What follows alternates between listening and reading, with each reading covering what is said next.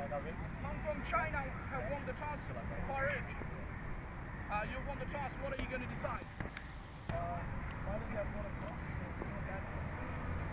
It's a big side, Australia. How are you looking forward to it? But your side yet to taste the defeat.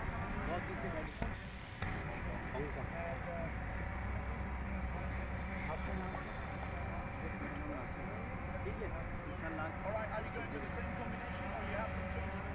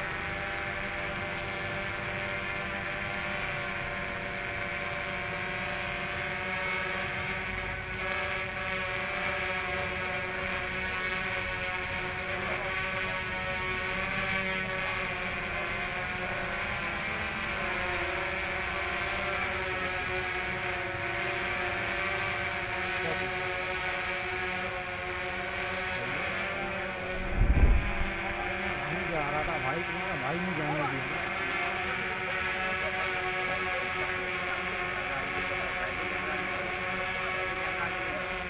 ले जाओ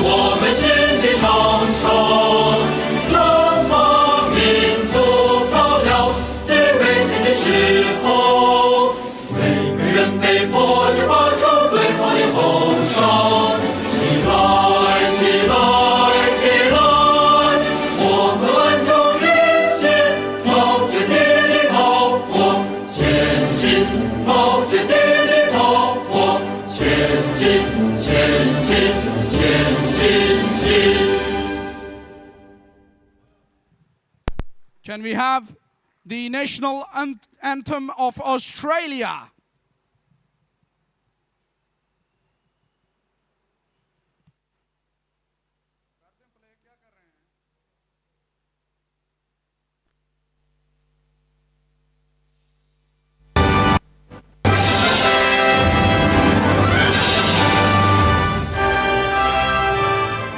Australians, all let us rejoice, for we are young and free.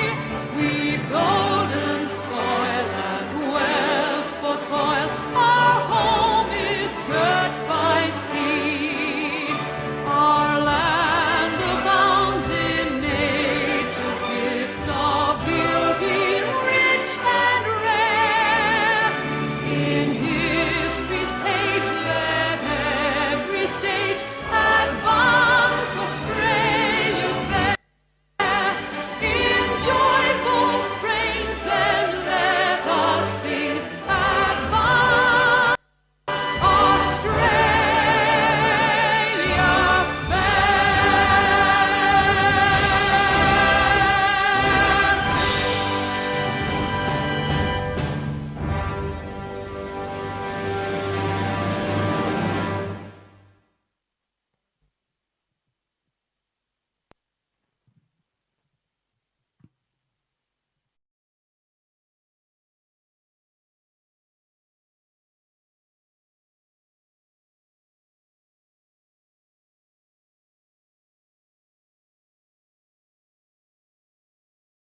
The players shaking hands after the national anthems, and the match will be starting at 10 o'clock in the morning in the local time. The toss is done and dusted. Hong Kong, China's captain has won the toss and has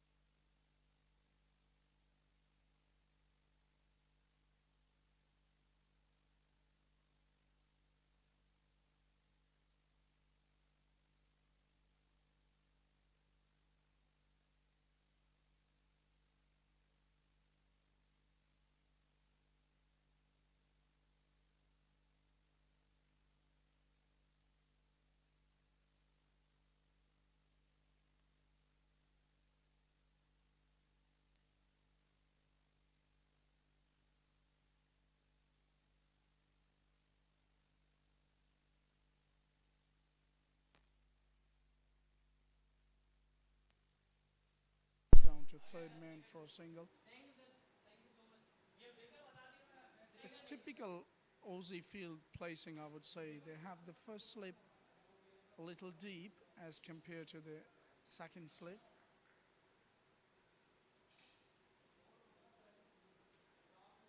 But I don't think this pitch is going to get that much pace from the bowling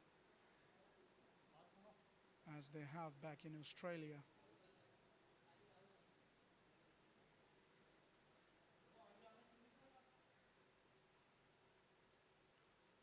We have seen the ball doing a little bit in the first over as well, and outside edge went through the slip cordon. Nicely played this time, but straight to mid-on. When the ball is up, it becomes very easy for these batters to work with because I don't think there is any extravagant movement, bilateral movement of the surface. The ball seems to be coming pretty nicely on the bat.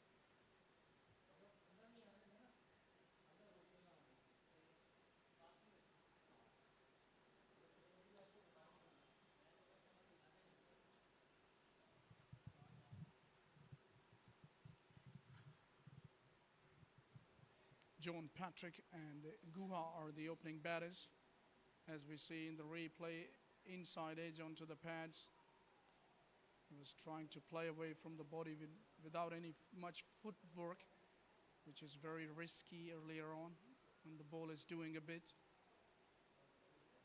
So Dickey completes his over, 2 overs from him. He has gone for 8 runs.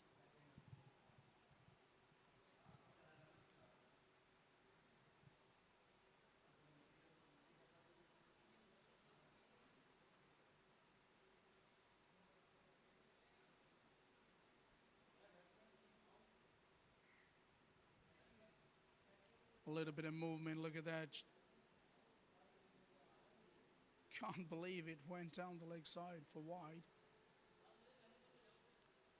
Too much movement, I would say, off the surface. It's very important when the ball is doing a bit, you have to keep your lineup control. Look at that. It's coming into the right-hander. It's definitely causing some problems. Is Tim Bott. He's into his second over. Still pretty early days.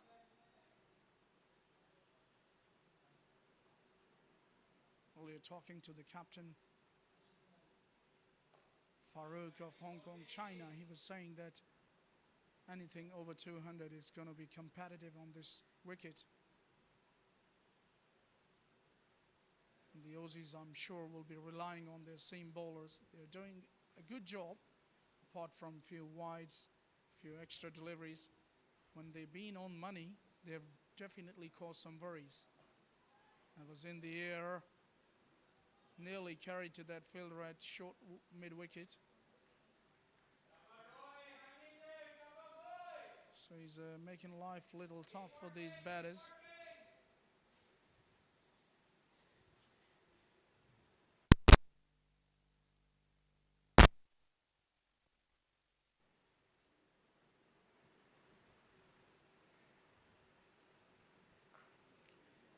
Too wide for my liking, gets toe end of the bat, not timed it properly, so there was an opportunity for the batters to get the single.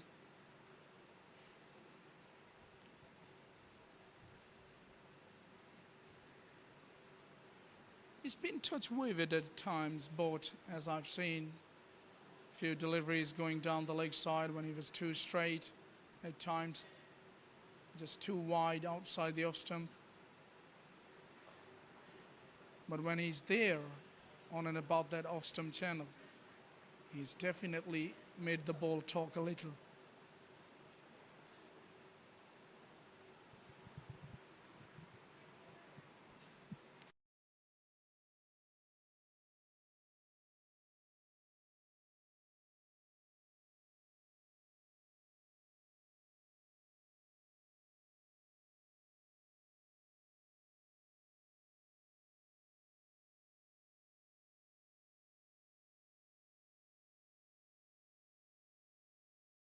Just a little wavered, but he was very quick. What a pair it was for the Aussies. End of the over in the way through. It's 4 overs bowled, 15 without loss of wicket. Such a beautiful picture of this NBP Sports Complex ground, Karachi, next to the sea view.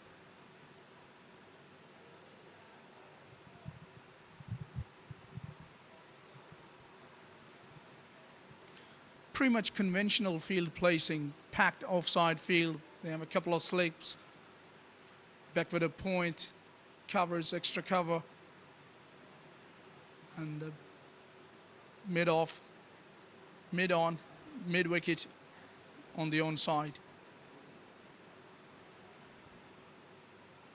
Dickey to continue, balls on the pads, worked away nicely.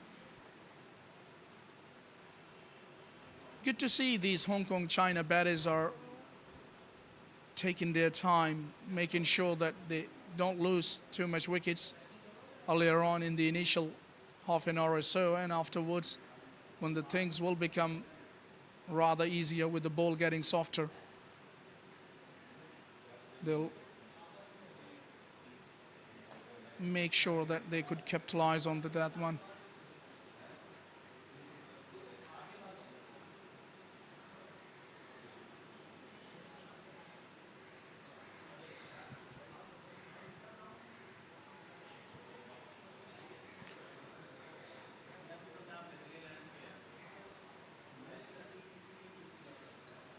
It won't be a new thing for the Aussie players. Oh, look at that. That was an outside edge, thick outside edge down to gully for no run. Yeah, I was saying that it won't be a new thing for the Aussie players to see too many crowds alongside them in the ground, because they're quite used to see the seagulls back in Australia. Different bird, but it's kind of a routine for them to see the birds in the ground.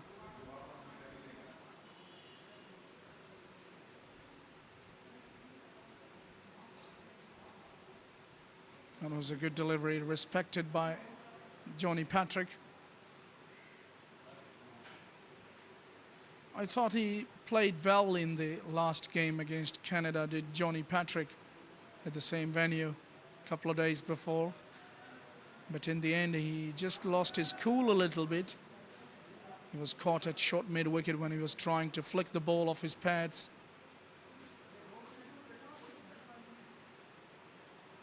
Outside edge. Did he get a hand to it? Yes, he did. Would love to see in the replay, did that carry to that slip fielder? Looks as if it's a chance gone. There you see. Outside edge. Yeah, he got a hand to it, and it carried to him as well. It was a tough one, but should have been taken.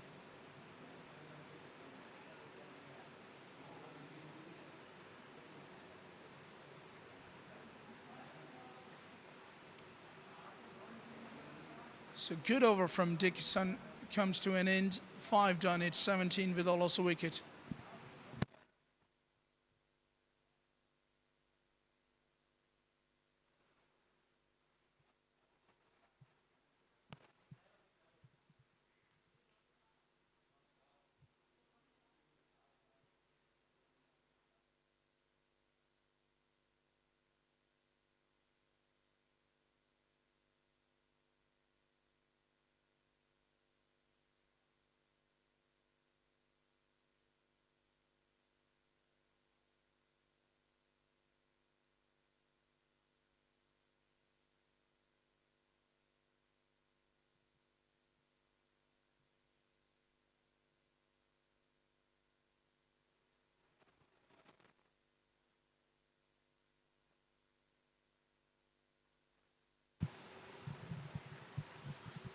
Just a little bit of shape in the air into the right-hander. I wonder if he can take the ball away from the right-hander, and if he's able to do that, he's going to be definitely very tough to handle. At the moment, he's bowling in swingers. There you go. It's been a little unpredictable.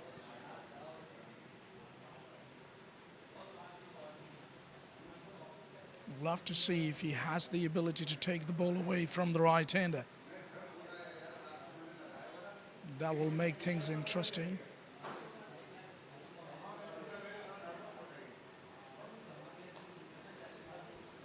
At the moment, it's been pretty one-dimensional from both.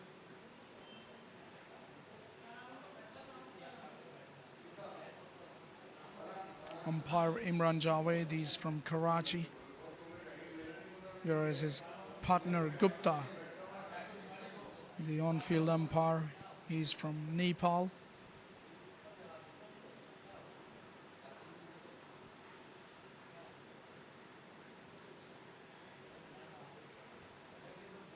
Happy to stay at the crease and just take his time is Patrick.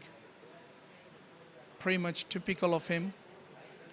This is how he bats at the top of the order. Just makes sure that no urgencies. And if width is on offer, oh, he goes in the air. My goodness, that could have been a wicket there. It's been dropped. Well, he was bowling the in-swingers and all of a sudden he bowls outside the off stump. A temptation that came in as well a little, but it was a catch at covers, been put down. So a couple of chances went begging here in the space of 5 or 6 deliveries. It's not going, not typical Aussie ways actually.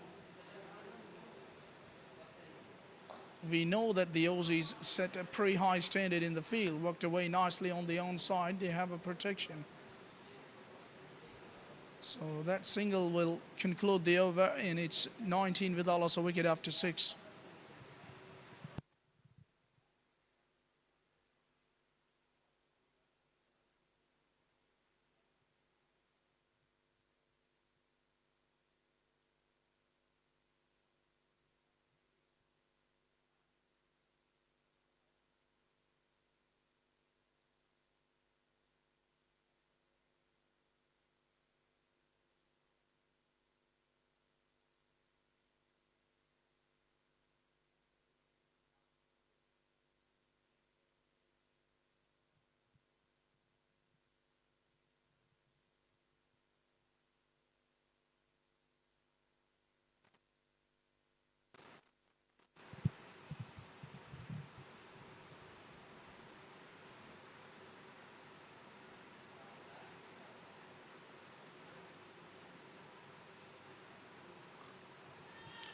It's not an easy job for the seamers over 40s to continue with a 6 or 7 over stint earlier on at the top.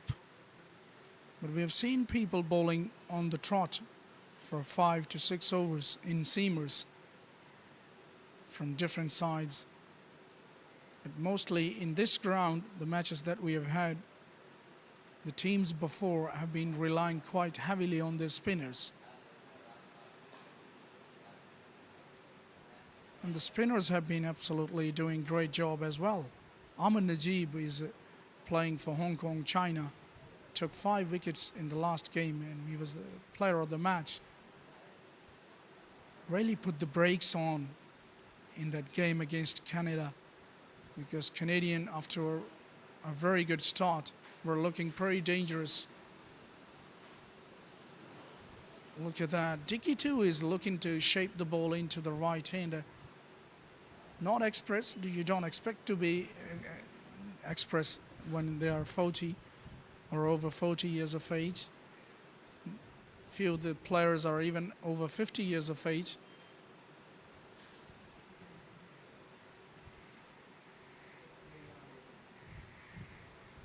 Now there is a little bit of problem on the landing of the bowler, on the follow-through rather, of Dixon. And he's talking to Justin Poole, the captain, his umpire Gupta. He's saying that maybe he's coming in the danger area.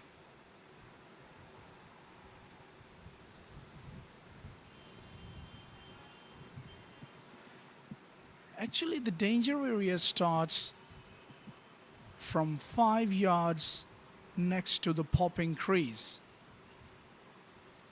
You cannot After that, you cannot walk straight on your follow through as a bowler. Goes for a big swing outside the off stump. Guha was the batter on that occasion. Lucky not to get an outside edge. There you see in the replay. Not far away from being edged off outside the off stump.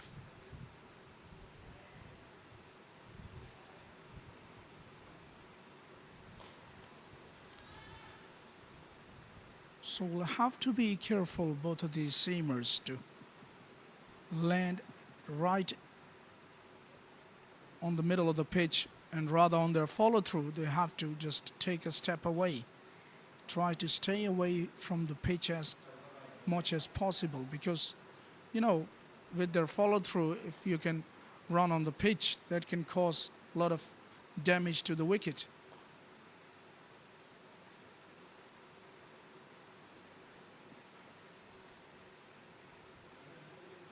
Seven done, it's 19 for none.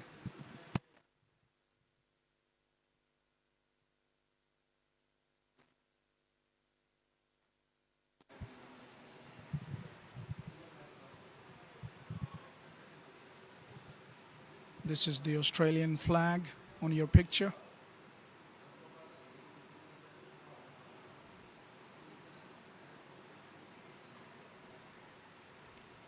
You can expect it to wave because some breeze is still blowing across the ground.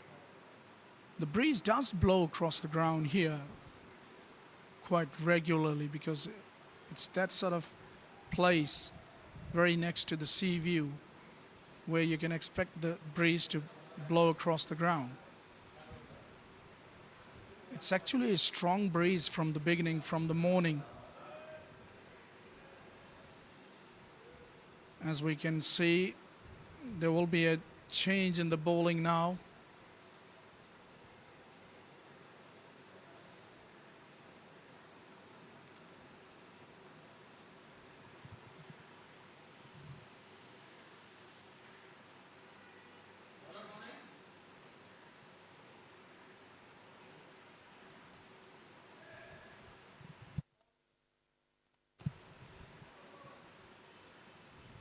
So leg spinner Paulson has been introduced into the attack. Spin on for the first time.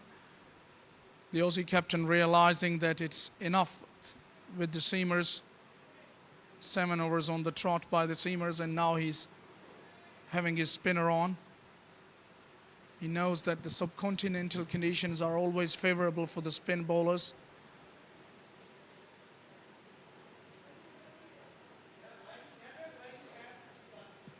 They had a very good spinner, a great spinner, legendary Shane Warne in leg spin bowling. Has been one of the greatest spinners of all time. Arguably the greatest leg spinner in the history.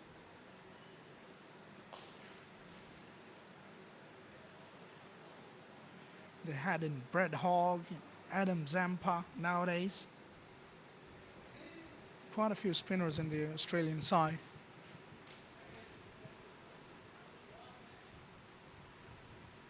He was very good, was Zampa, the game against India day before yesterday. Took a couple of wickets. He was very accurate. When somebody like Shubman Gill were going after the bowling, he really put the brakes on and took a couple of wickets. Lightened the in that match.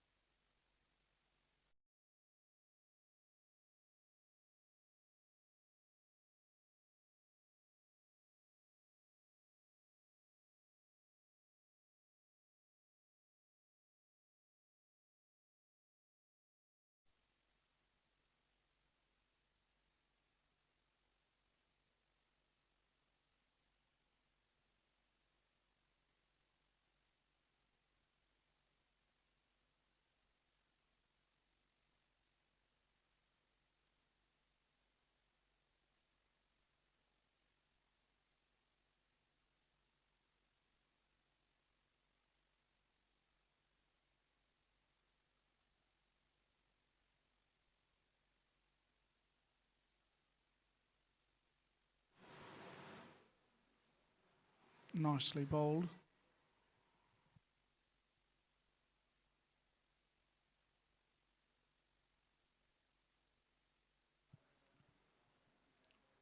So he's been very good at times, pretty hard to get away. Paulson exploiting the conditions brilliantly at the moment. This was a little wide, little short.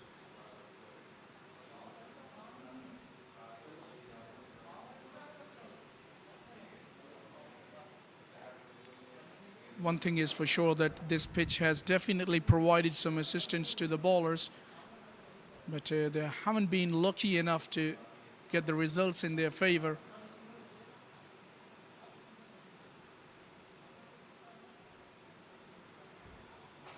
But you don't have to keep that in your mind because that's gone their history now, those drop catches.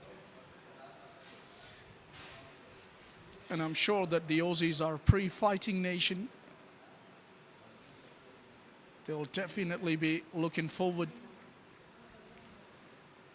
rather than keeping those drop chances in their minds. At times looks pretty solid, does Patrick, when he comes to defend the ball. Pretty orthodox in his approach.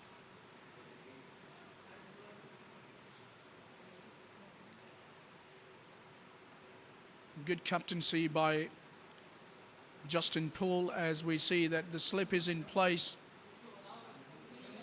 The ball is definitely breaking off the surface.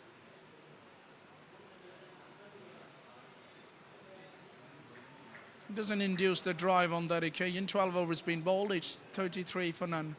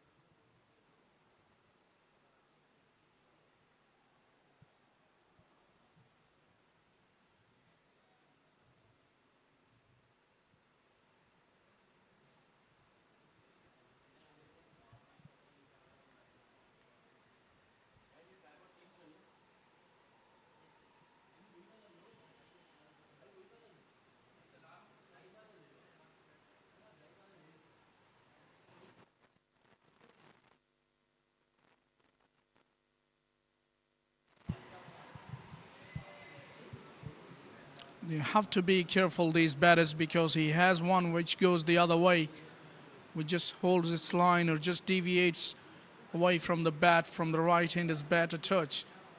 We saw that of the last delivery of his last over. It's Michael. He's been one of their three seamers who's been able to get that ball moving away from the right-hander's bat. But the other seamers in both have been able to just bring the ball in, and at times he's been pretty vivid as well. Tim Bott.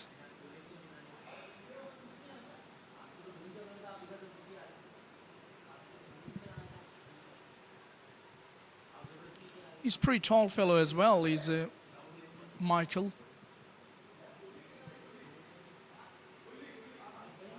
He's about 6'1", 6'2". So you can expect better bounce of his bowling as compared to the rest of the Aussie bowlers. He's definitely taller of the lot.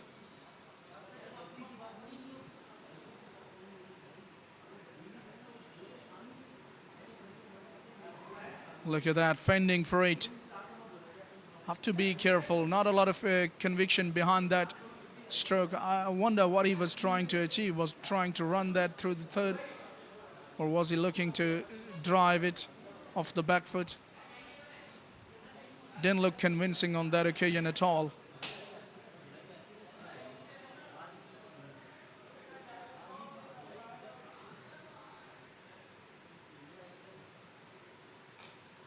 Look at that, it was up there. He went for that big drive, maybe tried to hit that a little too hard. That's why it couldn't get in the middle of the bat. I still believe that as a batter you have to rely on your timing, because no matter you're playing shorter version of the game, this is a pretty long version of the game for these over 40s. It's 45 overs per side, which virtually becomes an ODI. So as a batter, especially at the top of the order, you don't have to force the issue, in my opinion. You gotta rely on your timing. Watch for this one, because he has, which just holds its line. He's a good bowler, good thinking bowler. He will be coming into the right-hander and will get the odd one going away. Will definitely make the batter's life tough. And this is what we have seen. He's only into his third over, but has been impressive of the lot.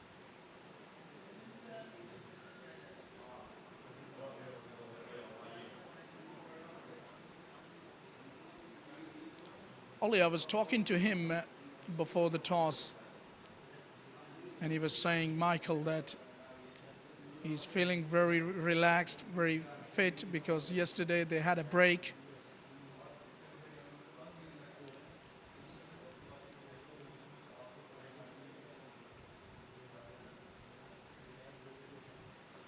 Want to prove a point in the middle.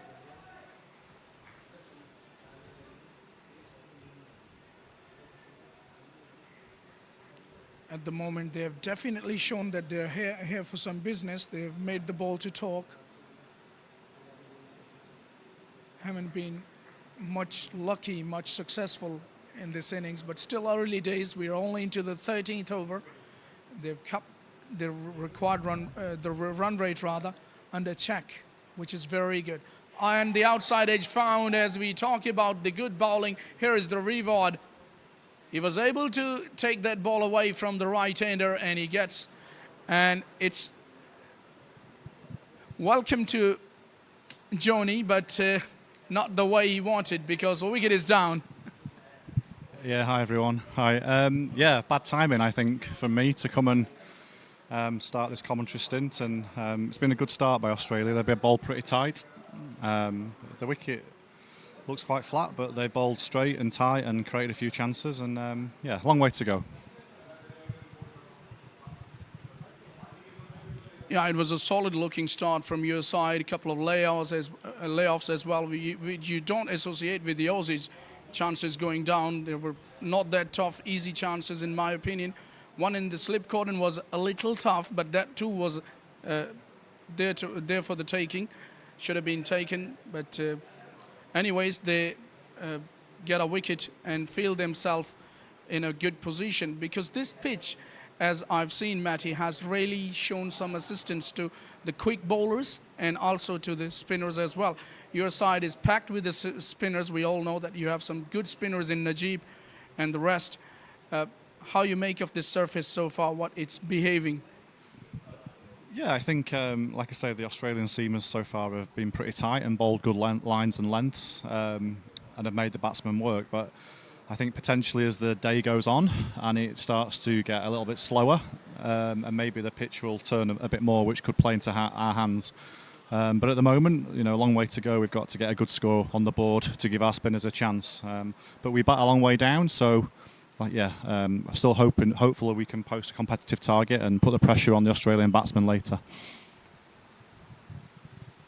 It'll be tough to assess from now on that what should be a competitive target, but talking to the captain Farouk at the toss, he was saying that anything above 200 is going to be competitive, and this is what it's looking like. As we see Paulson to continue, he's been very impressive, the leg spinner. He's been breaking the ball a mile, gives me an indication that there is definitely break for the spinners. So the ball is turning. And he's having a slip in place as well. Tell me a little bit about Patrick. He's been very compact, and at times I get the feelings that he's been overcautious as well. I don't think overcautious. I think he's, you know, it's a 45 overs is a long time, and I think if he can build a bit of an innings, and we can play around him a little bit if you like. There's a lot of stroke players to come, so I think it's important that he's there, he's steady and consistent, and can keep moving the ball around, picking up those singles and the odd boundary. Then I think as we've seen, he can bat a long time as well. So 45 overs is a long stint, and I think the longer he's there and the longer that we're keeping wickets in the shed, then hopefully we can continue to build a decent target. Well, the last innings that he played was with a strike rate of less than 50 runs per 100 balls faced. But at the moment he's looking good at the crease, and now he's been joined by the centurion of the last innings, Vasishta. Ankur Vasishta. It's a difficult name to explain, isn't it? We got to say him Ankur. That's rather easy. At times there is every chance to get a slip of tongue when you have to pronounce Vasishta.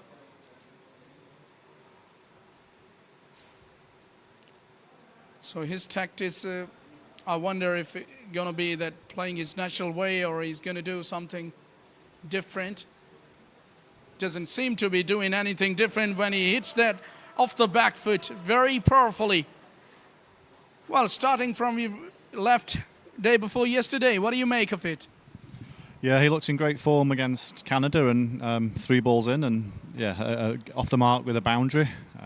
Very, very classy player, shots all around the ground, and hopefully we can see a repeat of his innings from 2 days ago. He was very impressive against Canada, different position against the Aussies, but he looks pretty solid in his approach, pretty clear. And he's not afraid to take his chances. That was hit hard, but straight to short cover. That ends the over. 14 done. It's 1 for 40. Well, Johnny, we missed you in the beach yesterday. Where have you been? Well, the rest day for me was a bit of work in the morning, so catching up on some work and emails. And then we tried to have a practice, but unfortunately that didn't happen, so a bit of a swim. And then took the opportunity to watch some of the English football last night and my team, so that was enjoyable. So yeah, nice to have a little bit of a break and chill out at the hotel. That's good. But it was really a fun yesterday, I can tell you. Most of the players from almost every side except Pakistan and Australia were there. And we had a great bit of fun because that was a rest day. It's good to have fun on the rest day because, after so much work, so much load work, continuous work, especially playing cricket, and for these over 40s, you got to take care of their age as well. Well, he's looked good, Michael. He's been my pick because in this bowling stint that we have seen so far, he's been the only bowler who's been able to take the ball away from the right-handers. The other 2 seamers have been bringing the ball in and have been predictable on most counts. Yeah, it's been a really good start by Durbridge. He's got nice smooth run up and action, and as you can say, he's starting to move it away a little bit from the batsman. But very consistent on the line and length, and making the batters play most deliveries. And I think on this pitch, 1 for 5 off his first 3.2, it's a great start for him. Yeah, it's very important to have a good start as a bowler. Just feel yourself that you're here for some business. On the other hand, very watchful is John Patrick. He's one of those players who wants to bat deep, wants to occupy at the crease. I know that you don't have the test playing rights, but how would it be that you have Patrick playing in a test match? Well, I think his setup for it is very compact and consistent and solid. So I think, like we're seeing here, he's just, hopefully, well, the bowlers, give them credit, they're not giving him too much to hit as well. So I think it's important that he continues to be solid and then hopefully balls like those, and then wait for a ball like that. It's it's getting, the sun's starting to creep through now. The clouds are disappearing, so it's going to be really hot. And Johnny Patrick showing us on the last occasion when he hit a boundary through the covers that he's prepared to take put that away if anything is coming in his way. And this is how it should be. Actually, you got to take your time, but when the opportunity comes, you must make it count.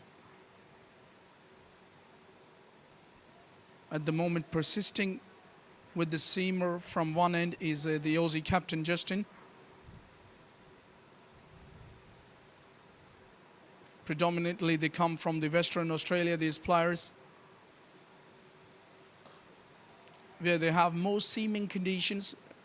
The ball swings a lot and becomes a lot quicker on the bat as compared to these conditions. 15 overs bowled, it's 44 for 1.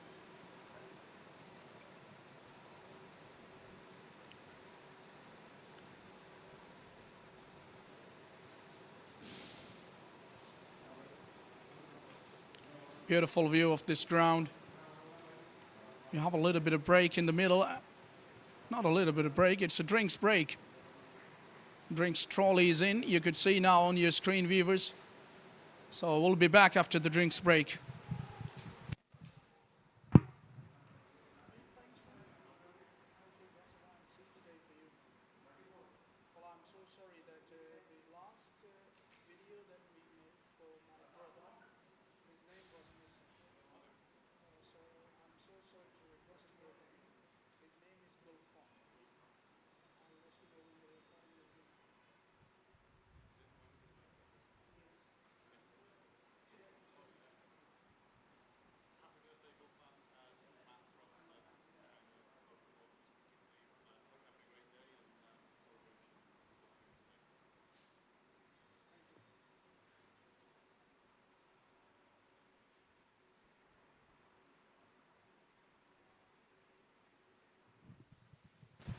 As we take a look at the bowling chord of the Australia, only Michael has been the successful bowler, but the rest of the bowlers I thought bowled brilliantly.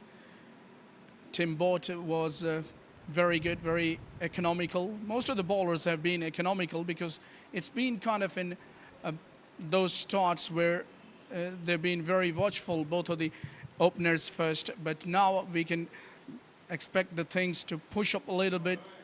They'll push on the things because they have the Centurion in anchor in the middle, and he will definitely love to make his statement that he's going to play his strokes, he's going to play his natural game, which is going to favor the Hong Kong China side.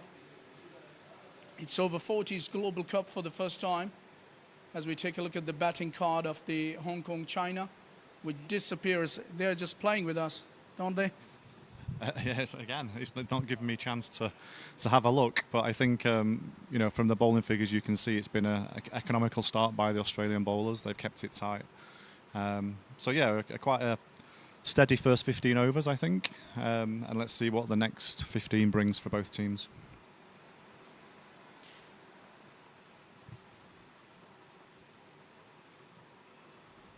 We played Australia in a warm-up game, so I'm just trying to work out whether they have a couple of different bowlers in from then. They had a left-arm spinner that was pretty tight in the practice game. I'm not sure he's playing today. So maybe they're continuing with a couple more seamers than perhaps other teams have had. But so far it's working. I think they're all bowling quite tight lines and lengths and getting good carry and pace. So we'll see how they continue. Well, at the toss, Justin said that they had a couple of changes. So I wonder if that bowler is playing or not. At the moment, it was working good with the seamers, but now we can see that they're going to have a spinner as we see the beautiful view of Karachi City.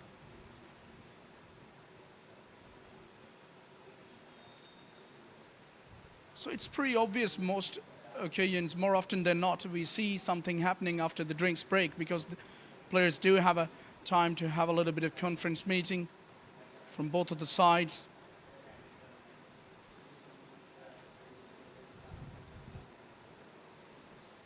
breaks always give you time to think, to rethink, I would say,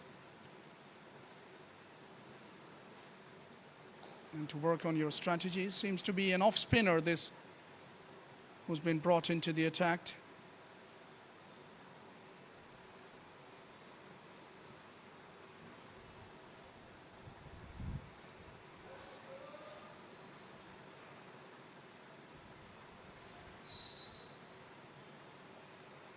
Flighted delivery, played late. It's very important on these surfaces that you have to play the ball late. Wait for the ball to come to you and then play it and try to, rely on your timing rather than forcing the issue and going big. You'll be very successful if you rely on your timing. As we see, McDonald has been brought into the attack.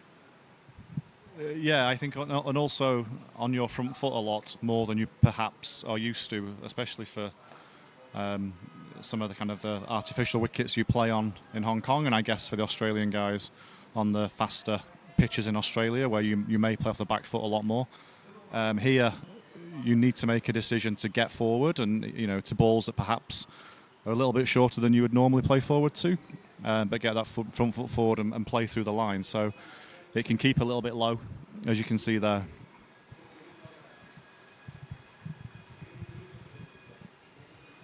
Yeah, so far so good as far as Patrick is concerned, because he's looked organized both against the faster and the spin bowlers. High hopes from the Hong Kong China side that he continues his innings. Don't seem to be throwing it away the way he's playing. It's his nature.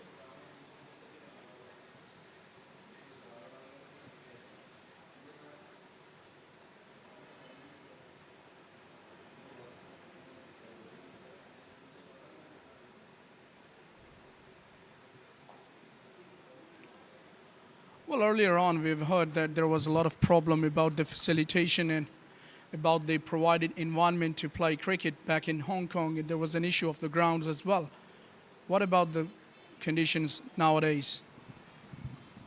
Well, I know that some teams played yesterday. So, my team, Kai Tak, they had their first game of the season, and I think, like I mentioned on the last time I was speaking to you, we don't have that many grounds in Hong Kong. So sometimes you're not playing every week. And it's a mix of artificial turf and grass wickets.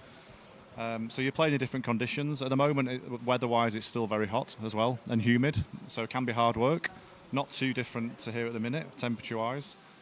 But yeah, I think there's a good setup, and there's lots of teams that are playing competitive cricket both on Fridays, Saturdays, and Sundays, and that's supported by a lot of junior teams and junior clubs. So there's a good pathway coming through.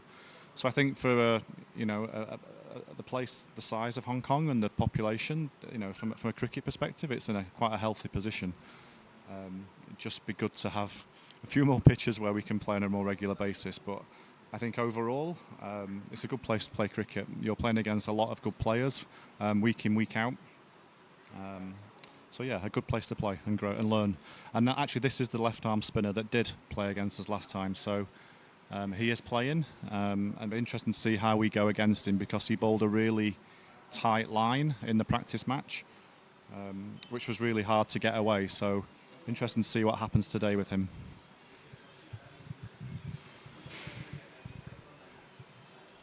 It's Fahy, the left-arm orthodox.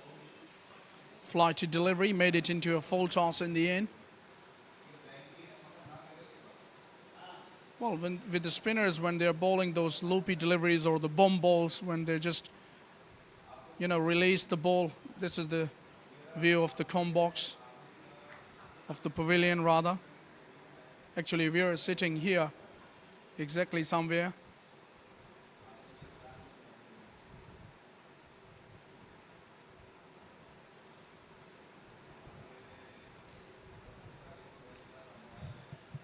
So at times he bowls that arm ball which really holds its own, which becomes very tough to handle, because as a batter you're expecting the ball to move away. Two straight on that occasion, nicely worked away. Should make it to the fence, it does. It's leg buys. So wrong line on that occasion. 2 straight, Fahi. Yeah, he bowls quite quick, I think, for a spinner. Doesn't give it too much air. So I think potentially you're not playing him as a left-arm spinner as much, maybe a bit more of a medium pacer. I don't see too much turn at the minute, so it'll be interesting to see how it goes. But as I say that, he floats one up and a little bit of grip on the pitch there, so maybe that's the way to go. But yeah, he definitely has a bit more pace about him for a spinner, but was very, very accurate in the practice game. So we need to play him well and maybe a little bit differently than we did before. 17 overs bowled, it's 1 for 54. Well, coming back to that question again, where you don't have many grounds back in Hong Kong to play cricket, what could be the reason behind it? I would love to know, because you people, I get the feeling, especially the players, are pretty passionate. You want to play more cricket, but what should be done, and what could be the reason behind that lack of facilities? Oh, I don't think it's a case of a lack of trying by anybody involved. It's just, Hong Kong's quite a small place, so there's not too much space available to play cricket, and not just cricket, for a lot of sports. So there are kind of multi-sport venues where you can play football, rugby, cricket all at the same place. But yeah, space is a bit of a premium, so that's kind of really the only reason why Hong Kong isn't a big place. It's a really good place, lots of beaches and islands and mountains and hiking. But from a sports pitch facility, there's not the space to do that because of the density of the population. So it's really just down to that.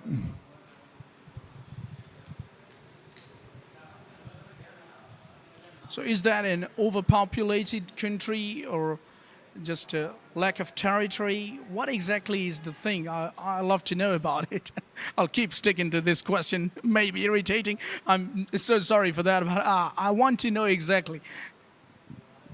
You're putting me on the spot a little bit here, but yeah, like I say, it's a small place. It's not so there's not loads of free land, for example, where you could build a cricket ground or something, or sports complex.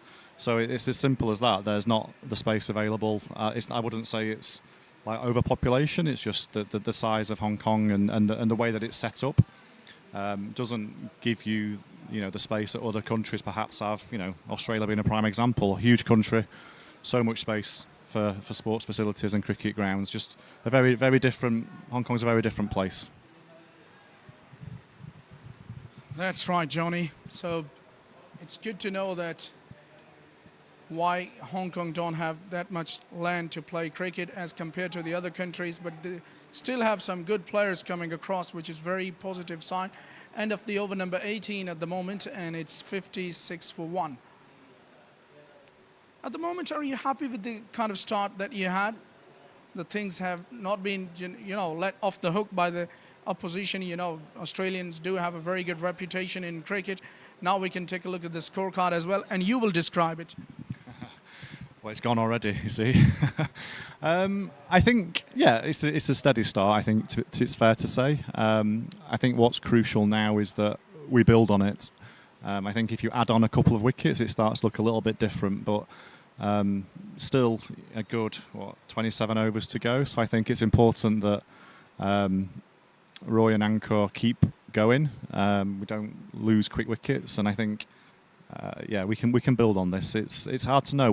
This is the first time we've batted first as well in the practice match and the tournament so far. We've batted second, so obviously trying to find our own feet a little bit in terms of what's going to be a good score on this pitch.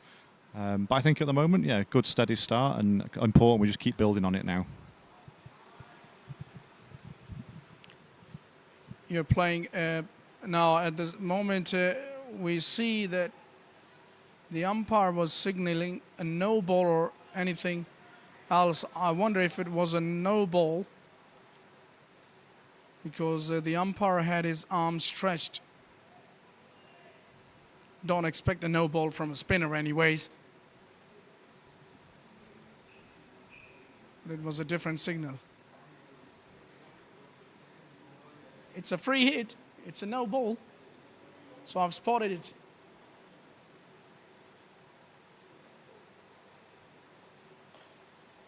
Free hit to Angkor. This is the last thing you need. but he's quite lucky to get away. He's Fahy, Simon Fahy, the bowler. It was short one. It was there for the taking, but he didn't time that properly as he would have liked.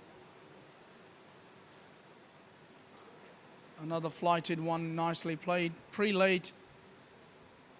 Oh, he's giving some air, because you were saying that he's kind of a bowler who doesn't give much air, but now seems to be quite different in his approach. But when he bowls flatter and quicker, he's been dabbed away quite easily down to third for a couple.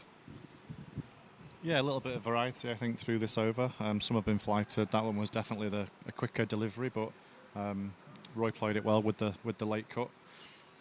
So I think spin at both ends now. So it'll be interesting to see if it starts to turn more as the game goes on. I think the seamers had their success earlier. Whether they'll come back later, we'll see, I guess. But at the minute, it looks like the spinners are going to be settling in for a few overs in the middle period.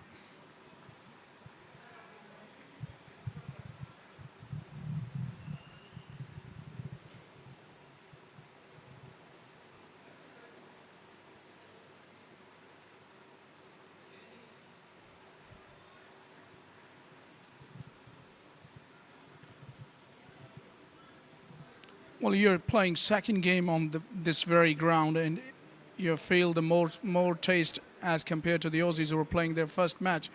What special things you have observed in this ground in particular? Over 3 different levels.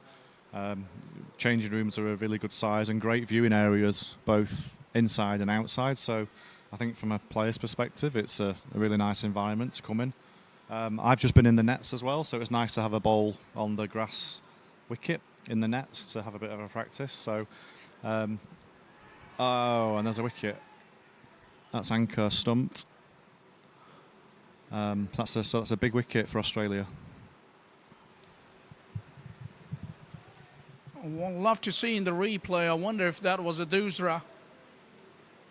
Flighted, yeah, held its on. That was a doosra, very well bowled. You know doosra? Kind of. Well, a ball which has been actually bowled first by Saklan Mushtaq, the great off-spinner from Pakistan. And later on, the off-spinners took over from him. And it's such a good ball to have as a bowler in your armory. He's out for 10 today. Not the heroics exactly which Hong Kong, China were expecting from him.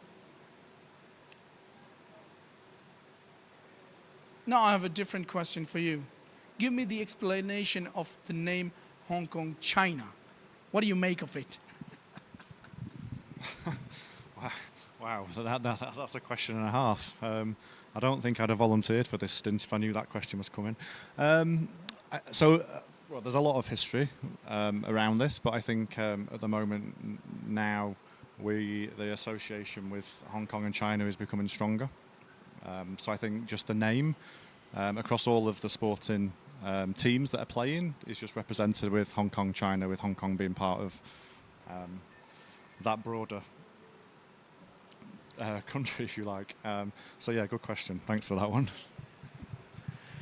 Thanks a lot, Johnny, for the answer, actually, because it was a little different question. It was out of the box, but anyways, we are here to enjoy ourselves in the commentary box, you know. Another flighted delivery this time, made it into a full toss. Iftikhar Ahmed is the newcomer. Is he sort of a compact player like Patrick, or he's a bit like Anchor? What kind of player he is Iftikhar, the newcomer? Iftikhar batted really well against Australia in the practice game last Sunday. So I think if he continues in the way that he played against them last time, you'll see him just easing himself in, playing very sensibly, knocking the ball around. But he can hit the ball a long way. I've been on the receiving end of quite a few of his blows in the nets. So once he gets going, the ball can travel. But I think with the game situation now and him just coming into bat on a wicket that is turning a little, I think you'll see him just manipulate the ball around, hopefully pick up the ones and twos. And then if he's still there in 10, 15 overs, I think you'll start to see a bit of a different player. So he's a two-dimensional player, as Matty's explaining. But at the moment, we should give credit to the Aussie bowlers as well, who kept things pretty tight and being successful. So we're getting that over. Now 2 down Hong Kong, China for 65.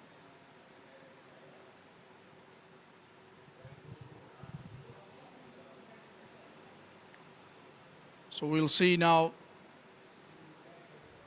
another bowling change. Or is it going to be Fahy again?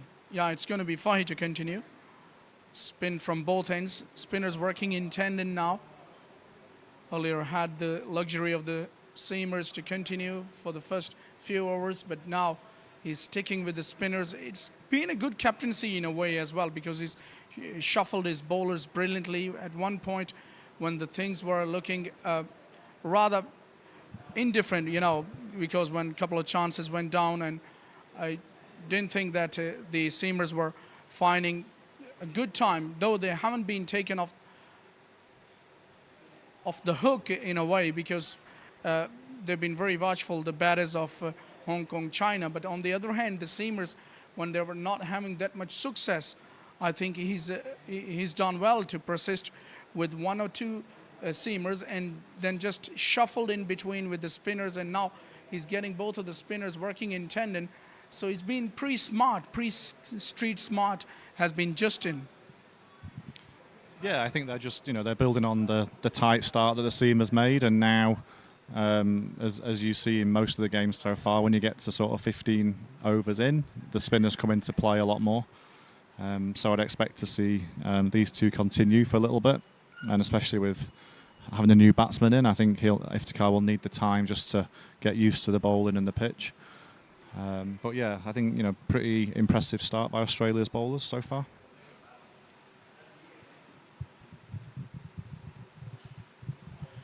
Now you can expect the field to be spread as well, because we are into the second power play. If you bowl a full toss, rank full toss, it should have been put away, but he's very lucky not to get hit away of that delivery, because that was definitely an opportunity. But as we can expect that he's pretty young at the crease, is Iftikhar, still finding his way, so not able to hit that away. That was a juicy full toss, wasn't that? Yeah, and sometimes, especially with spinners, you see full tosses or long hops sometimes get wickets, but Iftikhar kept it down well for a single, because it's not always a good ball that picks up the wicket. Sometimes a rank long hop or a full toss can do that, but luckily that didn't happen there.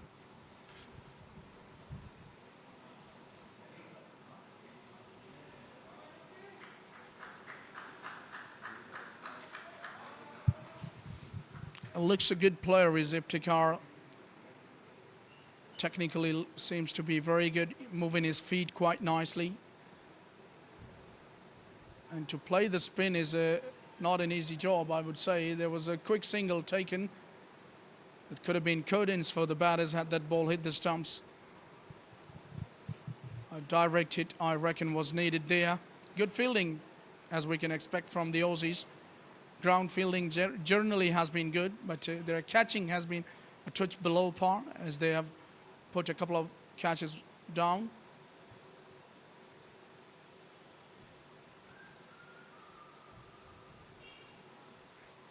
So looks pretty solid in defense, and he's kind of a mix-up, with those big hits that you were mentioning that we will hope we could see later on. He has some good technique as well. So it's very important for a batter to have a good solid technique, good solid base in your stance to survive against the spinners. Yeah, and I think so. Definitely early in your innings as well, when you're just trying to play yourself in. It's important that you've kind of got that base to build from. You don't have any rash shots, and hopefully from there you can start to kind of expand your shots a little bit and play a few more. So it's never easy coming in, especially against a spinner on a wicket like this. So I think we'll see if Iftikhar continue to bat like this and just build his innings. 22 overs been bowled. It's 2 for 69. Pakistan taking on West Indies in National Bank Stadium. That is going to be another very good game. Pakistan have been on top so far in this competition, won all of their 3 matches.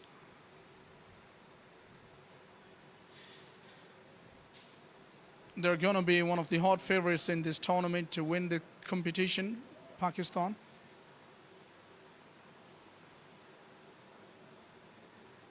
Look at that, another full toss. What's happening with these bowlers? A couple of full tosses. Unbelievable, isn't it? It's not a new ball that you can expect to slip out of the hands, but it's lack of concentration. What do you make of it? Oh, I don't know. It can happen, can't it? I think that it's a hot day. Hands can be slippy and sweaty. So it's one of those things. I'm on the bowler's side here, so I'll defend them.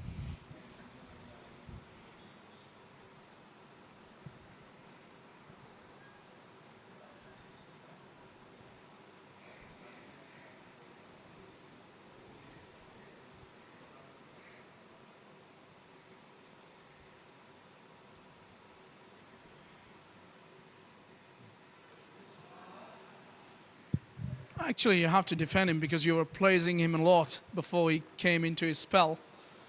But looks a good bowler. I agree with you to some extent.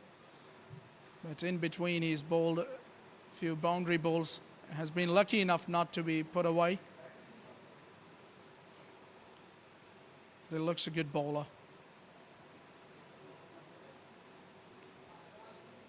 They had a very good spinner in Brad Hogg, who was a different kind of bowler. He was left-arm Chinaman. So you don't have many Chinamen. These type of bowlers come very rarely in the world cricket. I believe there was a bowler bowling Chinaman from the West Indies, whose named Dave Mohammed. And he was the most successful Chinaman bowler, I would say, was Brad Hogg from the Aussies. End of another over, a good one by Fahy. It's 72 for 2. Still 22 overs to play. So, Johnny, what should be the strategy from your bowlers from now on? First, they have to make sure that they have to play the 45 overs. And the other thing is that what kind of total should be in the back of their minds from now on? I think, let's another 7 overs or so. Let's get to the 30 over mark and see where we are. I think, it's a new wicket, first time it's been used, so it's hard to know what a good score is going to be, and I guess we'll find out later. But I think you would ideally be looking to be getting over 200, pushing that 220. But let's see where we are in the next 10 overs. I think if we can build a partnership here up to 30 overs, then I think with the batting that we've got to come, and then we bat a long way down the order, then the last 15 overs gives us an opportunity to really kind of push on. Yeah, in my opinion, the first target for Hong Kong, China has got to be to get to 100, just for a psychological advantage. Get to that 3-figure mark in the next 7 or 8 overs. Need to just push things along, get 4 or 5 runs per over, milk these spinners, and look for the odd boundaries. Because opportunities being provided by the bowlers, I would say, but you have to cash on those opportunities as well. That is very imperative.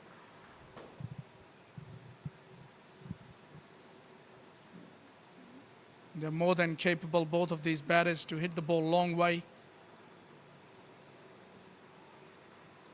This is good bowling. He's giving it air, flighting the ball and bowling a very good length. For a spinner, it's very important that you bowl on a very good length as well. At times we mostly talk about the lines, but for a spinner, the length is very important too, as that was a little short on that occasion and taken full toll of it by the right-hander. Put that away in his first boundary.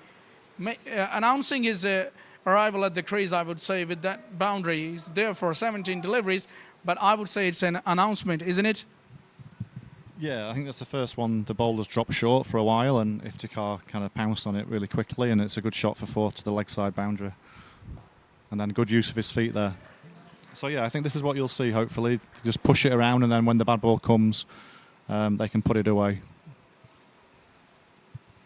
Yeah, always nice cricket when you have a boundary and then just knock the ball around, get a single, keep the strike for the next over. A good one for Hong Kong, China, that over yielding 8 runs. 24 bowled, it's 80 for 2.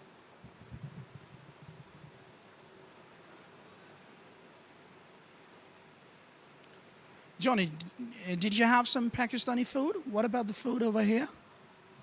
Yeah, the food's been great. I think we've lucky that we have players in our team that know Karachi really well, so they know some of the good food establishments that we can get some orders from in the evening. So yeah, really enjoying it, sampling lots of different stuff, different curries and kebabs and everything else that's available. And yeah, even the lunches here have been really great. The food here the other day was good, so looking forward to that one in a few hours as well. But yeah, it's actually not too spicy as well, which has been nice.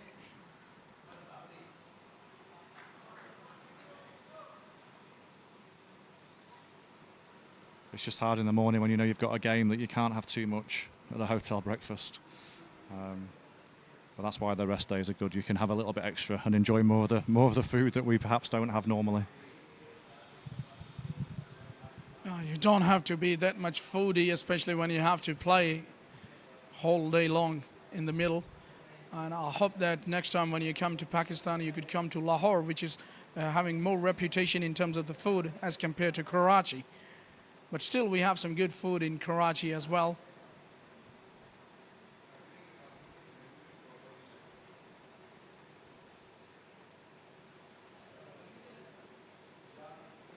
It's always a nice place to visit, Pakistan.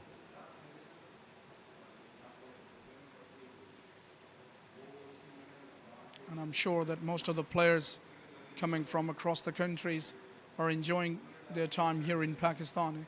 It's been a very good event organized by PVCA, Pakistan Veterans Cricket Association, because of the efforts of the great man Fawad Ijaz Khan, the chairman of PVCA. He's done everything brilliantly, I would say. The facilitation for the players, for the foreign players, has been just great. Everything has been just impeccable, in my opinion.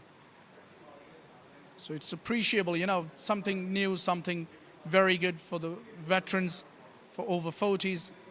You mostly don't see it's happening in the past, but now it's a sort of a foundation which has been set, I would say. I hope it will continue in the same way, if not better, in the same way at least. Yeah, it's been first class. Everything that's happened so far through the tournament has been really well organised and run. And I think when you speak to it's the new bowler, the leg spinner's back on.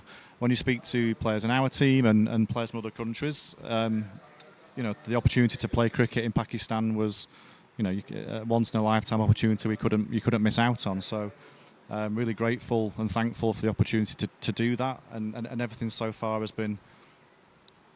That's close.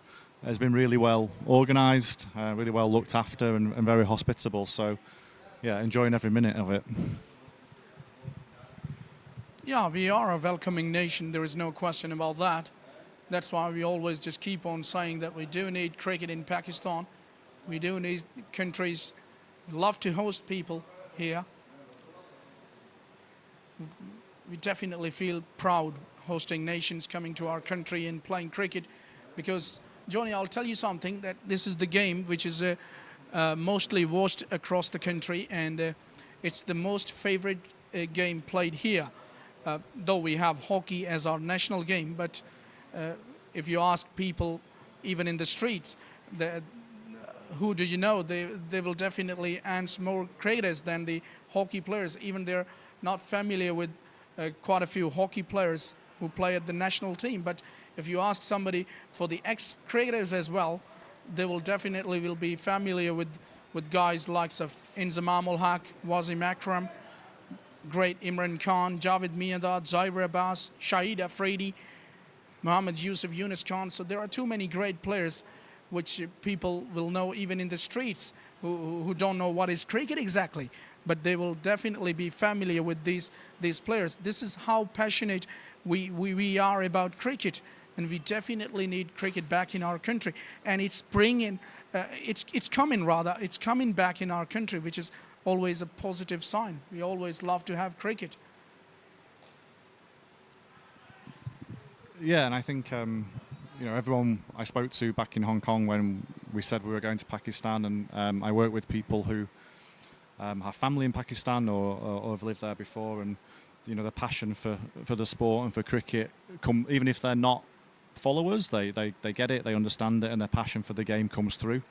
And even when we've been in the hotel and had our practice kits on, and people are stopping and looking at us, and I'm pretty sure they have no clue who I am, but they want a photo because we're playing cricket.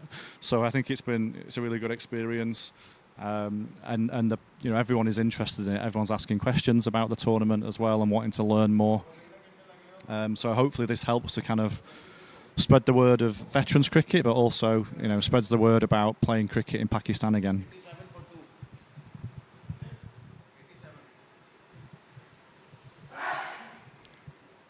It's 87 for 2 at the moment, just inching closer to that 100 mark. Always a nice feeling. After 26 overs, they've managed these runs with a loss of 2 wickets. Good to see there. Johnny Patrick, the opener, is still at the crease, and he's looking good. Not out on 41. It's going to be his first half century if he makes it. Seems to be in good form. Hong Kong, China definitely will love him to continue as long as he can. As we see, Fahy will continue his bowling. Another full toss. This time I think he's got just a little too greedy.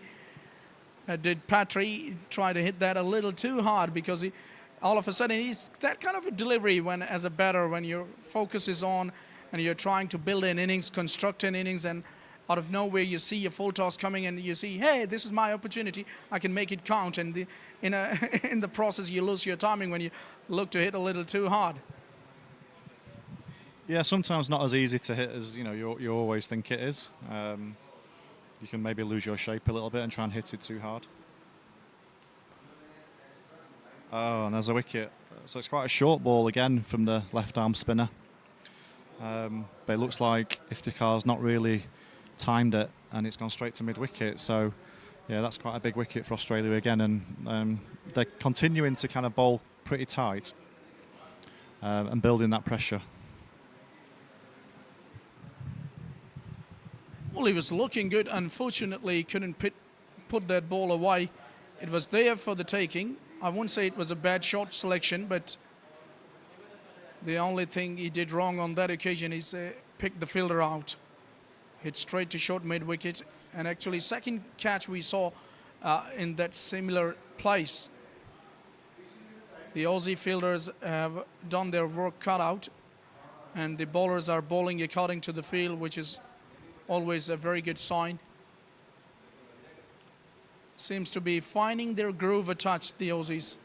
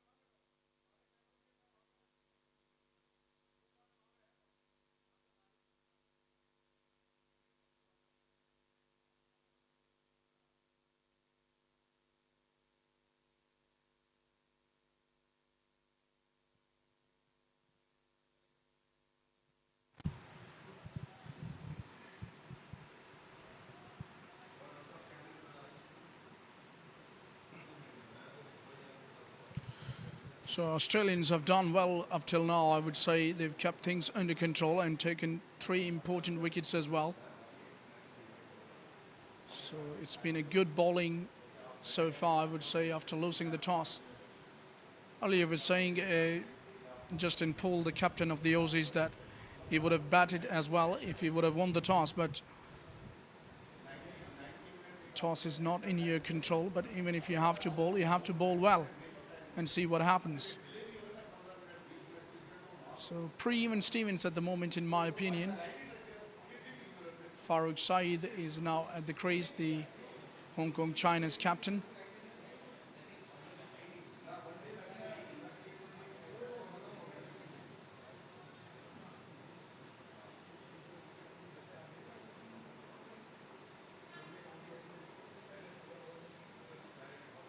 Look at that. Almost yoked himself. Played a little too late, in my opinion, did Farooq on that occasion. Have to be careful because we have seen full tosses bring in wickets. We have seen it, even long hop in this innings. The last wicket fell off a long hop. It was a short delivery. Tried to pull that, did Iftikhar, and got out.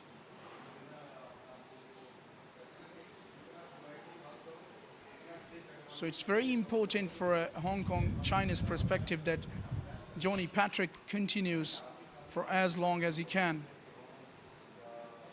because he's been there for 79 deliveries. You've felt the taste of the wicket better than anyone, and he's more organized, more compact, technically looks pretty solid. And remember, we are playing on a different surface. This pitch has been used for the first time in this innings, nicely using the pace of the bowler that may just run away, but it just stops inside the boundary. Didn't have enough pace behind that stroke because he's bowling rather slowly, is Paulson. He's not giving any pace to the batters to work with. Still, it was good for a couple. Ends the over, and it's 94 for 3 now.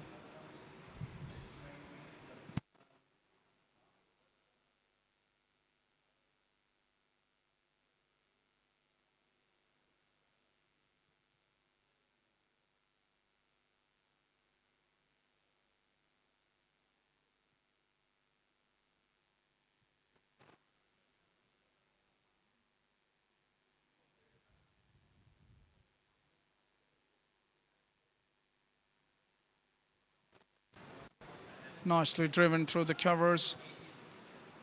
That will go all the way on. Just stopped inside. It's good fielding. Good bit of football skills at the boundary line. Managing to stop the ball just inside. At one stage I thought it was going all the way.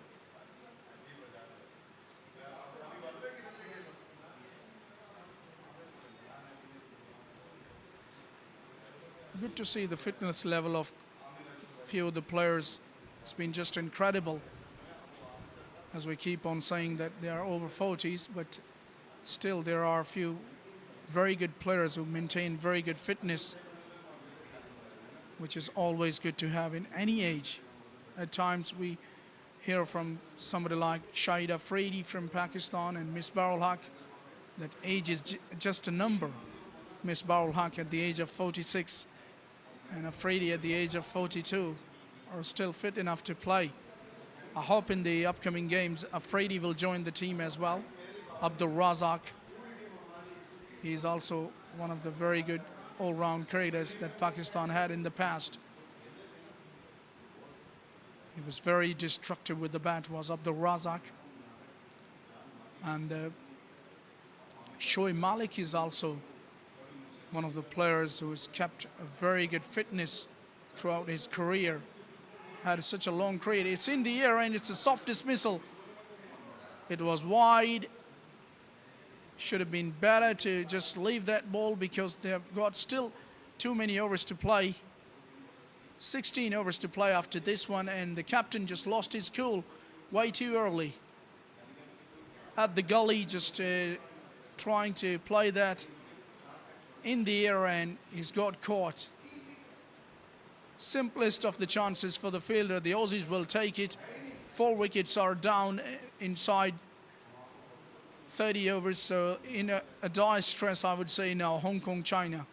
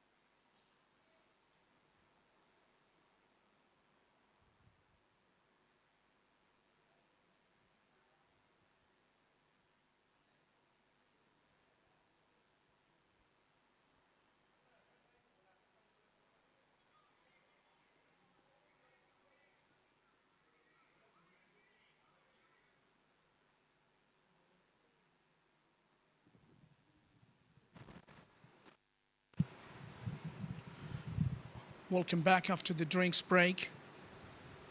And now we see Najib Amr is in the middle for Hong Kong, China.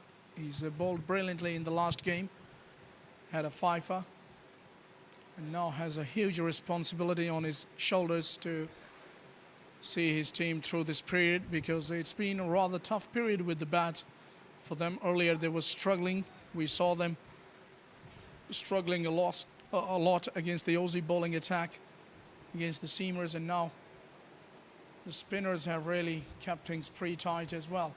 They've been hard to get away. Paulson has been wicketless, but as you can expect, he's been economical at the same time.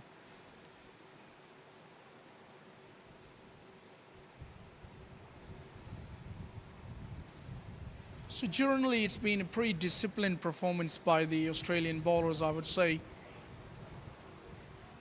They've been in between few vivid deliveries, but still, I'll give 100% marks to their credit. They've maintained very good line.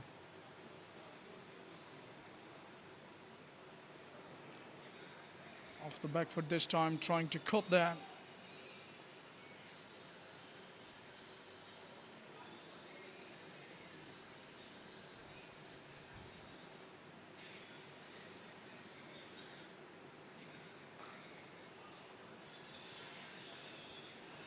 Nice tight spell of bowling so far by Paulson. It's been a very balanced side of the Aussies. I wonder why they have not been able to still register their first victory in this tournament. They lost their game to West Indies, lost their game to Pakistan, and one of their game was resultless because of the rain. End of the over, it's 30 done, 99 for 4.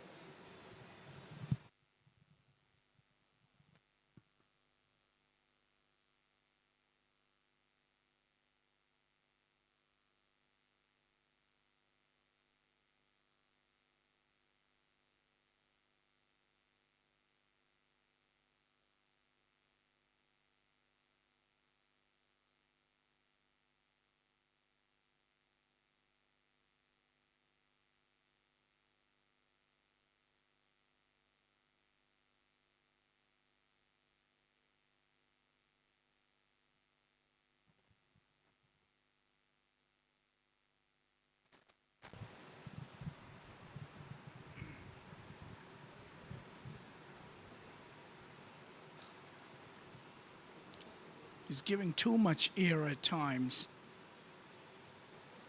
Quite a few full tosses in this spell, but still has been very successful, taken 2 wickets. But when he gets it right, he's been very hard to get away. He has a very good quicker delivery, mixes it up nicely. Was talking to Matty Jones, the Hong Kong China player, here in the com box. He was saying that he was hard to get away in the practice match too. They had actually played against each other in a practice match, both of these sides, but their numbers are quite opposite. Before the start of this match, the Aussies were victoryless and Hong Kong China were defeatless, as we see another football skills at the boundary line. So they try too many football skills. We can expect these boys, the old boys, to do that, because it's very hard to put in the dive.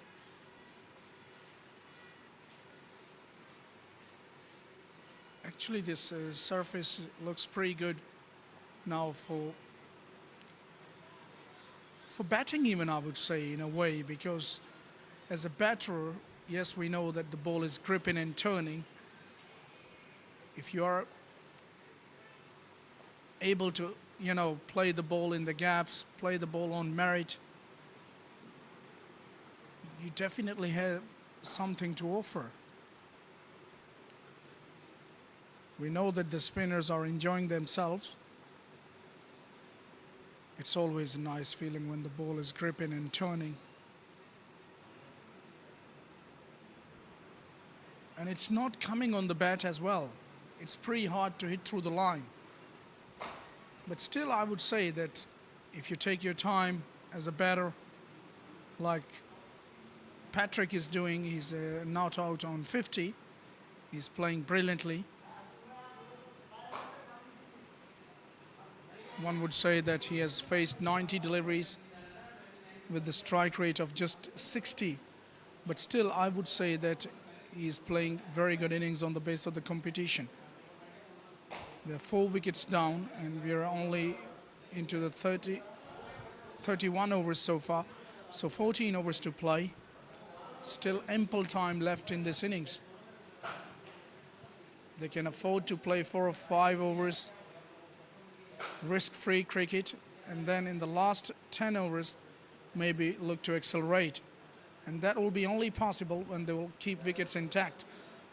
At the moment, they are 4 down already, can't afford to lose another one. Sure.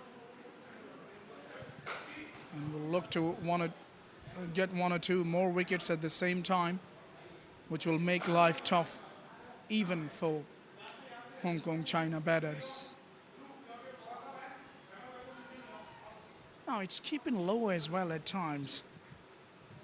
So it's been not an easy condition to bat, certainly. You have to be prepared for this thing exactly. Look at that, almost yoking himself by coming down the track, trying to negate the spin which is available. It's been a very tough life for the batters so far. The spinners have been enjoying their bowling. The ball has been definitely gripping and turning. Asking certainly few questions to the batters. Look at that, very nice line and looking good in defense. Has been very solid. Has been my pick in this innings from the Hong Kong China batters. He's been very solid and very, I would say, hard temperamentally. His temperament is very good. Doesn't seem to have losing his cool. Even if you bowl full tosses, he will just work it away on the onside in the gap. We'll look for couple and we'll get a boundary in the end because that was a vacant space and the timing was just so good. This outfield, as we keep on saying from time to time, from the first day up to now, I would say we should give credit to the ground staff to maintain such beautiful outfield, and the pitches, in fact, it's been just nice. Look at that, work away off the pads. It was a full toss and got a boundary. After a long time, we saw the boundary from Hong Kong China's batters.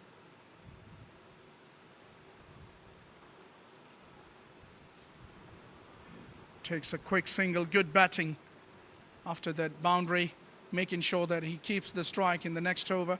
32 done, it's 109 for 4.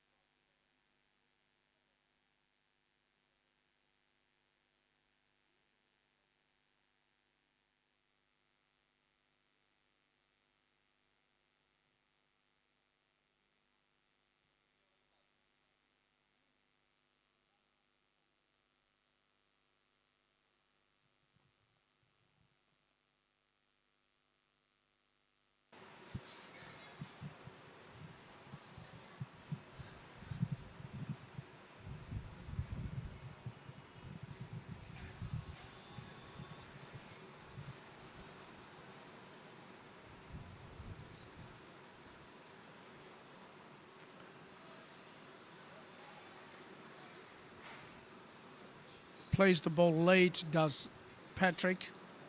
And he's been very successful. That's why he's been able to occupy at the crease, because he allows the ball to come to him and plays it just at the last minute, which is very important to survive in these conditions.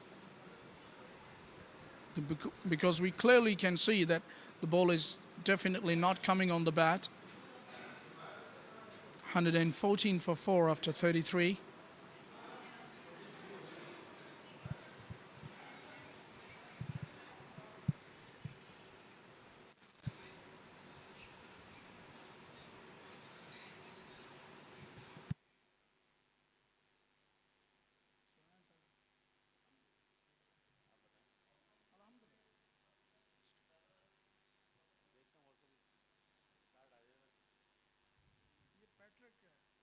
John Patrick, 57 Penaldo.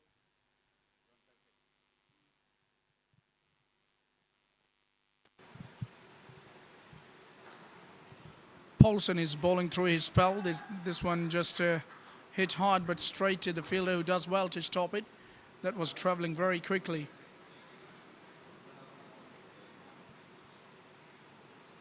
It's been a good economical spell by Paulson. Oh, look at that. It was in two minds, I would say, on that occasion. By the first look of it, he was trying to line up for something big, but at the last minute just changed his mind and played it rather defensively.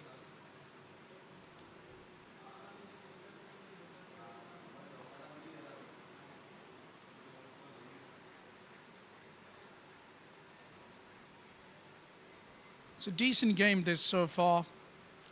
We have expected that the Aussies will be definitely coming hard, because it's very unusual that they're going victoryless in this tournament so far. They played 3 of their matches, just 1 point against their name. They'll definitely love to improve their scorecard, improve their standings in the table.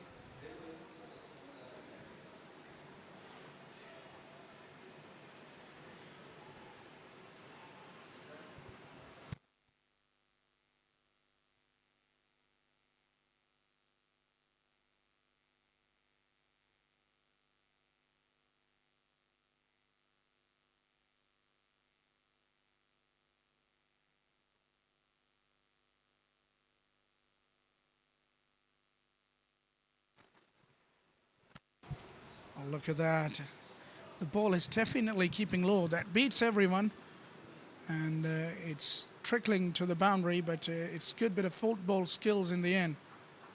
Just managing to keep the ball in play at the last minute. I said it's been very good display of fielding by the Aussies, as you can expect from them. Generally, their ground fielding has been very good.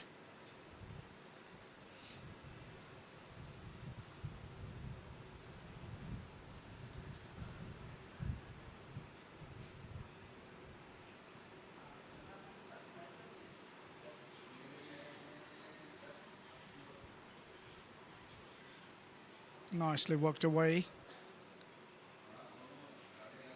We'll push for 2 here. We'll have to hurry. We'll get it easily in the end. There is an appeal now. They're asked for the TV umpire.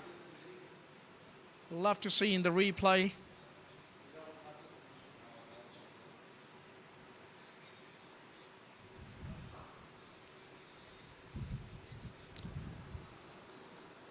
Asim Molvi is the TV umpire. Will have to make this decision.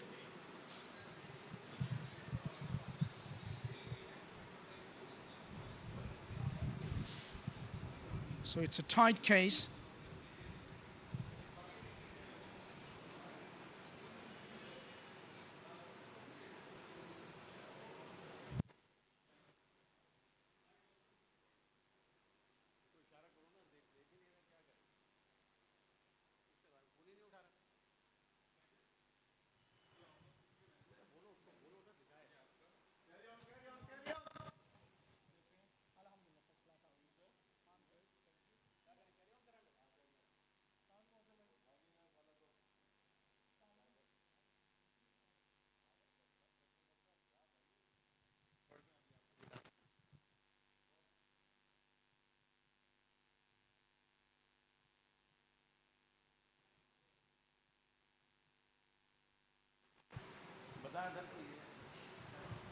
So it was a not out. The decision has been made in the end, as we have Ahmed Butt, the assistant manager of the Hong Kong China.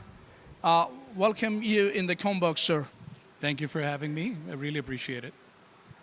Well, it seems to be an in-between start, I would say, because earlier on we saw that the things were pretty tight from the Aussie bowlers, and your batters were just, apart from Patrick, no one was able to occupy the crease, and then suddenly a couple of quick wickets, the things are looking a little dodgy at the moment. Yeah, they've credit to the Australian bowlers. They have bowled to their fields. They kept the lines tight. Our batsmen have struggled to get the ball away from the fielders to find the gaps. The outfield's a bit slow, but the key thing is we've got John Patrick, or Roy as we call him, and Najib, two experienced campaigners, former Hong Kong internationals there at the wicket. So I think we're aiming for a par score around 220 to 230 because we do have a bowling lineup that could defend that, especially with Najib and some of the spinners being the key bowlers for this one. That's right. And talking about coming to Pakistan all the way from Hong Kong and about the facilitation and all these things, are you happy with it? Well, to be honest with you, you know, being of Pakistan origin myself, I do have a bias to Pakistan, and I was very excited to come back after 8 to 10 years with a lot of my teammates who haven't been here. So, you know, everything has lived up to what it was: the hospitality, the food, the people. It's been fantastic, and you know, I'm proud to say I'm a Pakistani, although I live abroad and I represent another country. Yeah, nice to have you here representing Hong Kong, China. But it's been great going in this competition, as we can see that the match is just heading towards an interesting phase. We are just about coming to the last 11 overs of this match, which are going to be interesting. So keeping an eye on Najib and Johnny at the moment, do you have firepower in the bank? I mean, a couple of players who could just hit the ball and take the game away from the opposition. Do you have that sort of stuff in the late order? Oh, absolutely. Within our batting lineup, we have batsmen all the way going down to number 9 or 10. I mean, in the domestic setup, those gentlemen are opening or playing top order in their team, so they know how to raise the tempo of the game. We do have quite a strong batting lineup, so we are pretty confident to crossing the 200 mark and then defending it. We do have a lot of good boys waiting in the wings if they're given the opportunity, but ideally we'd like Najib and Roy to take the game much deeper into the latter overs, and then we'll bring in the big boys to hit. That's right. Well, I've heard on a couple of occasions that you do have some hot and humid conditions back in Hong Kong, China. And what about the conditions over here? Your players, are you happy with the conditions, or it's been rather tough for you to survive? Well, you know, we also have humidity in Hong Kong, which can go up to about 80-85%, but the temperatures stay below 30. But here, however, since the temperatures are higher, it is a little bit of a struggle. But, you know, we came here to play. Fortunately, we had a couple of practice games, which got us used to the elements, the conditions, and that kind of helped. I mean, you can see from our table standings at the moment, we've had a good start to the tournament. We have exceeded expectations, and at the same time, we still want to remain that X factor and keep surprising people with our performance. Yeah, that's right. But some big ones are coming up in Pakistan. I believe that your game is remaining against Pakistan. They're looking pretty dangerous. They've won all of their 3 matches so far. How would you be looking forward to it for that match in particular, being a Pakistani yourself? To be honest with you, you know, it would be an honor to share the stage with some of those gentlemen because in the 90s, I used to see some of those guys play on the domestic circuit. I know some of those guys, and obviously the international names are there too. However, you know, we're not here to be in awe of those gentlemen. I mean, we do respect what they've done and their achievements, but at the same time, everyone's just a player on the field. So, you know, we're coming in. We are there to play fearless cricket because there are no expectations on us, and that team tends to be more dangerous, the ones you don't have much expectations on. So we're not the ones who feel the pressure. It's going to be, I guess, the teams that people have expectations from. Yeah, you're right. I agree with you because at times Phil would have been thinking that Hong Kong, China could be the underdogs, but at the moment, the way they're going about this tournament, it's pretty amazing. yet to face a defeat. That time didn't time that as he would have liked, did Roy, but it's enough for a single. It looks pretty seasoned and organized player, Roy. Just tell me a little bit about his background. So Roy is a born and bred Hong Kong cricketer. He grew up in Hong Kong. He played all his cricket in Hong Kong. He worked very hard. He's been involved with cricket at domestic level, local level, from grassroots. He's worked there very hard to develop his game. He's played with Najib and a lot of local Hong Kong players to get where he's at. He's put in a lot of work. And as you can see, 15 to 20 years ago, he was a Hong Kong international. Now that he's here, you can see his experience. You know, I mean, we're deep into the game, 35 overs in, and his experience is still there. He's held one end pretty well for us, even though wickets were falling from one side. You know, he's basically a Hong Kong cricket legend back home. So everyone knows who Roy Lamsam is, although we're using the name John Patrick on the screen. But he's known as Roy Lamsam. You know, schooling, you know, in Hong Kong, educated abroad as well in like the UK and Australia. You know, a thorough gentleman, fantastic cricketer, fantastic human being. I mean, anything I say about him will not do justice. I mean, you have to talk to the guy to get to know him. Easily approachable, wonderful person, and a great cricketer. Yeah, and his approach towards his game has been just amazing, and it's good to see he has maintained a very good fitness level still when he's over 40. At times we just keep on talking about the fitness level. How hard it's been, actually, I would love to know from your tongue that to keep the kind of fitness level at this level when you're playing an ODI in such conditions. Well, you know, for us in Hong Kong, we're cricket crazy as well and fitness crazy. So people in Hong Kong, because it's quite a hilly place as well, people go hiking on the weekends. You know, there's a lot of cricket happening during weekdays. There are corporate leagues happening on Wednesdays, Thursdays, Fridays. We have a Saturday league, which is a 35-over game. We have a Sunday league, which is a 50-over game. People are playing other sports. You know, people go biking, hiking.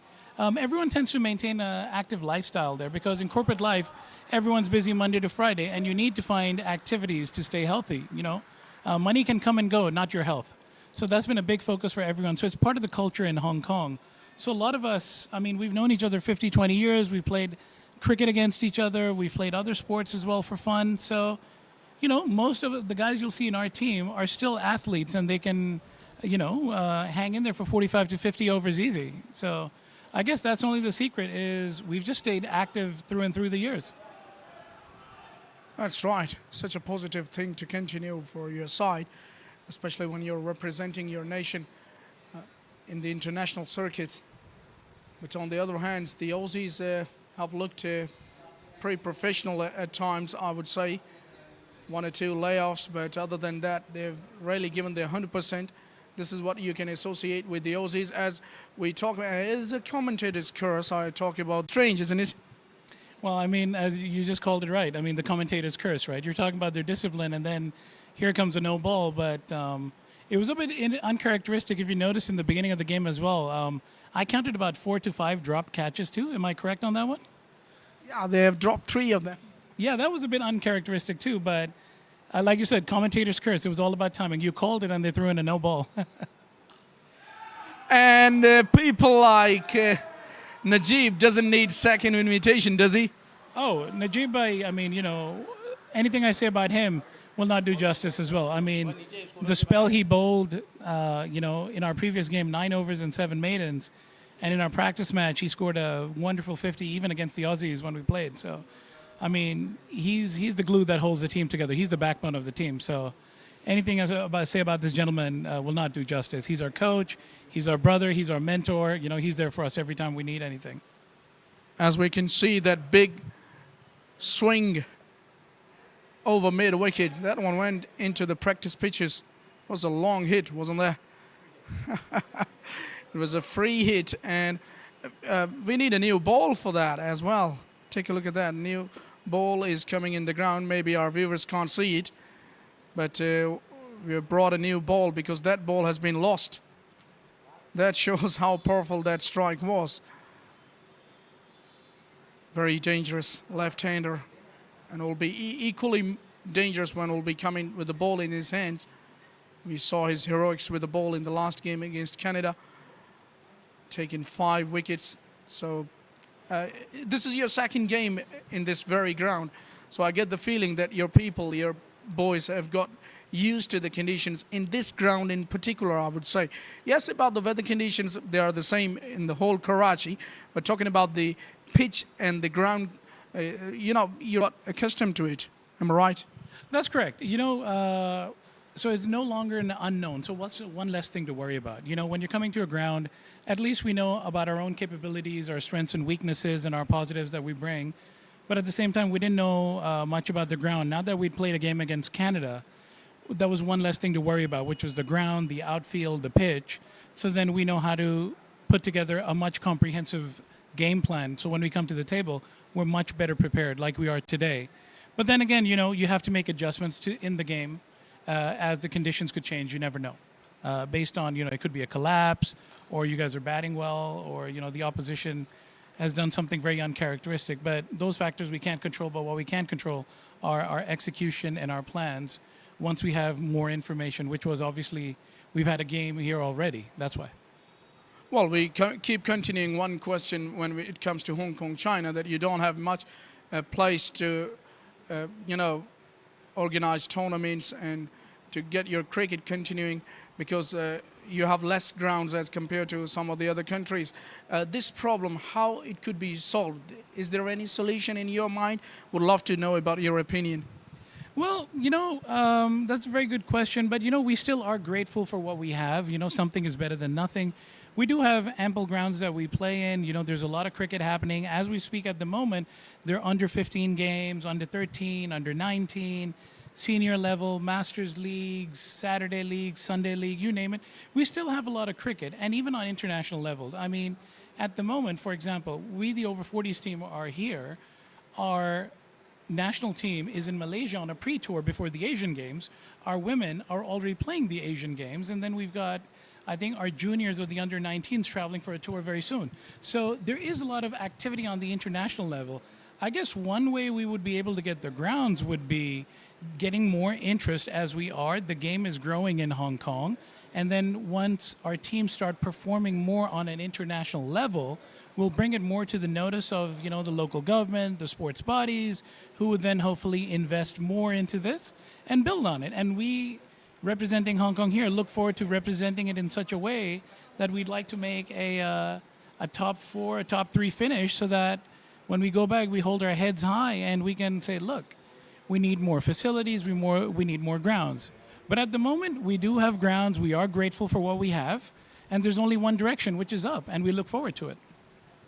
That's right. And in your opinion, what is going to be the future of Hong Kong cricket? Because we want Hong Kong cricket to get even the status of Test cricket as well. Who knows, in the future, they'll be able to do that because we see that the Hong Kong players are very passionate. How are you looking forward to it about the future of Hong Kong cricket? For Hong Kong China cricket, again, like I said, we've got a great development program. We've got wonderful coaches like Najib, who are spending a lot of time with kids, developing our youth, our women's game. Results. We just need to bring in results, pure and simple. The more you win, take part in more tournaments, more international exposure, the game will develop, and slow, steady, we'll keep moving up and up.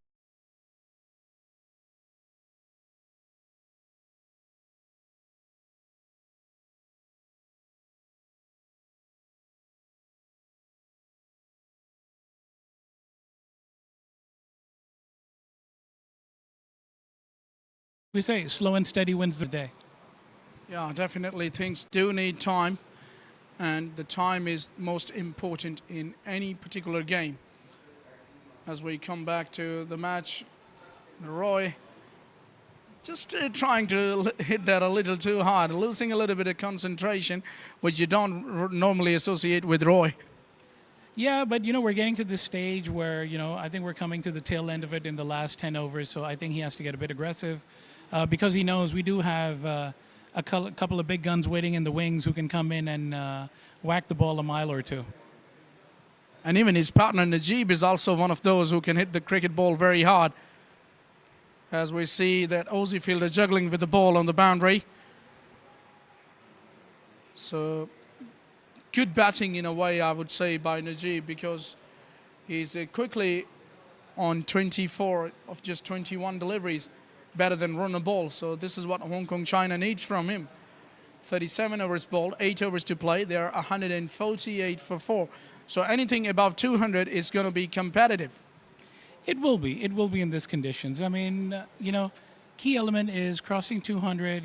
Anything around the 220 would make it a very interesting game. 200, still a defendable score because at the end of the day, it still runs on the board. I do also expect a little bit of fatigue to kick in for the Australian team because it runs on the board. I do also, we'll see how it goes, but getting about 210, 220 on the board will make it a very interesting game because we do have a bowling lineup that can compete. So it'll turn into an exciting game between bat versus ball. And I believe that the Aussies won't have the same sort of conditions back in their country, the kind of weather conditions. So there is a lot of difference in the weather conditions as well, but being professional, you got to adapt to the conditions. And there have been quite a few news about the injuries from different countries, different players. This is what you can expect, especially from the over 40s. And the Aussies been suffering from a couple of injuries as well. Earlier, talking to their captain Justin at the toss, he was saying that we had a couple of changes merely because of the injuries. But their players who were in good form, a couple of their players have been unfortunately left out of this game because of the injury problems. As we see them now bringing Michael back into the attack. He's been one of the pick of the bowlers. He's bowled brilliantly in his first spell. Let's see how he goes about his second spell. Yeah, having a look from the side. Now, I think they've changed his end, if I believe. He was bowling from the other end. So he was able to cut the ball both ways. So he was troubling the openers a little bit. So, credit to Michael. He's bowling a great spell. And, like you said, both teams do have people with, I would say, niggles and minor injuries. But like you said, at our age, those could, compound and turn into even bigger injuries. So you have to be smart about it. At the end of the day, it's still a tournament which is about 2.5 weeks long. We're still, I wouldn't say we're almost at the halfway mark, and we still have another week or 10 days to go. So which means if someone has a niggle, better is to rest them now because we're all looking at, 8 to 9 games in this tournament. So why risk someone getting injured and completely out of the tournament? So we have our share as well. So I think it's just tactical on what kind of workload you want to give your people. So that's what we're doing with our players too, to ensure that we're managing their workloads, what their roles are. And if someone has an injury, how do we work around it? So, we're thankful to PVCA as well for providing us a team physio who works with us, who's been working tirelessly, helping with the injuries or the niggles. So if anyone feels anything, the physio's working with us during the match as well. So it's been great so far. Yeah, everything seems to be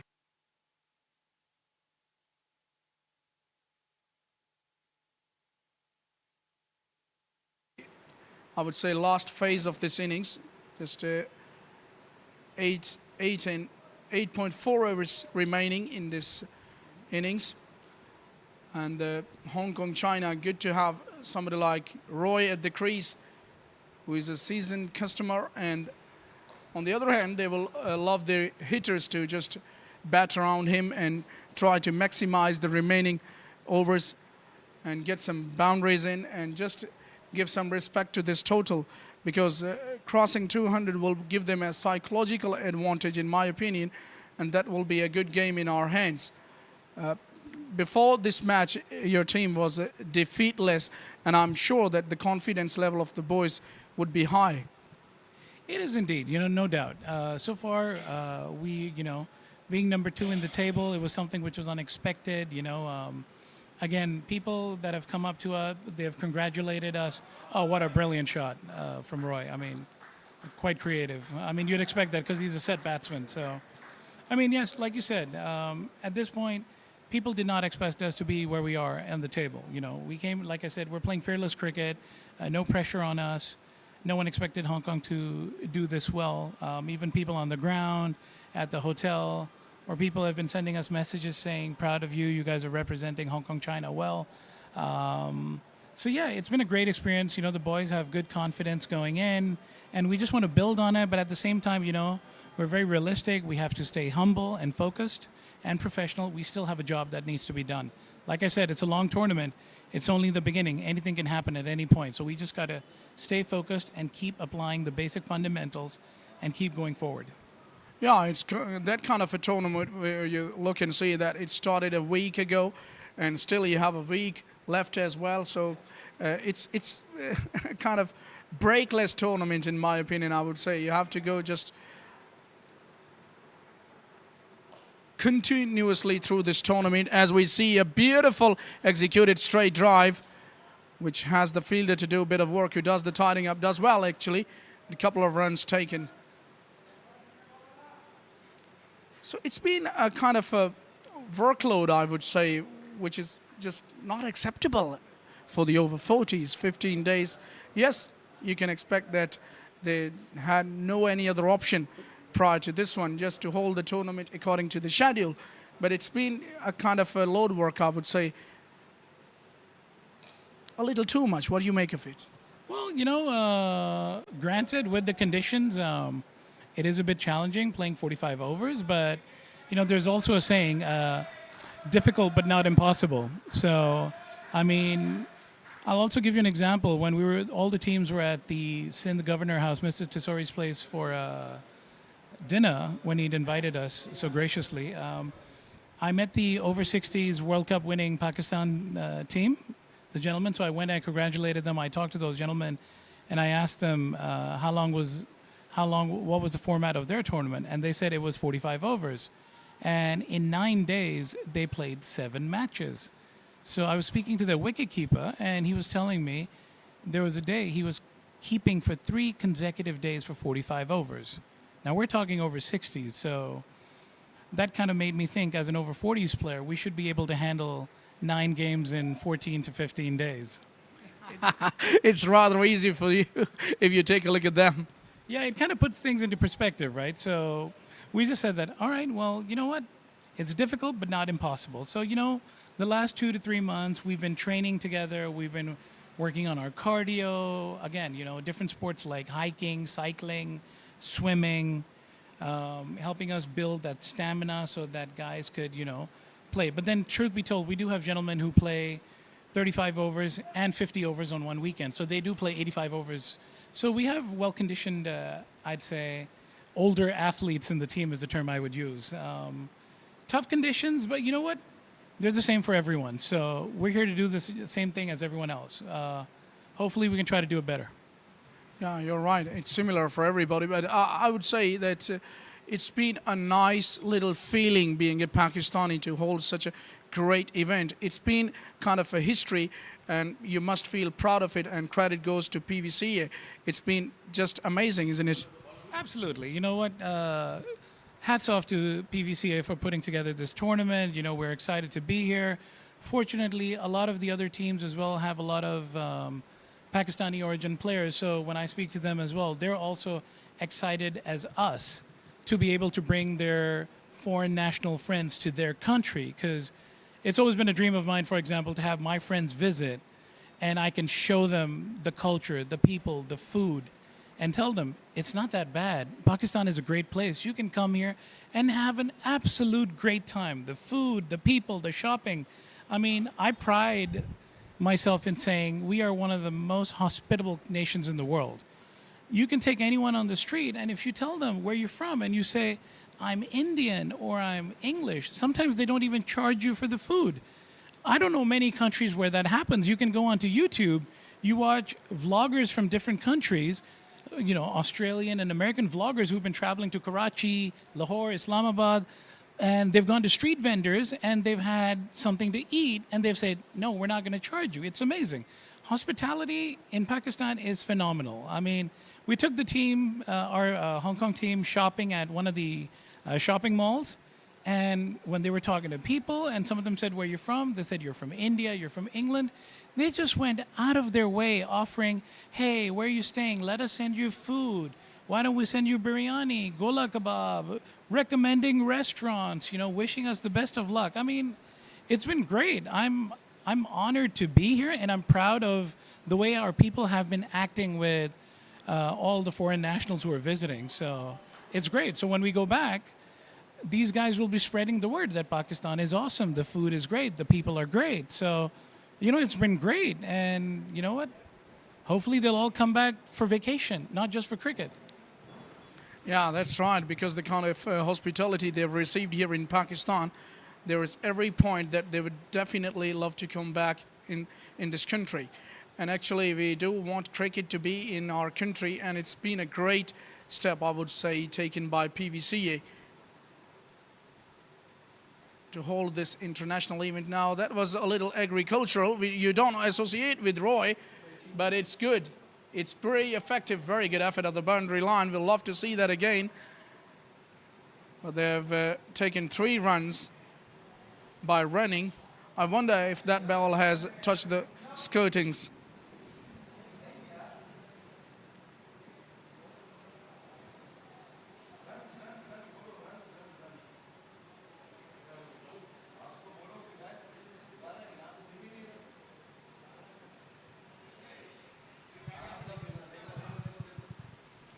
Take a look at that again. It was touch and go.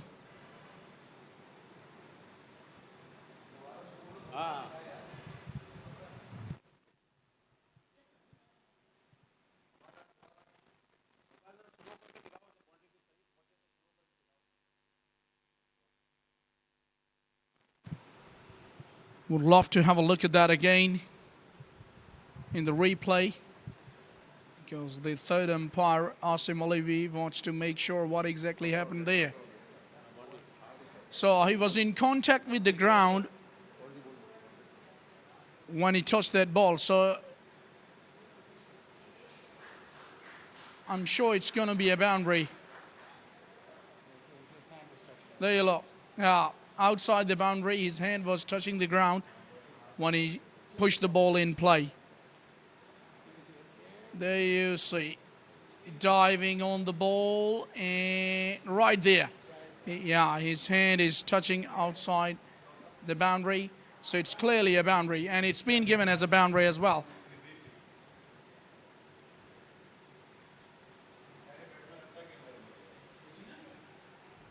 And Roy's not feeling comfortable there in the middle. He's holding his rib cage. Seems to be suffering a bit.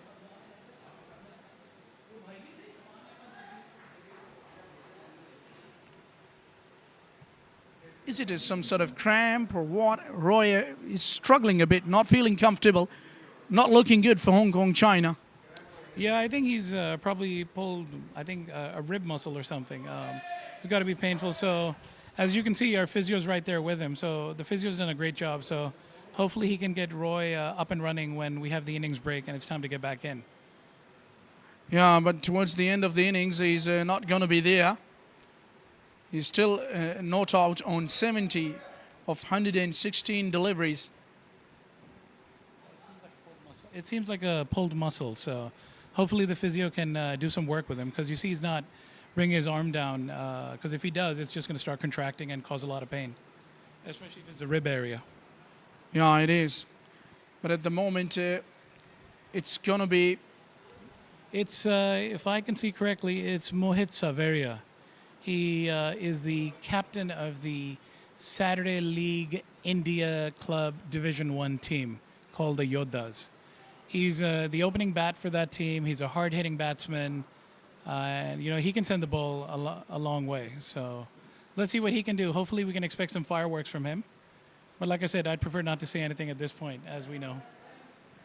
All right. At the moment, we can see that Mohit is in the middle. I believe this guy was doing the commentary in the last match with me. So he's a good cricket lover, Indian origin. That ends the over. It's 161 for 4 now with 6 overs to play. So with Najib and Mohit at the crease, what would you expect in the remaining 6 overs? At least 50 runs? Well, I mean, I'm not going to pick a number, but at least for the last 6 overs, we can expect some fireworks. Yeah, just hope for the fireworks, and let's see how many runs you can get in the last overs. At the moment, It's going to be Dixon back into the attack. Earlier he's bowled 5 overs. He's taken a wicket as well. Was economical, as most of the Aussie bowlers have been throughout this innings. And he's been very accurate with his lines and lengths. He was bringing the ball back into the right-handers in his first spell, but now in the death overs, the story is going to be different. I wonder if he has the ability to, exploit the variations that he should have in the death overs, likes of slow ball bouncers, the knuckle balls, in between some yorkers as well.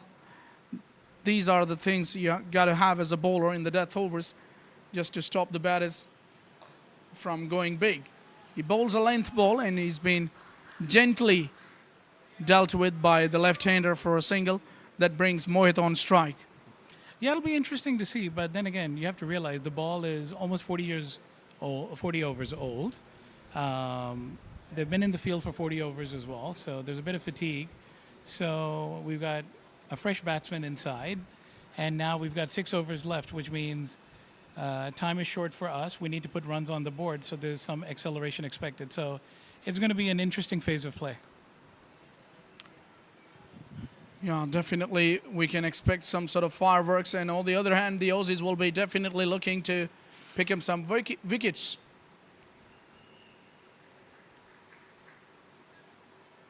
Doesn't seem to be holding the bat that tightly. Normally we see the hitters hold the bat pretty tightly. What do you make of it? Well, he does have a unconventional way of playing, but it's effective. I mean, people have different ways of gripping the bat, the different batting stance. A lot of legends also who used to play the game were not textbook batsmen, but whatever it was, it worked. So he comes in with a unconventional approach, but he gets the job done. But at the moment, gets the job done is Michael from the Aussies. Takes a takes a commentator's curse at the same time, and Mohit is gone without troubling the scorer. Indeed, I guess we talked about the commentator's curse, right? So maybe we should refrain from talking about the batsmen when they're out there and their past exploits. It's kind of a fun as well, but I'm sure that Ahmed Batu is the assistant manager of Hong Kong China's team, will not be having a funny side of it, because the 5 wickets are down now. Half of the side is back in the change room. As the Aussies, we can see that getting together, making a cuddle, and making sure that they're up for this challenge of today. They are yet to feel the taste of the victory up till now, to this point, the Aussies. So what about those opposite stats? You're yet to face a defeat, and they're yet to taste the victory. It's to be fair to them, we've got contrasting opponents as well. They had the toughest phase, playing Pakistan, West Indies in the beginning, and we had relatively lighter opposition, and now we are beginning our tough phase. So there's that contrast. So I wouldn't take anything away from them. They're in our practice game when we played them. They're a solid team. They've got good pedigree. They're a great bunch of guys to talk to off the field, but they've got a game plan. They're executing it well. True, they got the tough phase out of the way. Maybe at the tail end, they might face some relatively lighter opposition. So, who knows? Like I said, the results could be different 3 to 4 games later, because we're not even at the halfway stage of the tournament. So it is contrasting at the moment, but so are the opponents that we faced. So can't say much about that. Trying to hit a little bit too hard on that occasion. Shelton, the new coming batter. Yeah, the Aussies do have a very rich history, and you just can't write them off in any game at any level. Thoroughly professional side, and they're naturally pretty aggressive at times when it needs to be, but they understand the game brilliantly. They're a very good sports-loving nation.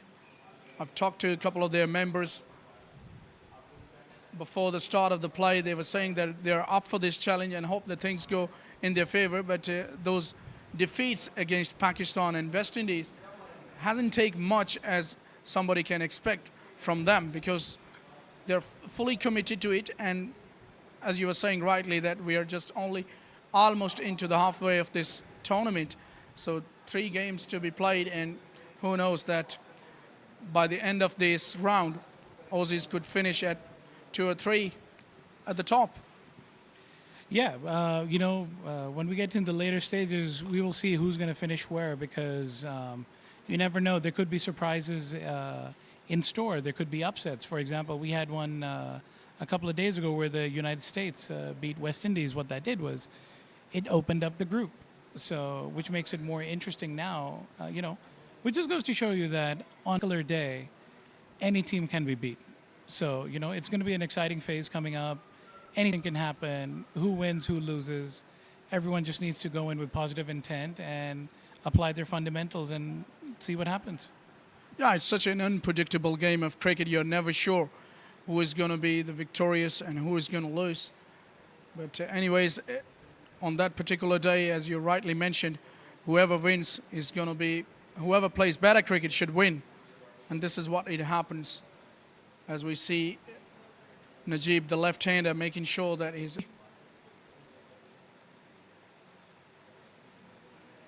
Look at that, trying to hit a little too hard. This ball is not coming on the bat. You're right. The pitch is starting to slow a bit, and that's quite characteristic of Karachi pitches anyways, because we've also seen that normally teams that win the toss, correct me if I'm wrong on this, tend to bat first because they know towards the second innings the ball may start staying a bit low, the pitch starts to grip. So when the spinners come on, they can, kind of hold the ball and grip it and expect a lot of extract turn out of the pitch. And at the same time, in the initial overs, some of your seamers can cut the ball both ways. It's going to be interesting, like I said. So the magic number is 200 in my opinion, and we'll see where we can take it from there. Yeah, still 4.5 overs to go. And this time it's been played on the onside. It was a little too full. Trying that Yorker. Yorker, I still believe, is the best ball in any conditions. So if the bowlers are able to get the Yorkers in, they're very tough to handle. But nowadays, the batters have prepared themselves in too many agricultural strokes, too many experimentation with sort of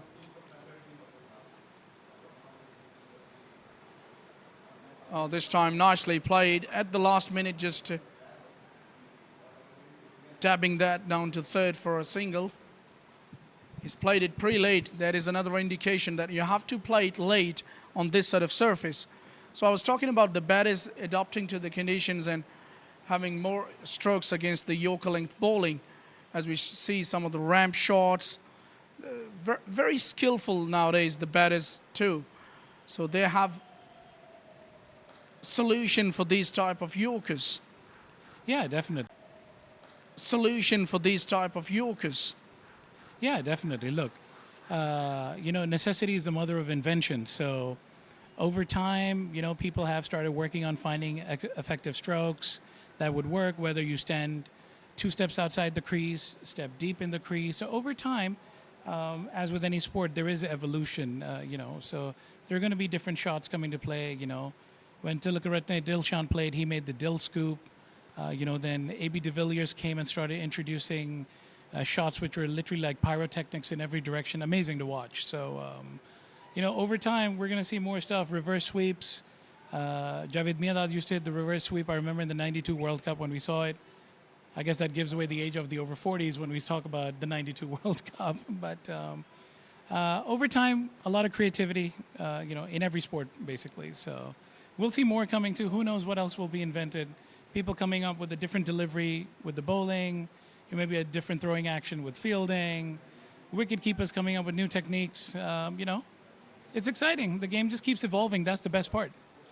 Yeah, you're talking about the sweep shot. The wicketkeeper batters seem to be more capable of playing this sweep shot. If you take a look at the great Moin Khan, in his days he was very good in sweeping the ball. Sarfraz Ahmed used to sweep the ball, and nowadays Rizwan Ahmed from Pakistan, they are very good sweepers of the cricket ball.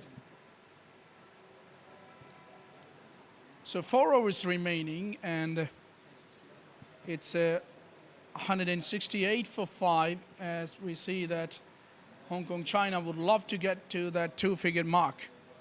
Everyone is keeping an eye as Michael goes And he goes downtown, does the batter. There is a chance for the fielder at long on, and he makes a reverse cup.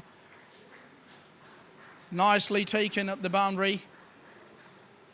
Typical Aussie style of catching the ball.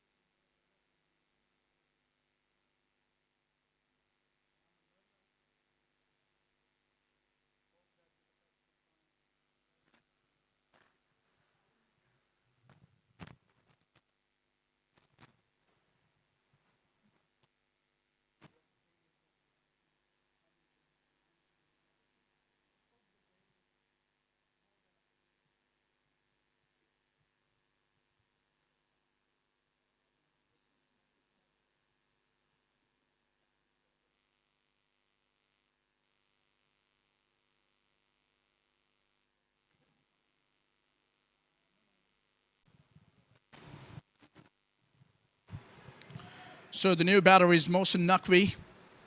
Seems to be very experienced and a good striker of the ball. Yes, Mohsin Naqvi is a 20-year veteran of cricket in Hong Kong in the Saturday leagues. He's been captaining a team called Kai-Tak, which is basically a team comprising of pilots. So it's a very successful team. They play Division 1, high-level cricket, and Mohsin has been leading that team. He's been a skipper. He's a top-order batsman, and he's a very good off-spinner as well. So like I told you, there's a lot of batting depth. Again, up to our number 9 or number 10 have been playing top order. So we have depth. So hopefully we'll get to the magic number that you and I talked about. Yeah, at the moment, the Aussie bowling has been just amazing.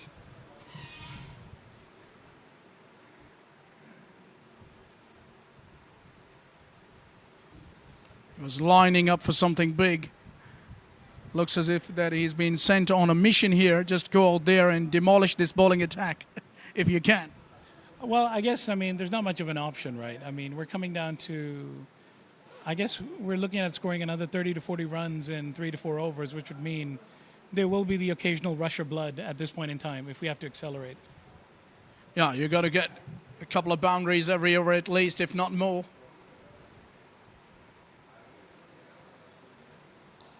Nicely bowled in the block hole. Just managing to get that away for a single at mid-off. So it's been a good bowling, I would say, because he knows that the batters are absolutely there to hit almost everything out of the park.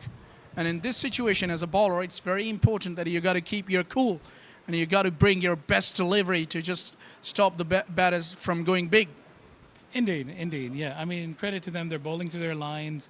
But at the same time, we're going to try to disturb their lines if we want to get some runs on the board. So, again, standing deep in the crease, standing outside, changing stance. We'll see what happens.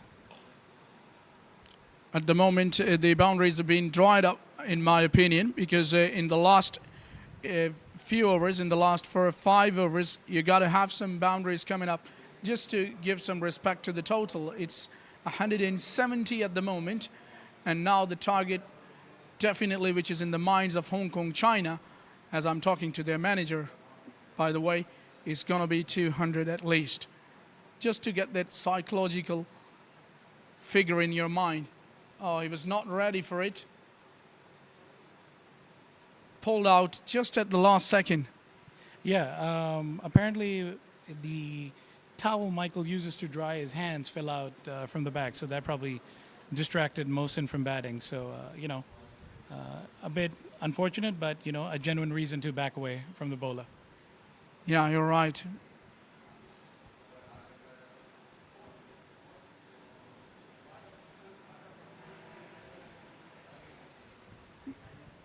Mostly we see these towels on the back of the players just to keep the ball dry. I don't think there is any point this ball is going to get wet, the kind of conditions we have here. I think more than the ball, it's for the fielders themselves, because to grip it and basically just, being able to land their deliveries where they need to, because all the sweat dripping from their forearms would be heading down. They might end up throwing a beamer or a high full toss. To, I guess, avoid that, they have the towel. I don't think it's for drying the ball at the moment. So, Yeah, right point you made. And on that occasion, we saw some good football skills on the boundary by the fielder. Look at that. We've seen most of these fielders have shown great football skills as well. 42 overs are done. It's 172 for 6 with 3 overs to play. So talk a little bit about your bowling attack. I mean, whatever target you're going to achieve from now, it looks as if that your bowlers will have to do some work, because the Aussies, we all know, will definitely be looking to come hard from the beginning just to make a statement that they have their impact. Indeed. Look, this isn't going to be any rocket science. It's stick to the basics, bowl to your field, control your line and length, and if you get hit for a boundary, you get hit for a boundary, but that doesn't mean that you lose your line and length and shape. Stay focused, take everything ball by ball. Key would be containment, build the pressure, then they'll try to go for their shots, and then that's where the wickets would come. That is the approach that we would take. Well, taking a look at the last couple of strokes, I get the feeling that as compared to the last few days, today the outfield is just becoming a little stiffy, if I'm not wrong. What do you have make of this outfield today in particular? The outfield seems a bit sticky. It's not traveling like it was in the previous games, but maybe the grass has grown a little bit in the last couple of days. But yeah, I don't think it's as fast as it was a few days ago. But then again, you know what? It's going to be the same for both sides, so no one's got a field advantage. Yeah, there's no advantage for both, but definitely we have observed that the outfield is just become slower, and you can not blame the ground staff in this regard as well. Hardly a time to cut the grass.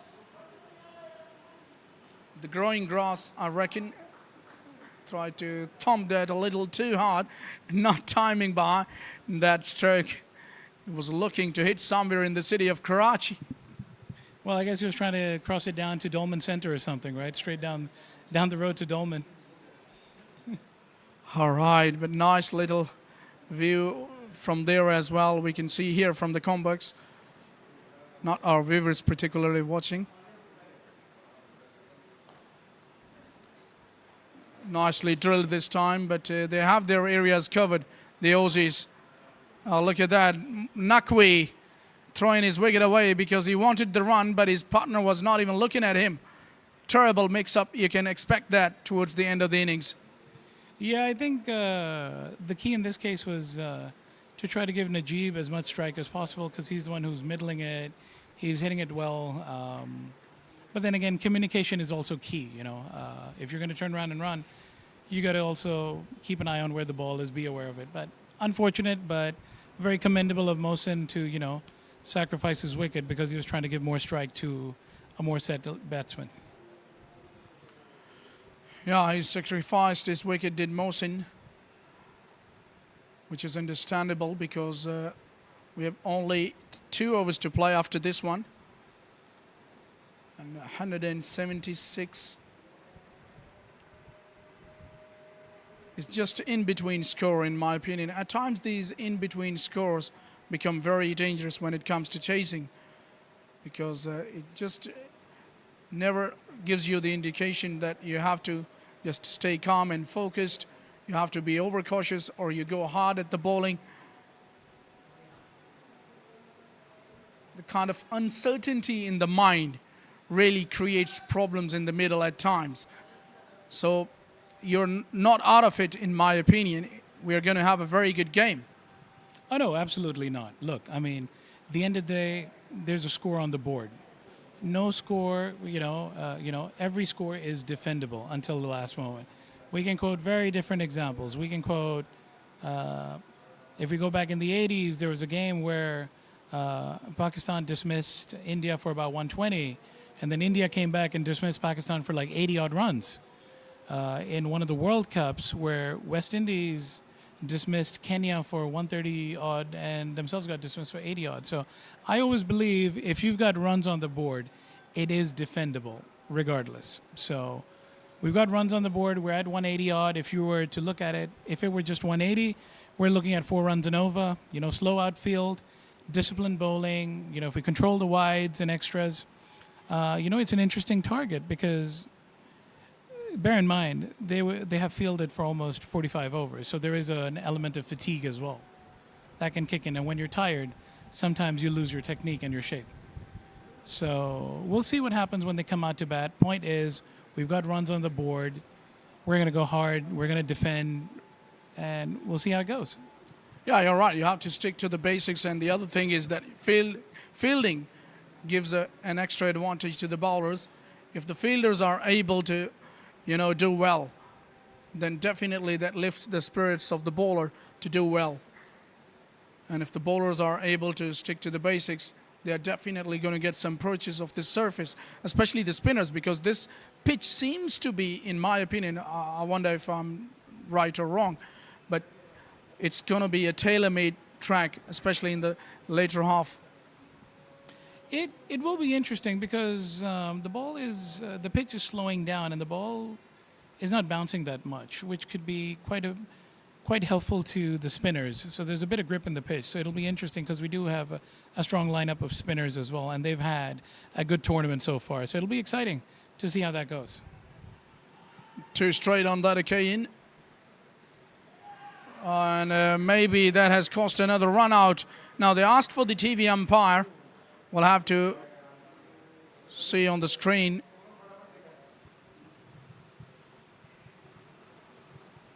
We'll have to see in the replay.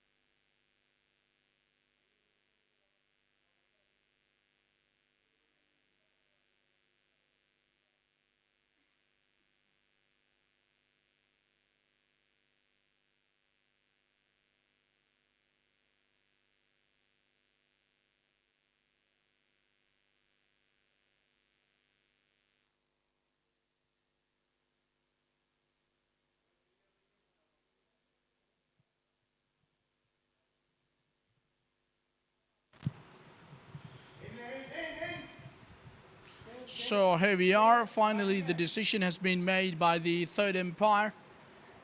The batter on that occasion, in my opinion, just gets the benefit of the doubt. That was a close case. That was touch and go. Oh, absolutely, absolutely. But then again, knowing Saurav, he's one of the fastest runners in the team, and he did a full commitment dive. So I guess that's what saved him. Definitely you're right on that occasion. That committed dive has really saved his wicket.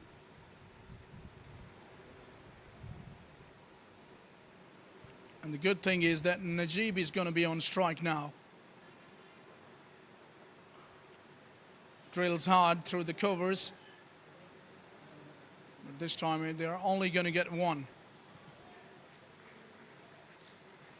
We haven't seen extravagant sort of hitting which was expected towards the end of this innings, but still they're creeping to that 200 mark, which is good in a way. Yeah, well, you know what? Sometimes things don't always work according to plan. So maybe in this case it hasn't, but our objective is try to get as close as possible to that magic number, given the circumstances we're in, and then try to take advantage of our bowling and see if we can deliver on that front. Because one part is done almost, which is getting runs on the board, playing the entire 45 overs. The second part would be how our bowlers can help contain the opposition. Yeah, that's right. But at the moment, 1.5 overs to play, and they've got Najib and Saurav Biswas at the crease to try and maximize these remaining deliveries. They will hit ball like that. It was nicely hit, but straight to mid-off. I would say it's been very good display of bowling by the Aussie bowlers, the seamers in particular. Yes, the spinners have been successful according to the conditions we can expect. But on the other hand, their seamers have been very disciplined as well, and they've bowled according to their field. They've been very hard to get away. Correct. I agree with you. I mean, they've been disciplined. They've bowled well. They've stuck to their lines. Not a lot of extras. They've done a good job. So credit to them for that. This time inside edge, and again, football skill. These players better playing football. Well, I guess they're tired of playing cricket for the last couple of days. They need a bit of a break. You're right, Ahmadea, and this is what we can witness in the ground, because rather than throwing their body to stop the ball, they're better trying to stop it with their boots.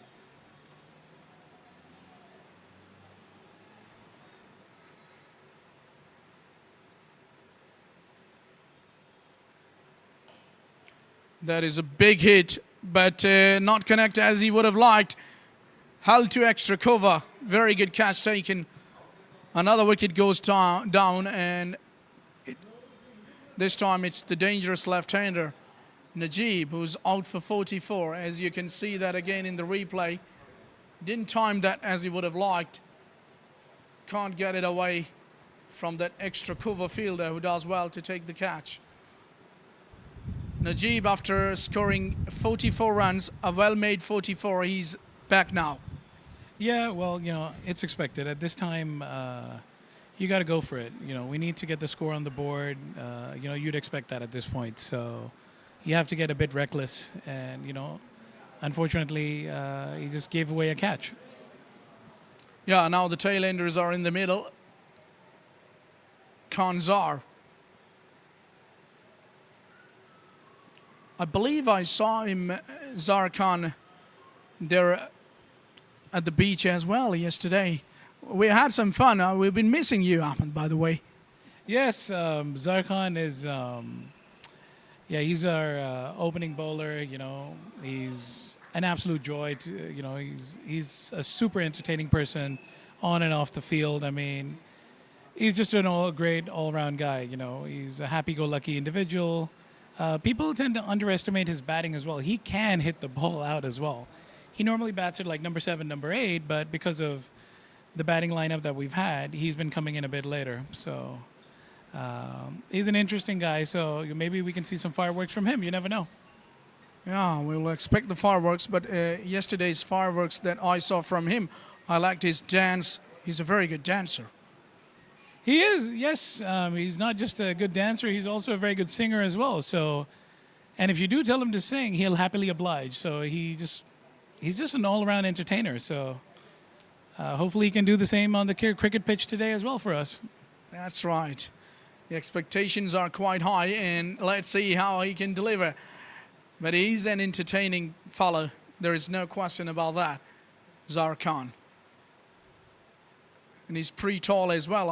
I reckon he's 6'1". Yeah, he's about 6'1", 6'2". But the amazing thing about this gentleman is he's over 50. And he comes down the track and doesn't get entirely out of the screws, but certainly some intent. Definitely, and he's middled it from the first ball, like I said. He can hit the long one as well, and he's not a true number 11 batsman. He bats at 7 or 8. But he's batting at number 10, not number 11 at the moment. Still, you have 2 wickets in the bank. Yeah, well, I mean, we're playing an international tournament, so there is depth in the batting. So because of which, a lot of people who used to open are now playing middle orders. So you'd expect that if you come into an international professional setup, you may not get the natural position you play in, because there may be someone who's better suited for that. That's right. The adjustments need to be made, especially in these sort of tournaments. It's good bowling, following the batter. He knew that he was just moving away to get the room, but he cramped him for space on that occasion. It's intelligent bowling. Indeed, yeah. I mean, he was trying to free his arms, but key in that is just keep it closer to the body so that you don't let him use his levers and try to hit the long one.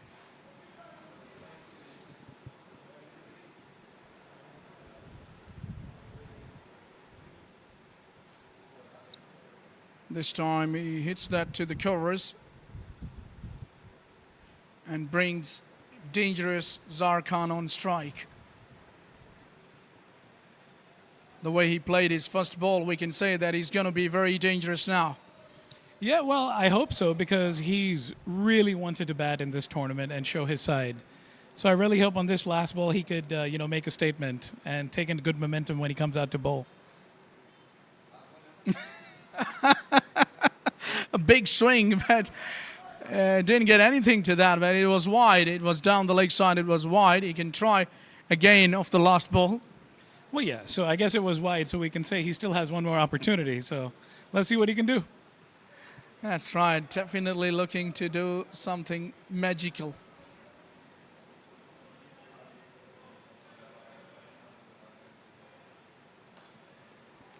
Hit well. But the outfield, as I'm mentioning, is getting slower and slower by the passage of time. It's good to take 2. That ends the over. For 45, the allotted 45 overs are done. It's 192, I think they've posted.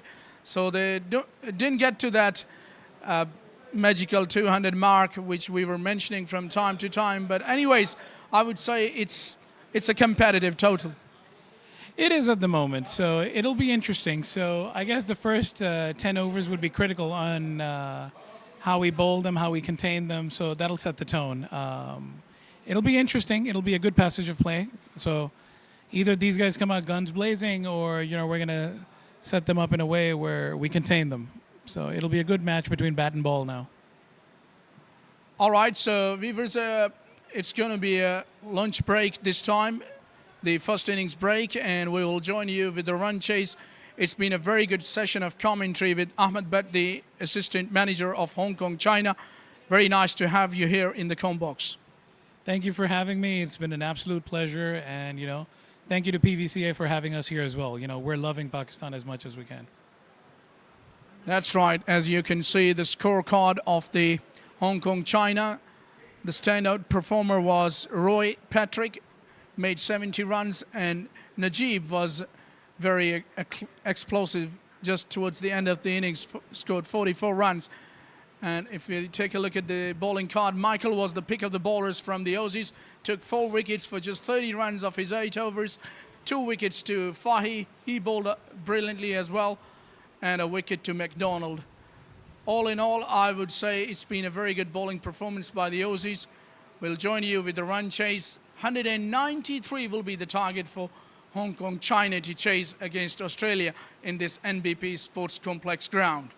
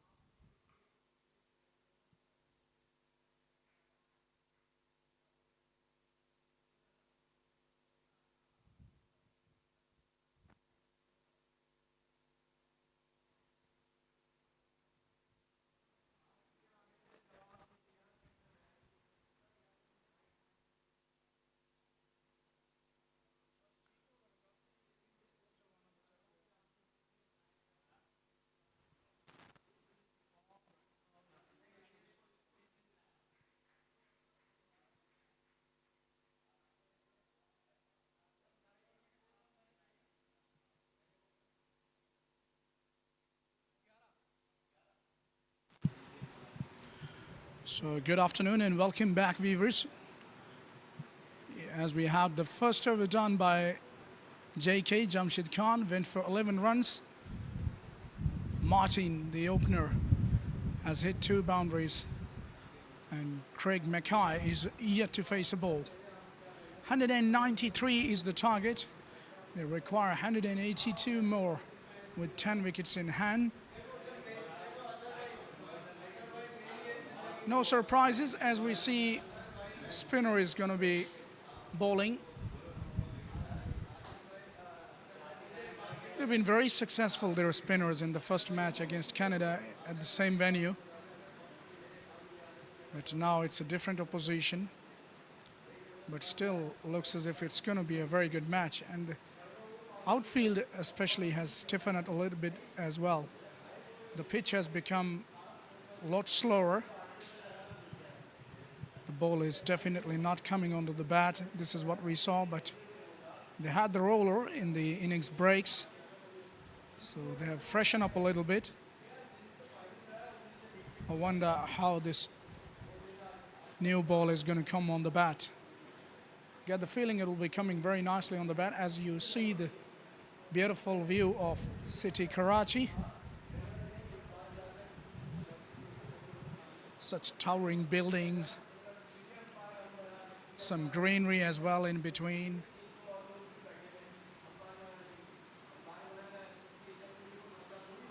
Oh, look at that play and a miss. Once again, you see such a beautiful city. Yesterday, we visited the Turtle Beach. It's been a great experience. courtesy PVCA, providing with some great facilitation and the hospitality to the foreign players and the officials as well. It's been just amazing.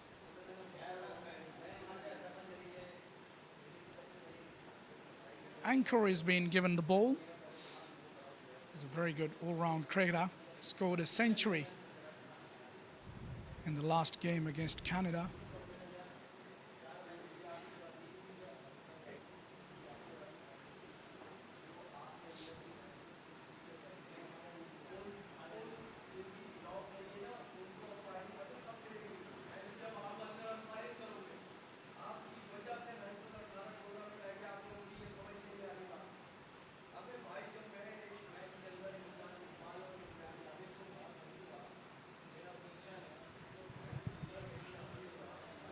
It's very important for Australian perspective that they start well here. We know it's a Hong Kong 193 to get, but it can be challenging total provided the kind of bowling they have, the Hong Kong China players.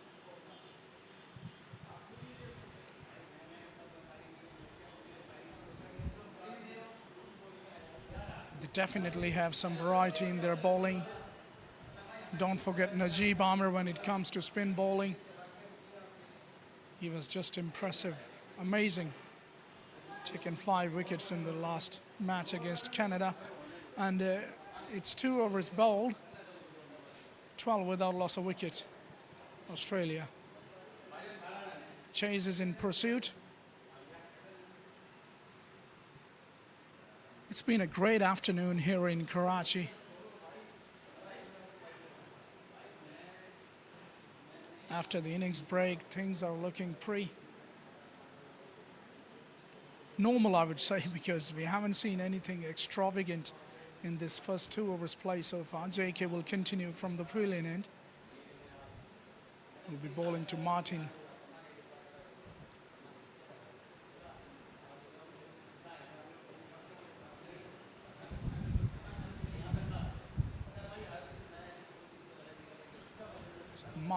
Martin Radshilly is the opener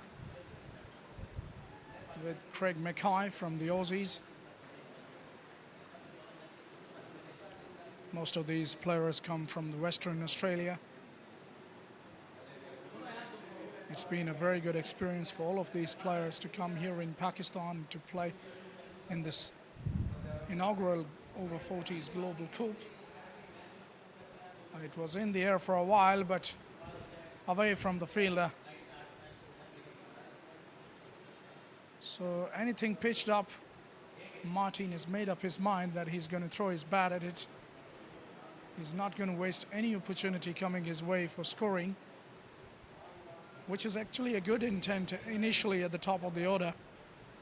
It's very important that you have to show some aggressive intent to let the opposition know that you're going to test them, you're going to give them a challenge.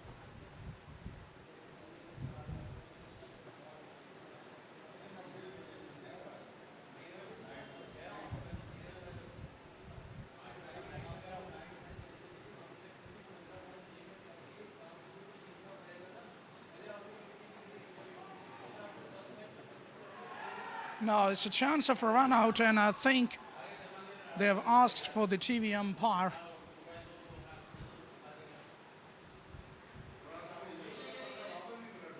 It's going to be a very close case.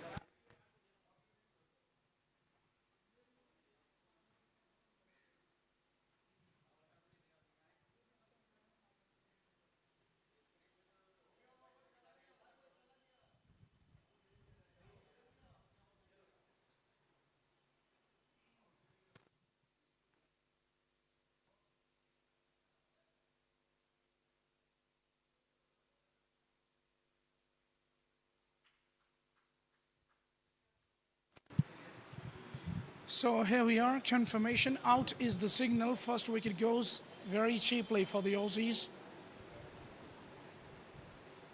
It was a mix-up. Good fielding by Hong Kong China. You can see in the replay. Yeah, he was well short of his ground. No worries for the keeper to dislodge the bails.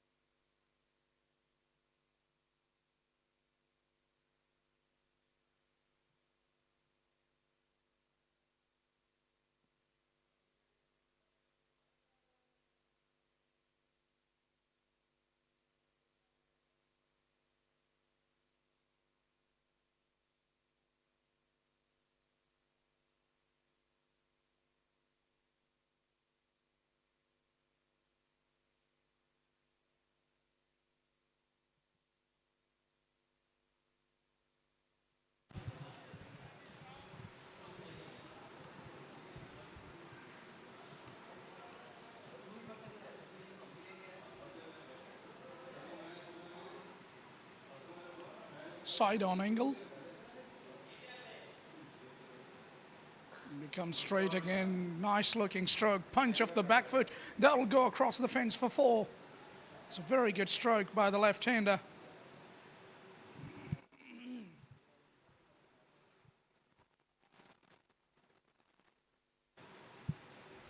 Have a look at that again. A little bit of it on offer and nicely onto it in a flash. On the up. Brilliantly executed stroke. Off the mark with the boundary is Paulson.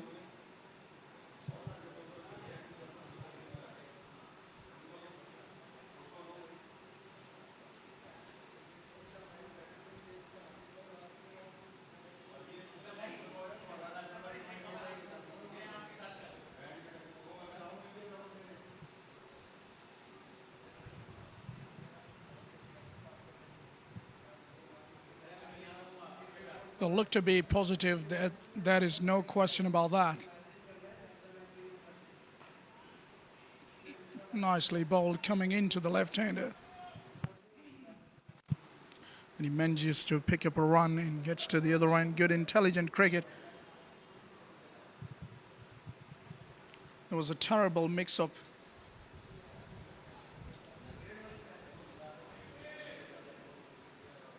It cost the first wicket for the Aussies.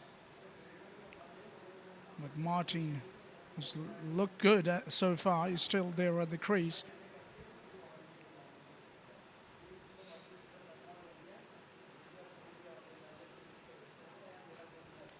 Will be trying to swing the ball away from the right-hander's bat will be Jamshid Khan. Concludes the over. So wicket in that over. It's 18 for 1 after 3.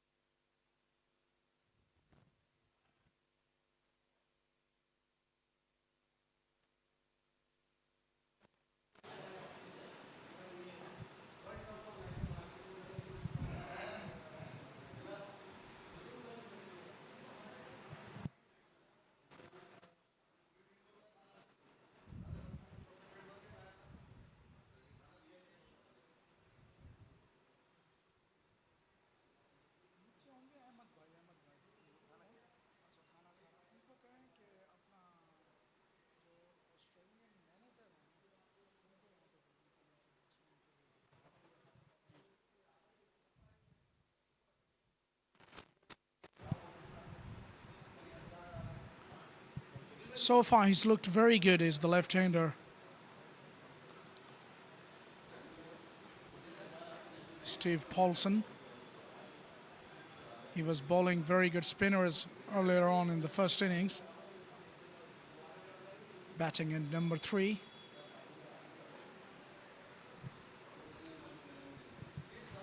Shouldn't be a problem so far the way things are looking. They lost though a quick wicket in the shape of a run out, but still I don't think that there are any issues for the Aussie batters to do anything silly or to do anything extravagant, because the run rate is just in control, under check in my opinion. So yeah, they have to just play simple cricket. No need to think out of the box. Just play the ball on merit and take care of the results.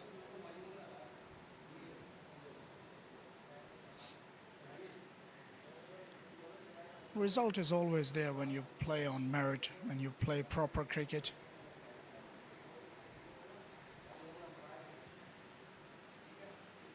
He's trying to toss the ball up. At the moment, we haven't seen sort of break from anchor, which is going to cause worry for these batters. 4 overs bowled, it's 21 for 1.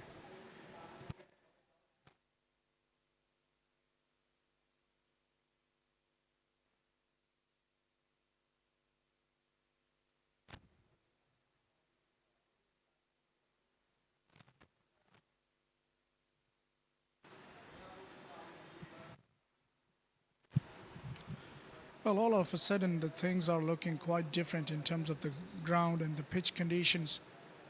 This pitches look different from the others that we've played in the first few matches.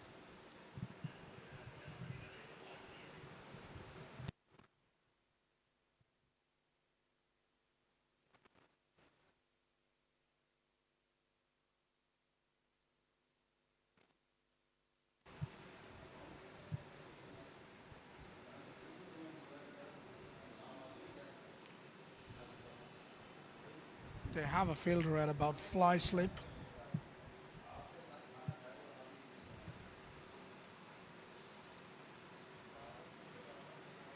One thing is for sure, that the bounce has been variable on this surface. That has been the other factor of batters not getting that many runs.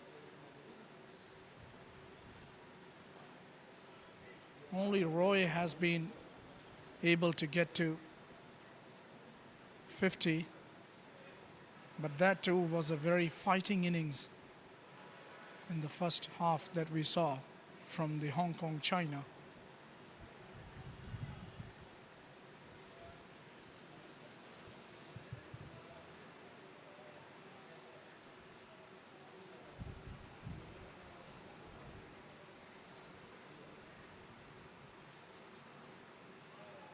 Nicely bowled, deviation of the surface. Almost found the outside edge on that occasion. Look at that. Clearly some deviation of the surface.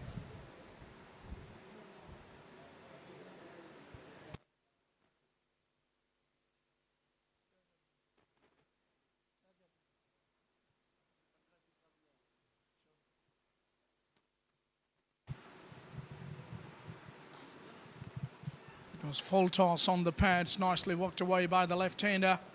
Will go across the fence for 4. Zarkhan, who is over 50 years of age, couldn't get across that ball.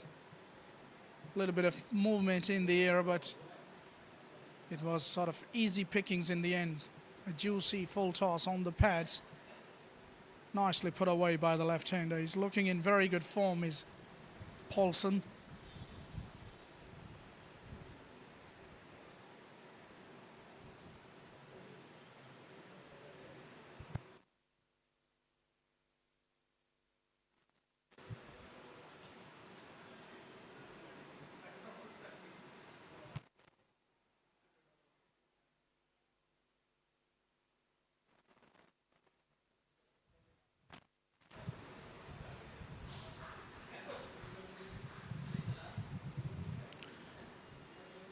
He was achieving the same thing or trying to achieve the same thing on the last ball, the ball before, when he was clipped off the pads for 4. Tries to bring the ball back into the left-hander. Obviously takes it away from the right-hander. So he's a good bowler, he's a good capable bowler, is Jamshid Khan. Could be at times on the expensive side, but still has the ability to pick up wickets, that is for sure.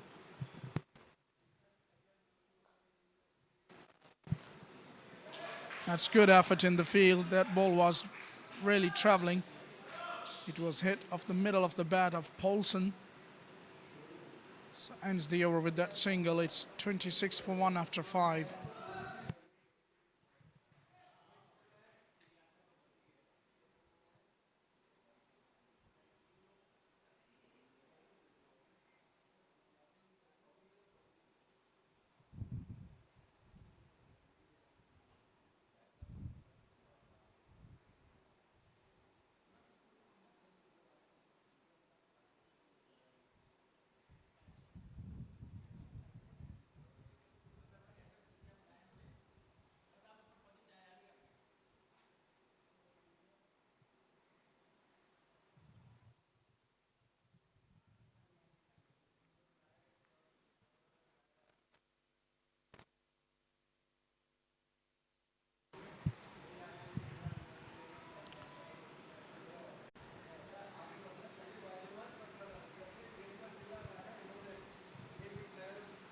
So it's going to be very important for these bowlers to exploit the surface more rather than bowling full tosses. Though we saw a few full tosses in the first half as well. And Australian bowlers, Fahy in particular, were bowling. Look at that again, another full toss and another boundary. If you keep bowling him there, he'll keep hitting you all day. That's not the way to go about it. Anchor is losing the plot a little bit here. Bowling full tosses and paying the price.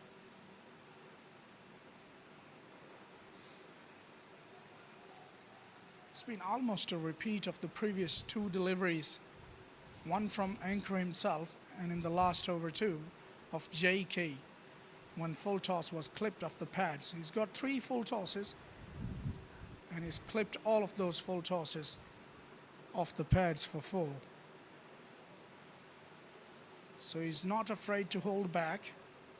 He's prepared to take his chances.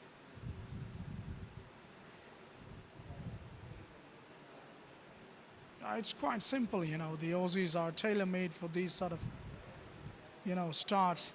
We all know that when they have not a pressure of the scoreboard, they definitely come hard at the opposition. Want to make sure that they work the ball in the gaps as well, like that,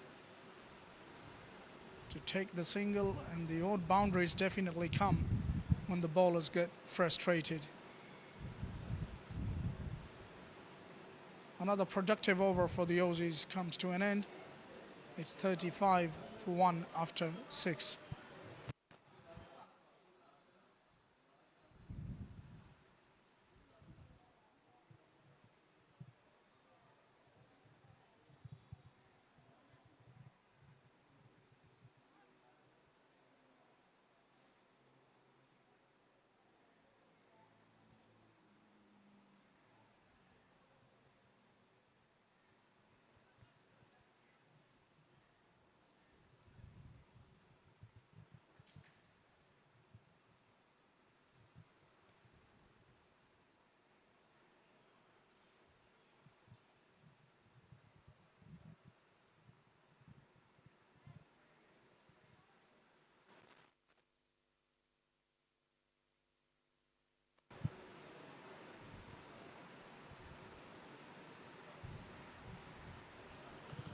It was in the air for a while, but it was hit purposefully. And the ball is just going towards the boundary as it's been stopped by Mohit. Very close to the boundary. Good chase by Mohit, the fielder. Well, he's looked pretty aggressive, has Paulson. Has hit 3 or 4 boundaries. He's already on to 23 of no time. Just 17 balls he's faced. Very positive start to his innings.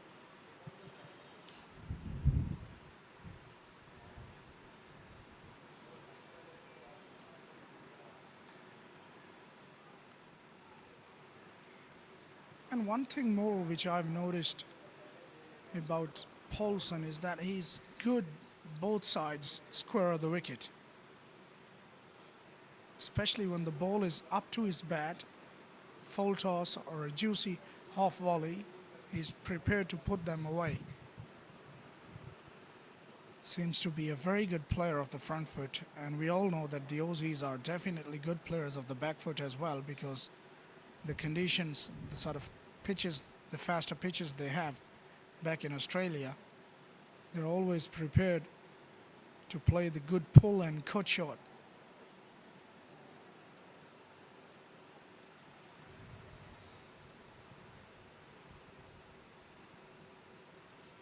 Attempted slog sweep there. It was slower delivery, and he saw that the opportunity was there to put him away, but nowhere near the line of the ball. Actually, he was aiming at the mid-wicket region because there was a lot of open space. They have only square leg placed. Other than that, Mohsin Naqvi is fielding at square leg. Other than that, the whole area is vacant. They have, of course, a mid-on as well.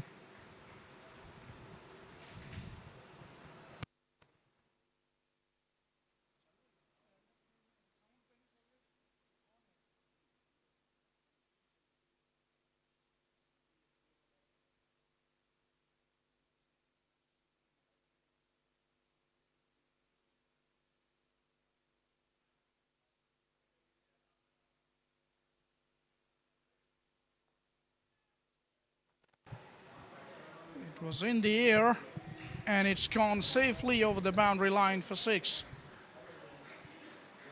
It's a beautifully struck hit.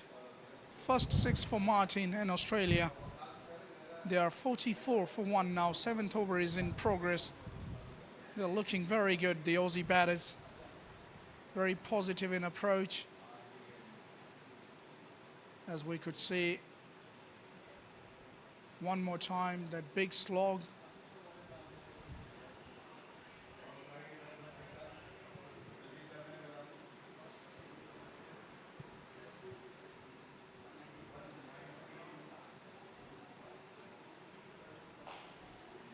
Down the ground again. This one seems to be timed well, but they have a protection.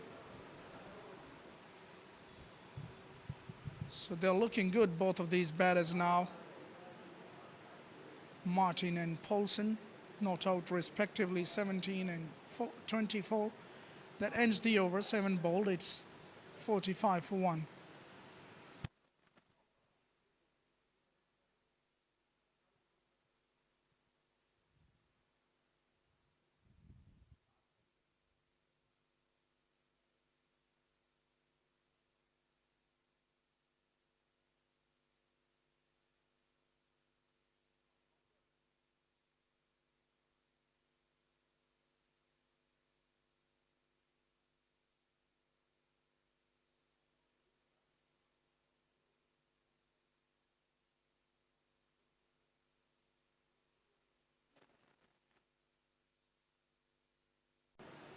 A medium fast bowler.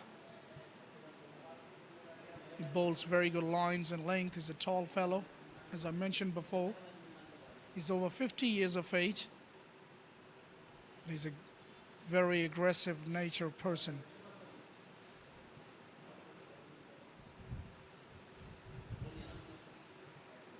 Actually enjoys himself. He enjoys his cricket.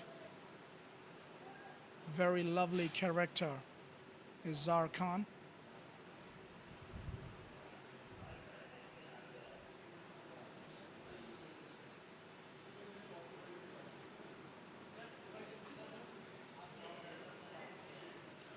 Off the back foot this time, punched nicely. Welcome to the bowling crease, says Martin to Zahir Khan here. a little bit of width on offer, and he's made use of it quite intelligently, did the batter. There you see, a harmless delivery, no movement at all. Puts that away nicely, does Martin.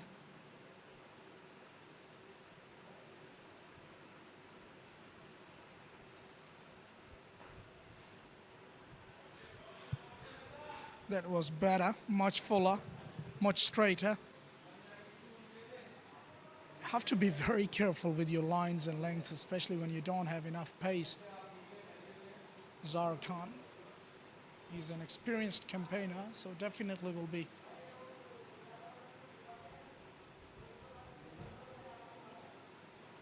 thinking what to do, but this time he loses the plot. Goes way down the leg side to re-bowl another one. Shake of the head immediately. He knows that he has to bowl well. It's very important. Australia off to a very good start. One unfortunate way to get a wicket was a run out, but other than that, Australia has been very positive.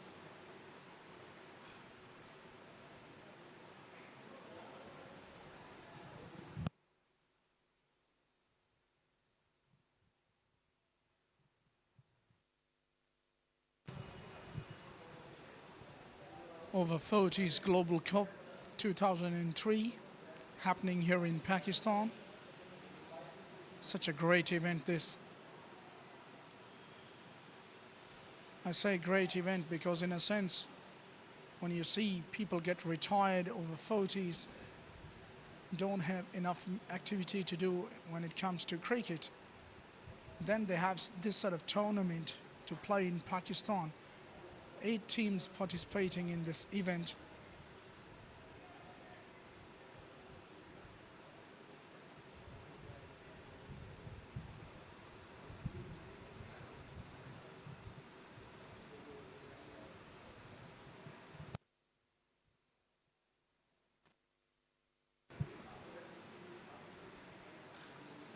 This time full toss, and he's a murderer of the full tosses, but this time he hits it straight to the fielder.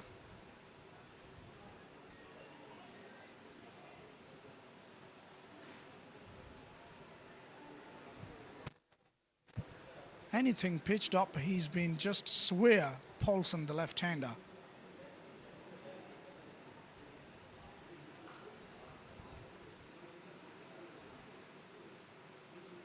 Off the back foot, nicely played through the covers. At the moment, no worries for the Aussie batters. As you could see, Michael, one of the Aussie bowlers, was there talking to Ahmed Butt, the assistant manager of the Hong Kong China side. 8 overs been bowled, it's 53 for 1.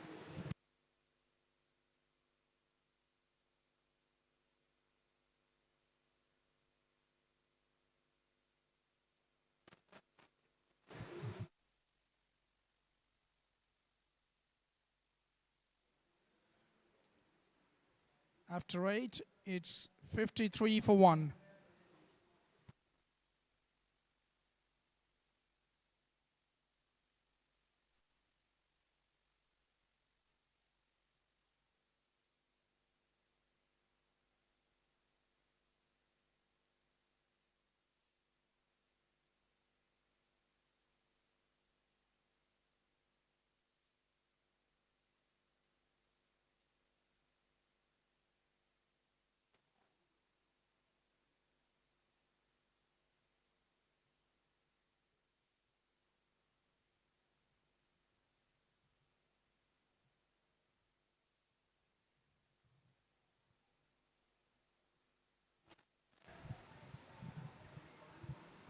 Another change in the bowling as we see Shelton Joseph is being brought into the attack now from the pavilion end.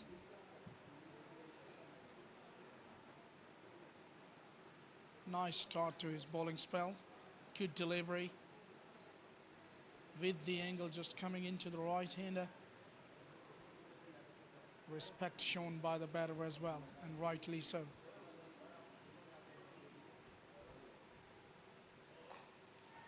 This time He hits it in the air and he takes a wicket off his very second ball of the bowling spell, does Shelton. So another success to Hong Kong, China. Look at that, it was up. It was a juicy half volley, I would say. Earlier he's hit a six of a similar type of delivery to JK, to Jamshed Khan, but this time Shelton has been the successful bowler.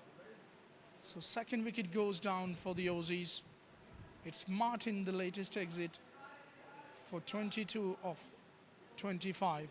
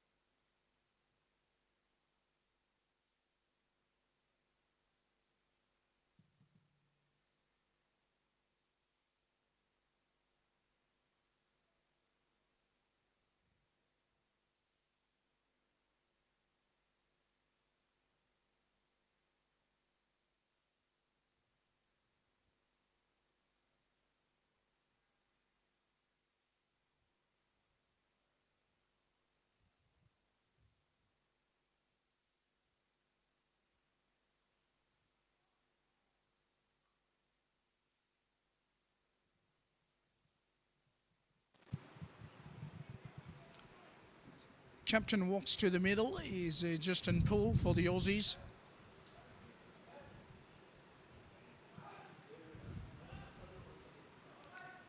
As again we see the ball is just doing a little bit off the surface. Shelton Joseph enjoys an early success to his bowling spell. The second delivery of his bowling spell gets a wicket, as Martin was looking very dangerous.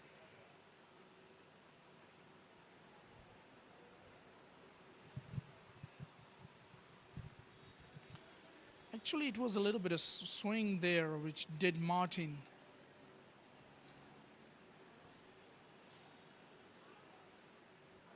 Justin Poole is another experienced campaigner. He's been playing back in Queensland, Australia.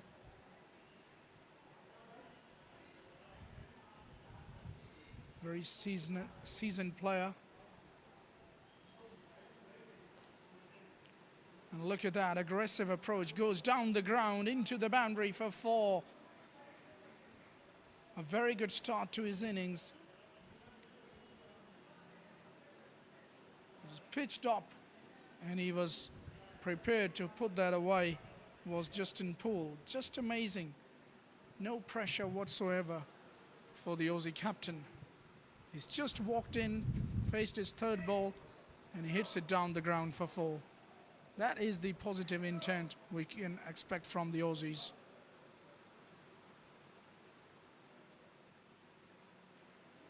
End of a successful over by Shelton. It's 57 for 2 after 9.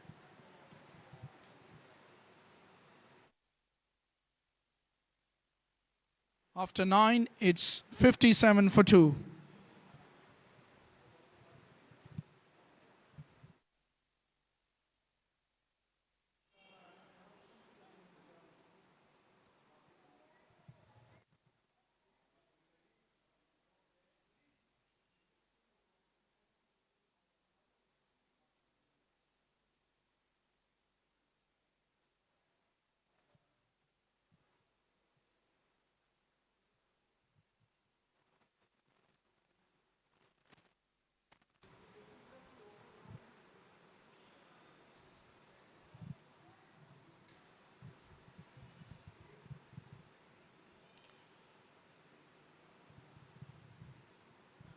I still remember that from the Aussies there was Phil Jacks, who used to open the innings from Australian under-19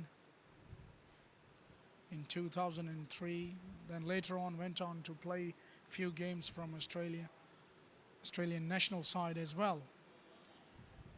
Was a similar sort of player like Paulson.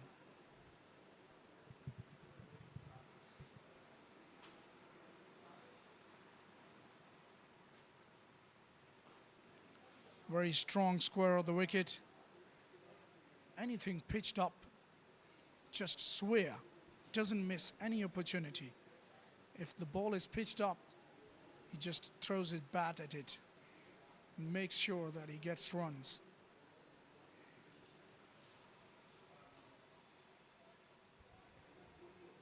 Zahra Khan, a touch expensive, but he's into his second over.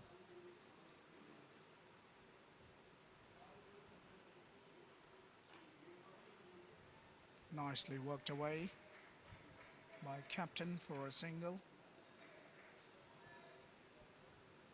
Pretty solid player, Justin Poole, the captain.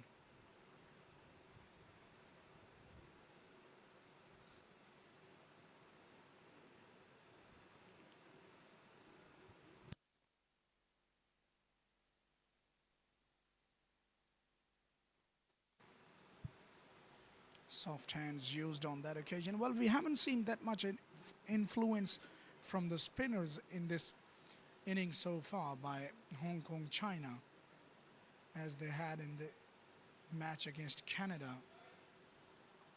Yes, I can feel that it's a different pitch, but still this pitch was providing some assistance to the spinners as well, because the ball was breaking, it was spinning, but not that quickly. It was a slow spin. In a way, it is manageable, but very hard to score runs off when the ball is spinning slowly. As we see that last ball, dot ball by Zahra Khan.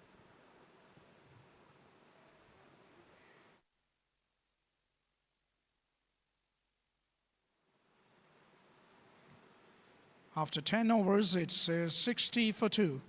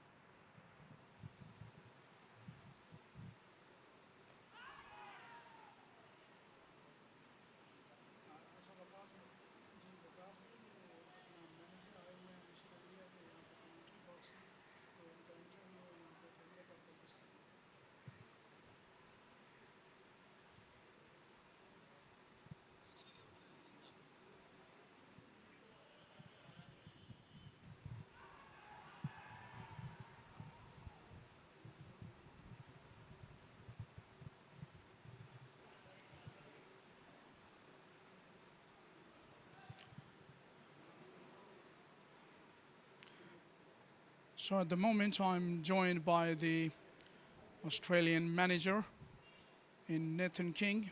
Good afternoon and welcome, Nathan. G'day and thanks for having me.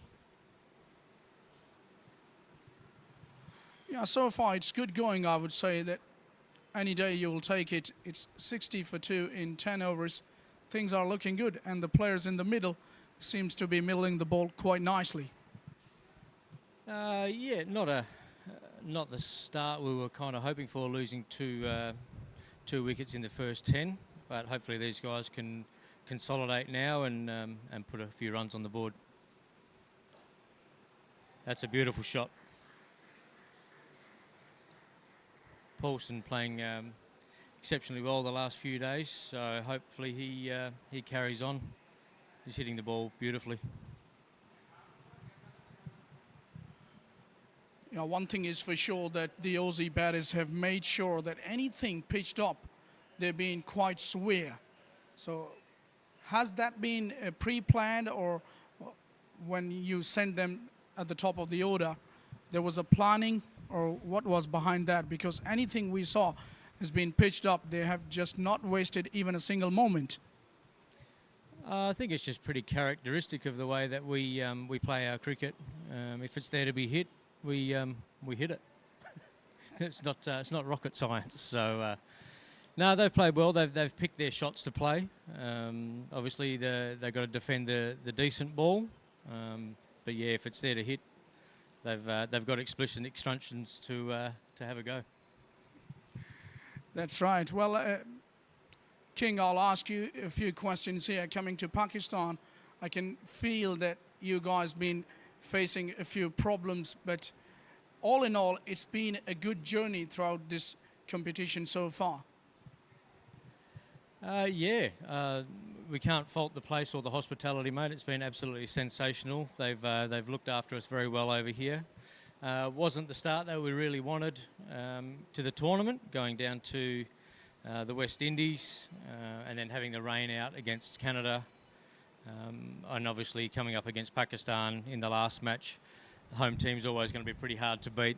Got a side full of superstars, so no, we're here to compete. We're here to take home the cup. We'll book an extra seat on the flight home if we need to, mate, to take the cup home with us. So we've got to get through the next 4 games now and win them as we can. So give ourselves every chance of taking on the final back at the National Stadium. Yeah, of course, you'll definitely make a statement, as we can expect from the Aussie team in any stage, any level. We missed you a lot yesterday at the beach. It's been a great fun. Yeah, we thought we'd make the opportunity. We thought we'd take the opportunity to give our guys a decent rest. It has been pretty full on since we landed a week and a bit ago. So a bit of rest and recuperation coming into the last 4 games. I think we just owed it to ourselves. A beautiful shot there by Paul, straight down the ground. We owed it to ourselves as a team to just take a bit of time to regroup as a team, to refocus on why we're actually here, to take a bit of a breath and get some rest. The heat is pretty relentless here. I'll give you that. When it's not above 35, the humidity kind of soaks you. So a well-deserved and well-earned rest for the boys yesterday.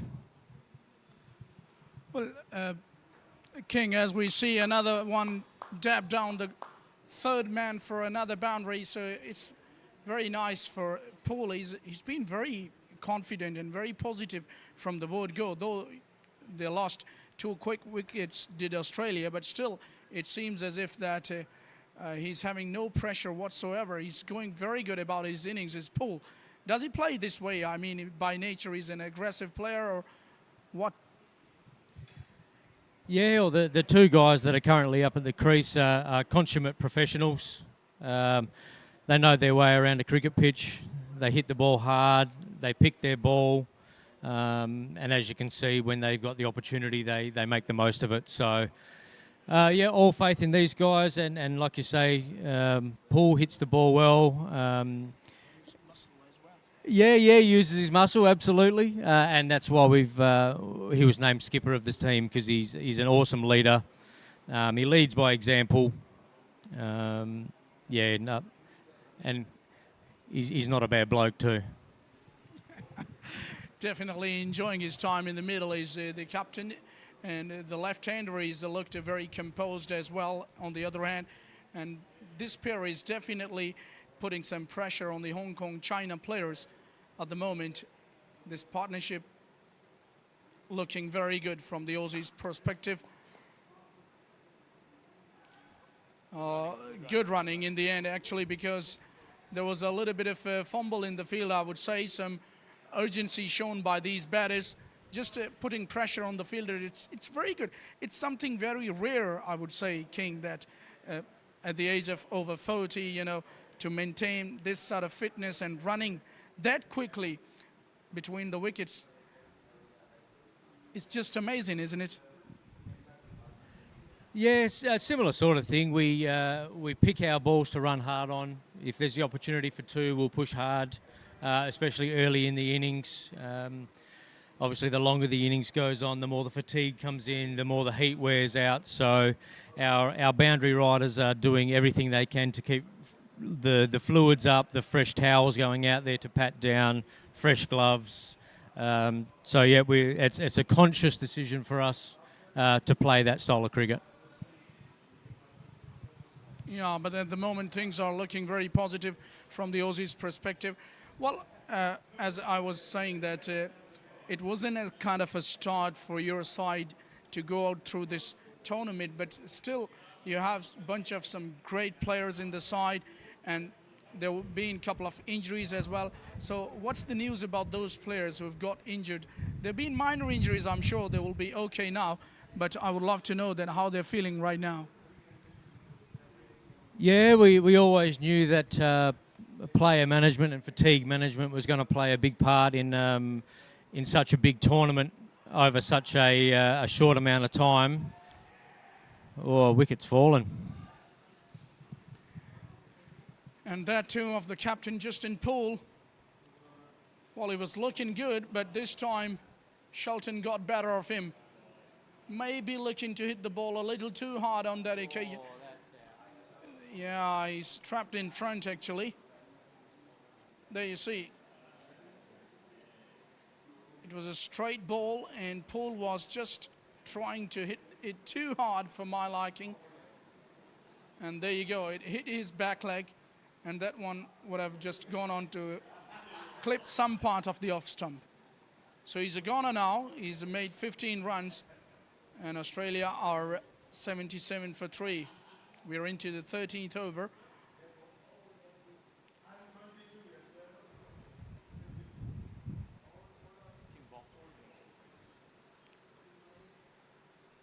Tim Bott is going to be the new batter, making his way to the middle. I believe he was sharing the attack with Michael earlier on when he was bowling.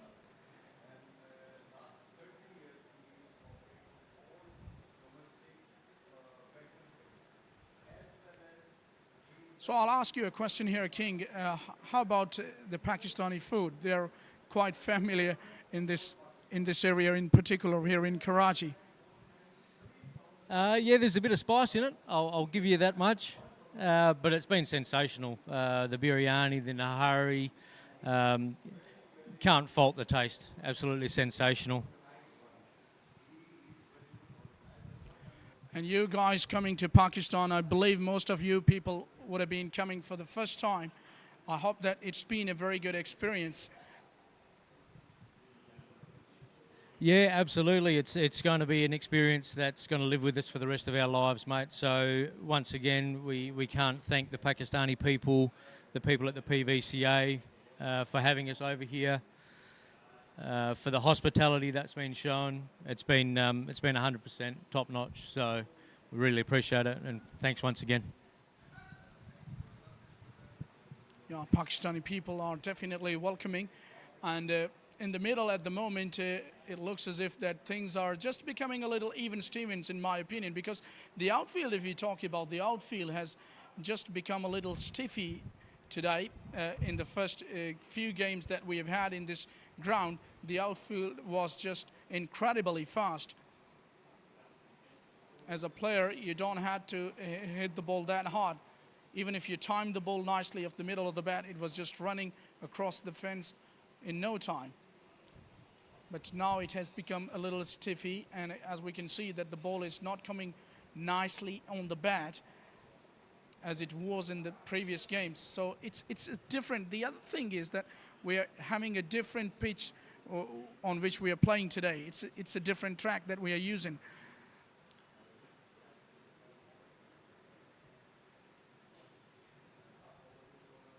There was some grass on it earlier at the toss we saw. It was a green top. And it did a bit as well in the initial burst of the seamers in particular. Very good sound of the willow when it hits the middle of the bat of Paulson. Where does he come from? Tell me a little bit about Paulson. Stevie's a Queensland boy, so the heat and humidity's not lost on him. He's probably one of our most decorated players as far as top class cricket. Knows his way around the pitch, knows how to handle the bat, and our guys were well and truly prepared to go the grind today to chase the runs down. So.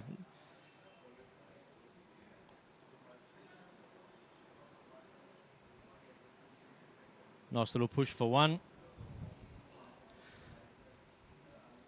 So we'll see if they're prepared to stick it out. That's going to be their challenge now, is to back themselves in.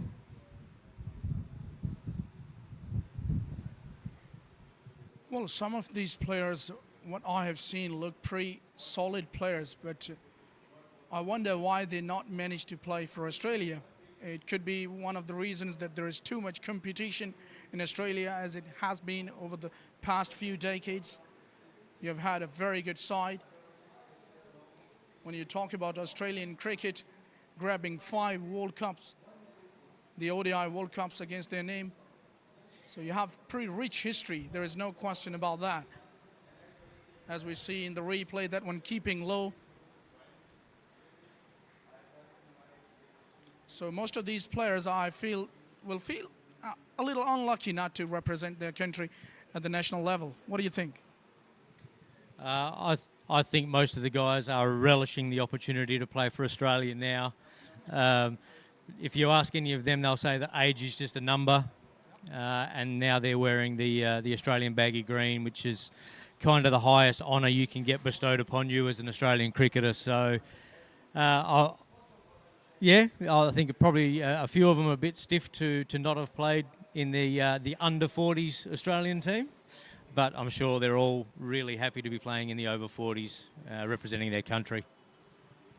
Yeah, definitely this is an international event, and it's good to take part no matter which level it is. It's over 40 or under 40, it doesn't mean a lot, but you're representing your country at the end of the day, so it's always a great feeling. So at the moment, it's been a good bowling spell from Shelton. He's been one of those bowlers, one of those rare bowlers from the Hong Kong, China, who has caught some sort of difficulties and exploit the conditions and the surface to great extent. How you read him? Yeah, he's certainly tied us down a little bit, so I'm proud of the guys, though, for toughing it out. It's very easy in these sort of conditions to throw your wicket away.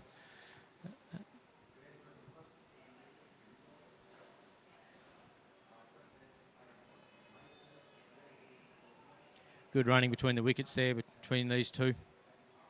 Bott, the only West Australian in the side. And Stevie Paulson, the Queenslander, like I said, joining a few other Queenslanders in the side. Just before I want to run away, mate, I've got to say a big hello to my family back home. They'll be listening and watching the broadcast. So.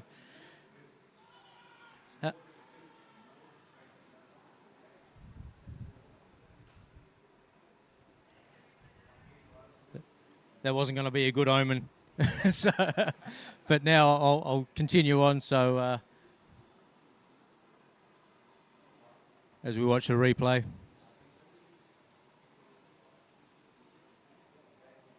bat on the deck. So yes, hello to my wife Amber, my 3 boys Henry, Toby, and Archer, and all the extended family watching from back home. So thank you very much for having me up here, mate. It's been a pleasure.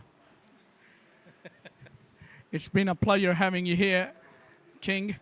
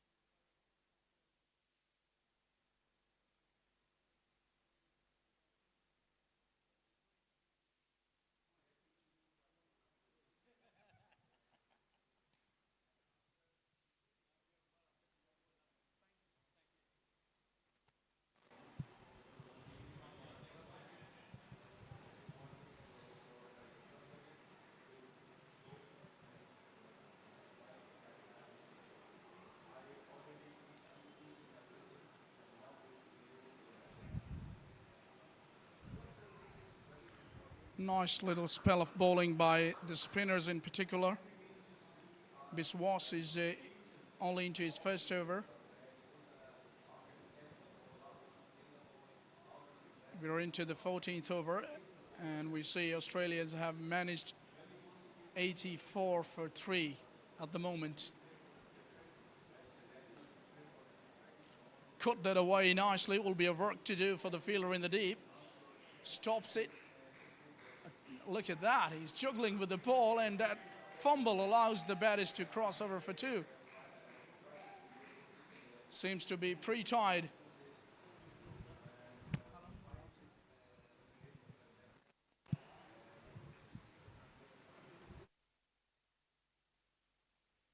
Over concluded, and it's 14 overs bowled, 87 for 3.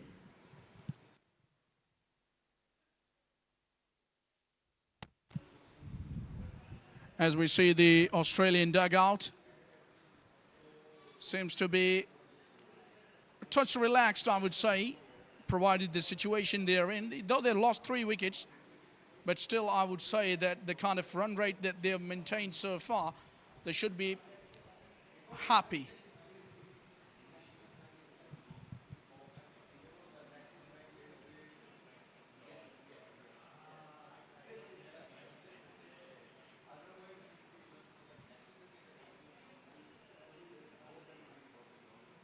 Shelton into his 4th over.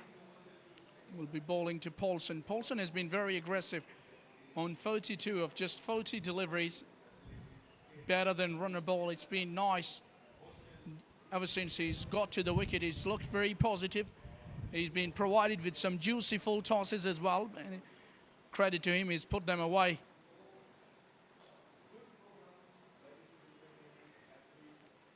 On the other hand, Tim Bott, the only Western Australian cricketer they have in the side, as their manager King was mentioning.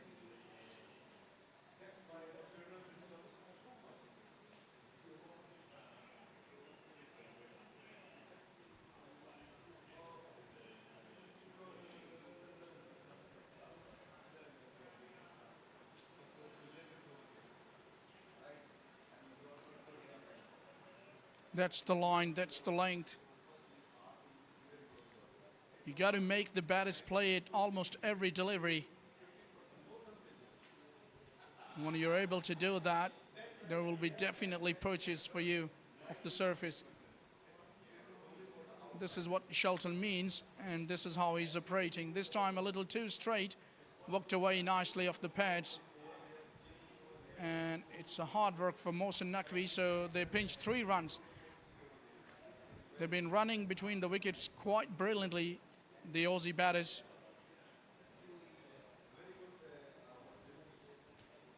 Just amazing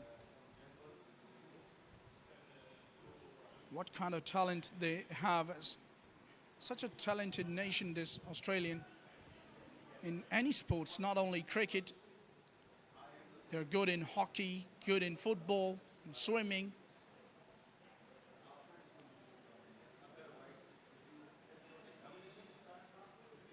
Wasn't ready on that occasion was Paulson.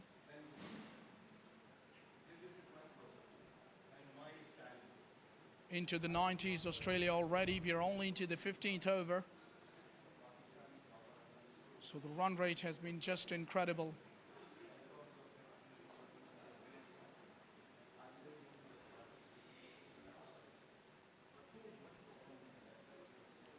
Hasn't been any problem for them to maintain such a beautiful run rate, I would say. Great run rate this. As you can see, current partnership also worth 14 of just 15 deliveries. Just a shade and a runner ball.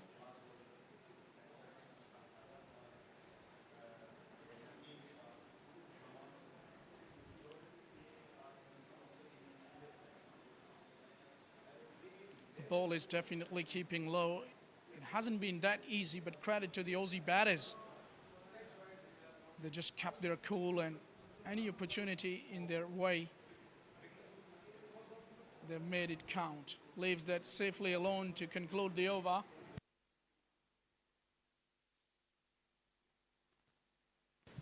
So as we have a drinks break in the middle, Australia are 91 for 3 after 15 overs.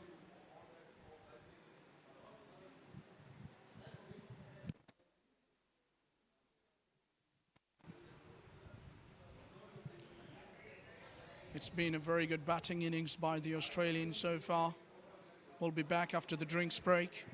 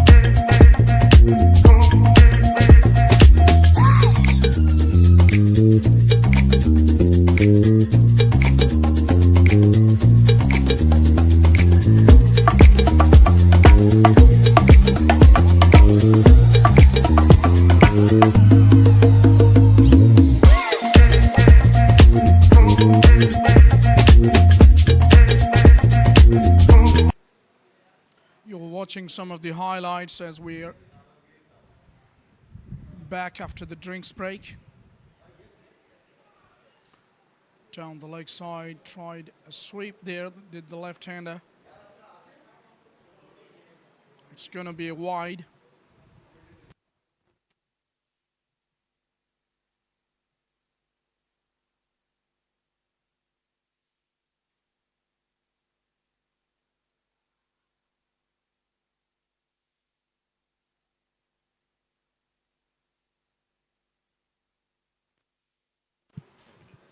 Welcome to the commentary box, Michael, and I hope it's going to be a good start to your stint. Thank you. First time ever doing commentary for cricket, so hopefully it is a good stint and I don't make a fool of myself. Thank you.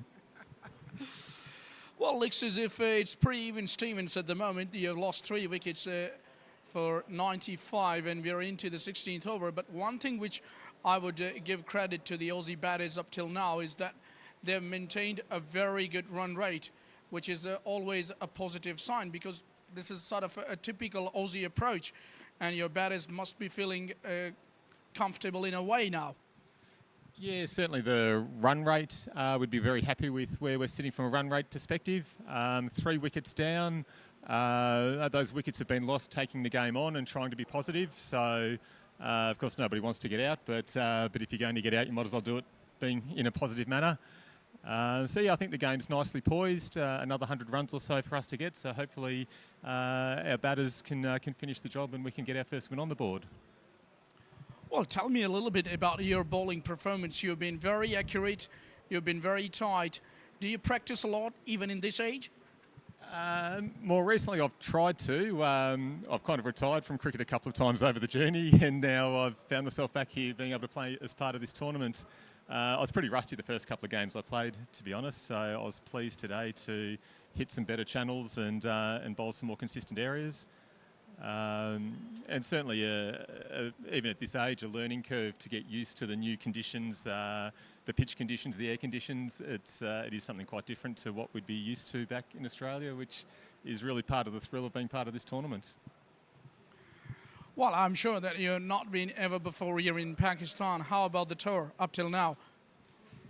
It's been absolutely amazing. I couldn't speak highly enough of the experience that we've all had.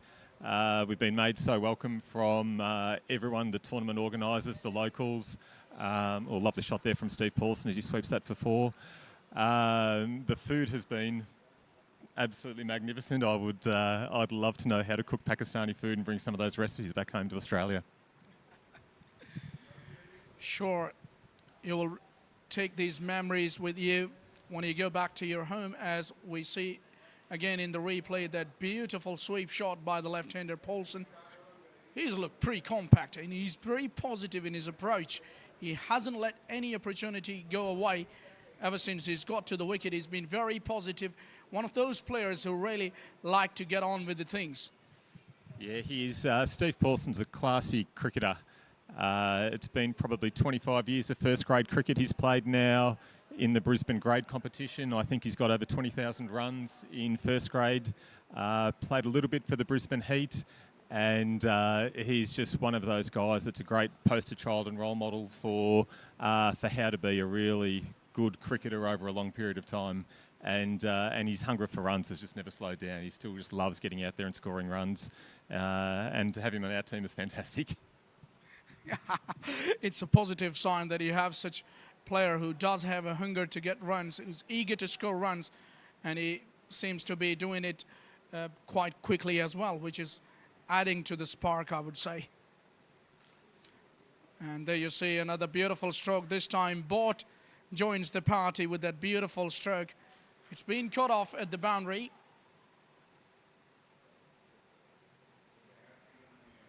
Matty Jones, I believe, was the fielder down there at the square leg boundary.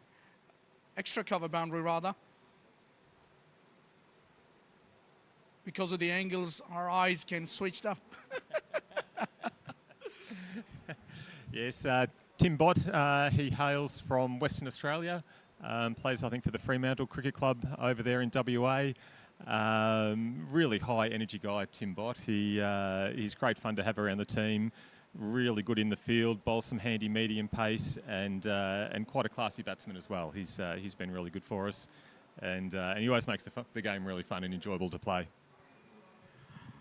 Well, Mikey, I get the feeling that you've been packed up with some good all-round cricketers, because I see people like Paulson batting at number 3 and then Bott coming at number 5 in the middle order, which means that you've got some good all-rounders as compared to the specialists.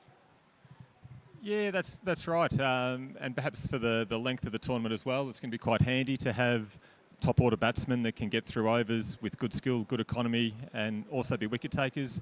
As we see, Tim Bott just worked that out to deep mid wicket.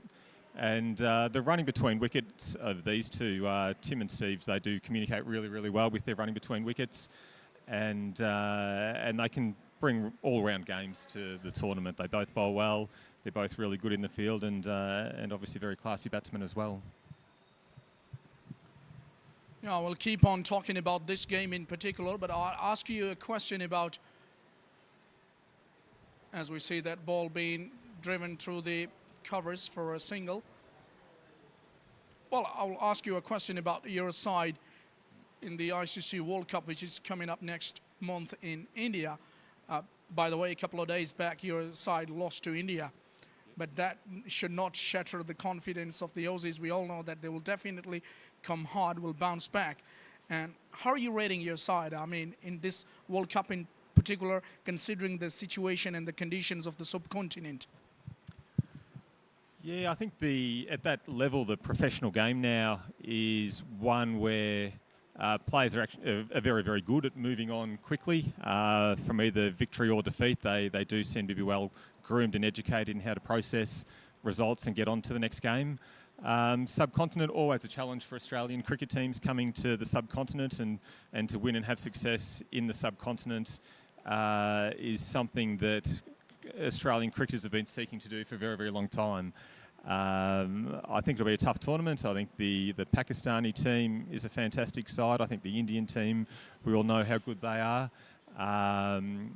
But that's the beauty of sport. You never quite know which way it's going to go, and if Australia get on a roll, hopefully we can see them perform very, very well. And especially if we take a look at the records, the Australian do have very good record in the World Cups, won it 5 times, more than any team else in the world. So something really should be proud of the Aussie players. And the other thing is, at the moment they are 107 for 3, the Australian veteran players in 17 overs. They're chasing 193. Well, in my opinion, you got to have good quality spinners to have an impact in the subcontinent conditions. You know, Adam Zampa is one of the premier spinners from the Aussies. He's doing a good job in that lost game too. He's got a couple of wickets and had some influence. So he's going to be a key factor in my opinion. What do you think? Yeah, I think you're absolutely correct there. Oh, as we've just seen, Steve Paulson, I believe he's been dropped there at cover, hitting it hard through the offside. And it looks like the Hong Kong Chinese player might have hurt his hands there trying to attempt that catch. So definitely to winning the subcontinent, spin does play a huge role, as you say. I think what we've seen probably in the last 10 to 15 years is really the resurgence of spin bowling as the craft that really does dominate short form cricket. Lots of really good leg spin bowlers. They've got fast airspeed. They've got a googly that's hard to pick. They tend to bowl down out of the hand fast into the pitch, perhaps as compared to being up the backside of the ball and trying to flight the ball. So yes, taking good quality spin into a tournament here in the subcontinent is certainly a key recipe for success, and Adam Zampa probably has that key role for Australia for the time being. Well, one thing is for sure, Mikey, with the arrival of the T20 and so much cricket being played across the globe at domestic level and even at franchise level,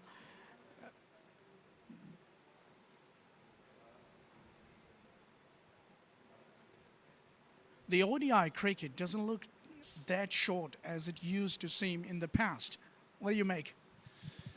Yeah, it's true. I mean, when we saw it first burst onto the scene back in the late 70s there with Kerry Packer, it was the short form cricket might have been 50 or 60 overs, and that really shook the establishment of cricket. And I think as the product has developed, people's tastes for the game have developed along with that. And we can see from the popularity of short format games that perhaps the spectators and along with the players, they really do enjoy those games that do move quickly, results are determined quickly, and you can play a lot of games in a relatively short period of time. So I think with the competitive marketplace of the sport, if that's where the demand is, then that's where the supply will go. And I wonder if... oh, that was attempted big slog there. Didn't entirely get out of the middle of the bat, but still it's good enough for a couple of runs. So I wonder if somebody like Dean Jones used to play in the T20s. Oh, he was a great hitter, wasn't he? He could hit a long ball. He certainly could. A man before his time. I'm sure there's plenty of retired cricketers that are out there that wish that the formats existed in their day as they exist now.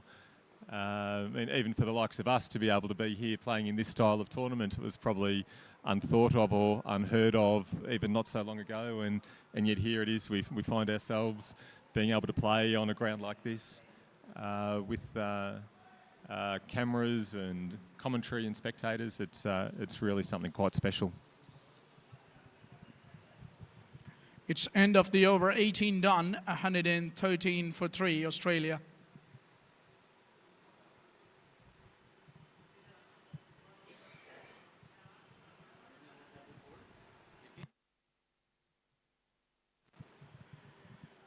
There you see, they need 80 more runs of 162 deliveries. Shouldn't be a problem from now on, Mikey. But still, you have to be very, very accurate in your approach. I would say that your temperament has got to be on the money to get those runs. Yeah, that's precisely right. Not the circumstances where huge risk needs to be taken. Measured, controlled batting and good running between wickets, which is what we've seen from these two players during their time at the crease now. If they can continue to bat with that smooth tempo, then I'd like to think that we'd be able to work our way through that run chase quite comfortably. But, of course, this is sport and you never quite know what's around the corner. And the game's not over until the final run has been scored. Quite right, as we see Ankur is brought back into the attack for his second spell. Earlier he's bowled 3 overs, went for 13. Didn't have as much of influence as he should have had.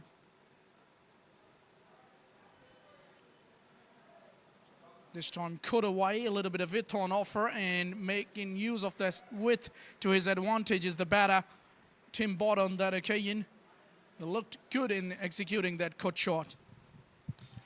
Yeah, he did. He waited for it. He placed it perfectly just to the right hand of the backward point fielder, and the sweeper out there at deep extra cover wasn't able to get around and cut that one off. So good way to start the over, first ball after a short drinks break.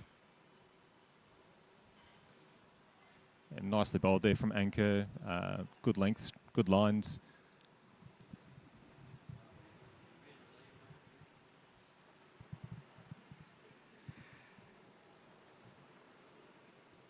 Oh, nicely bowled again, slower in pace.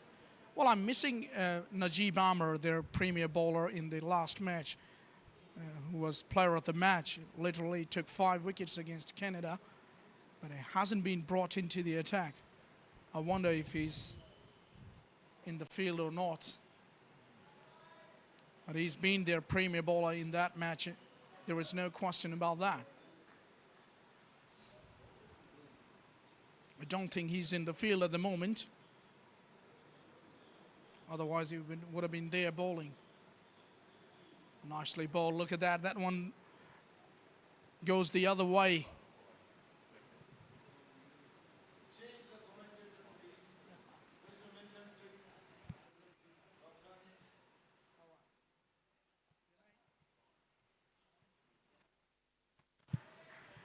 We have change in the voices as I've been joined now by Simon Milton. Good afternoon, Simon, and it's been a good position to be in the commentary box. Yeah, it's very good to be here. It's a great little ground, this one. It's great viewing conditions. Pitch has been playing well, outfield's nice, so yeah, it's been so far a good day. As we keep on saying that your team has been just yet to taste the victory, but it looks as if that you are on the way in this game in particular. Things are looking pretty normal, but still you have to do the job. Yeah, we're on the way well, but we're not there yet, obviously. So, we still need another 80, 81 by the looks of it. So, cricket's a funny game, as we all know, but yeah, I'm happy with how we are at the moment. And I would love to know that how happy you are coming to Pakistan. I believe you'll be coming for the first time ever. And what about the environment and all the things? How's it going? It's been the adventure of a lifetime. It's been brilliant. It's just, the hospitality is amazing. The food is incredible.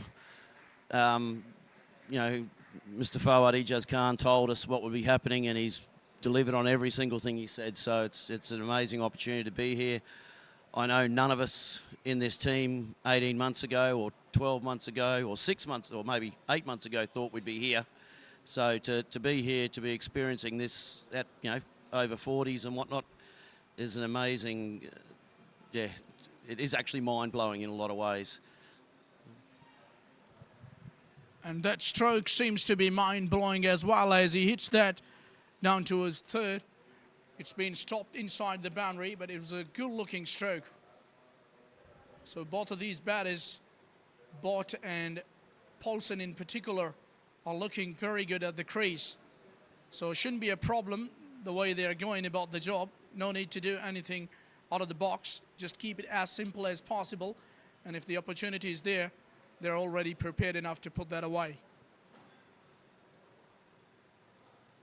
Tossed up and outside the off stump. It can induce such, you know, lapse in concentration from the bowlers when you see that the wicket's not falling and things are not coming in your way. And you're not getting extra bit of purchase of the surface, which is expected. Yeah, the wickets are straight between stump to stumps. It seems to be playing really well. Outside, I know, you know, I had a few shoot through when I was keeping, and I think the first dismissal we got today, I took it shoulder height after taking 3 at my ankles. So, but all that was outside the line. But anything on the stump seems to be playing true.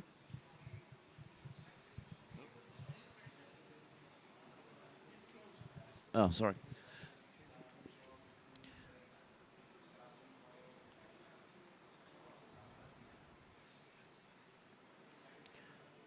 That's a good shot.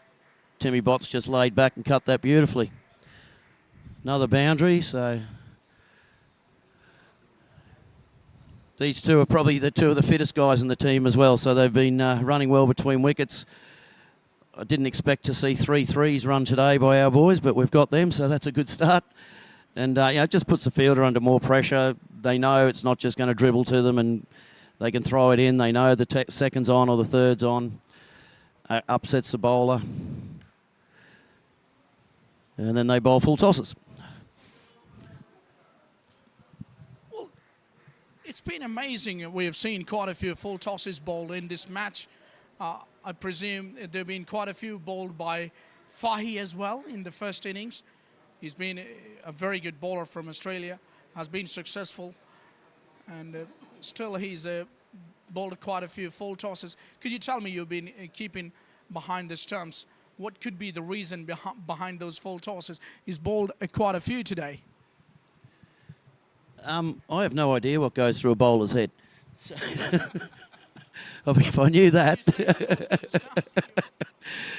It's odd. I'm wondering if it's because everyone's worried about the up and down, whether they're playing straight rather than, you know, so if a full toss comes on, it's there to hit out through, you know, mid-wicket or whatnot. They've sort of already got the straight thing in their mind, whether that's where they're not sort of taking advantage of those full tosses.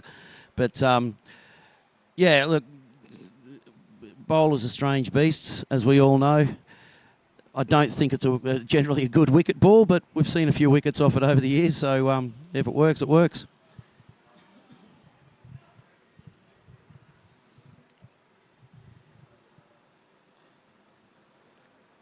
These are totally different conditions.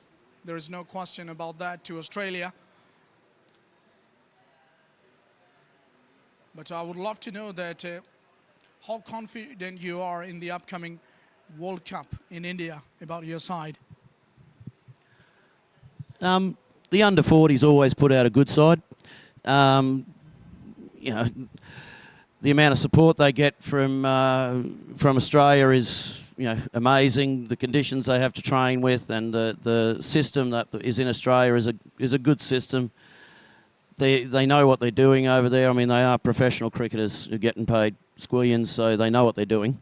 I'd like to see them go all the way. Who wouldn't? But who knows? I mean, a World Cup in India, anything can happen, especially with the Indian home crowd and whatnot. So, yeah, it'll be interesting to see how they go. But I'd hope to think they'd at least make the semis and go from there. Yeah, always a threatening side in any World Cup, the Australian side.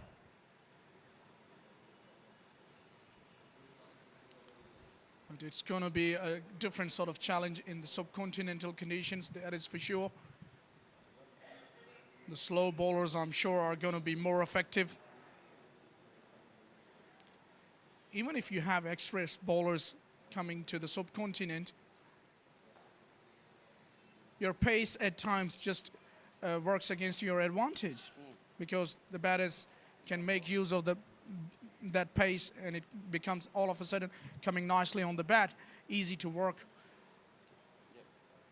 So these are the things which should be in the mind. But professional cricketers, we all know that they do prepare themselves, adapt themselves to the conditions, and this is how you have to go about the job.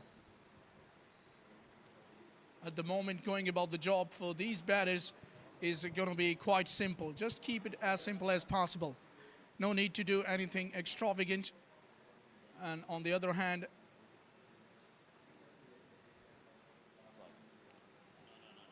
the bowlers are also not able to extract the surface as much as it should have been, just to keep the Aussie batters on the back foot.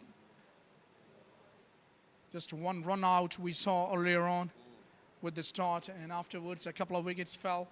Those wickets were taken by the medium pacer, but the spinners didn't have as much influence as it was expected. It's kind of a strange thing, isn't it? Yeah, it is. I probably count 5 or 6 balls that spun when we were bowling. Not all our blokes are big spinners of the ball to start with, but you'd still expect something on these wickets. I think the job where our bowlers have done well so far is through the air, and Tim McDonald saw one of the I think the Hong Kong number 3 came at him early. Tim was able to adjust his length and whatnot, and the fella ran past it and we got the wicket. There's been a couple of other things where we've nearly had chances come off, but it's more been through the air than off the deck, definitely. So not what we sort of expect, but you have to just adapt.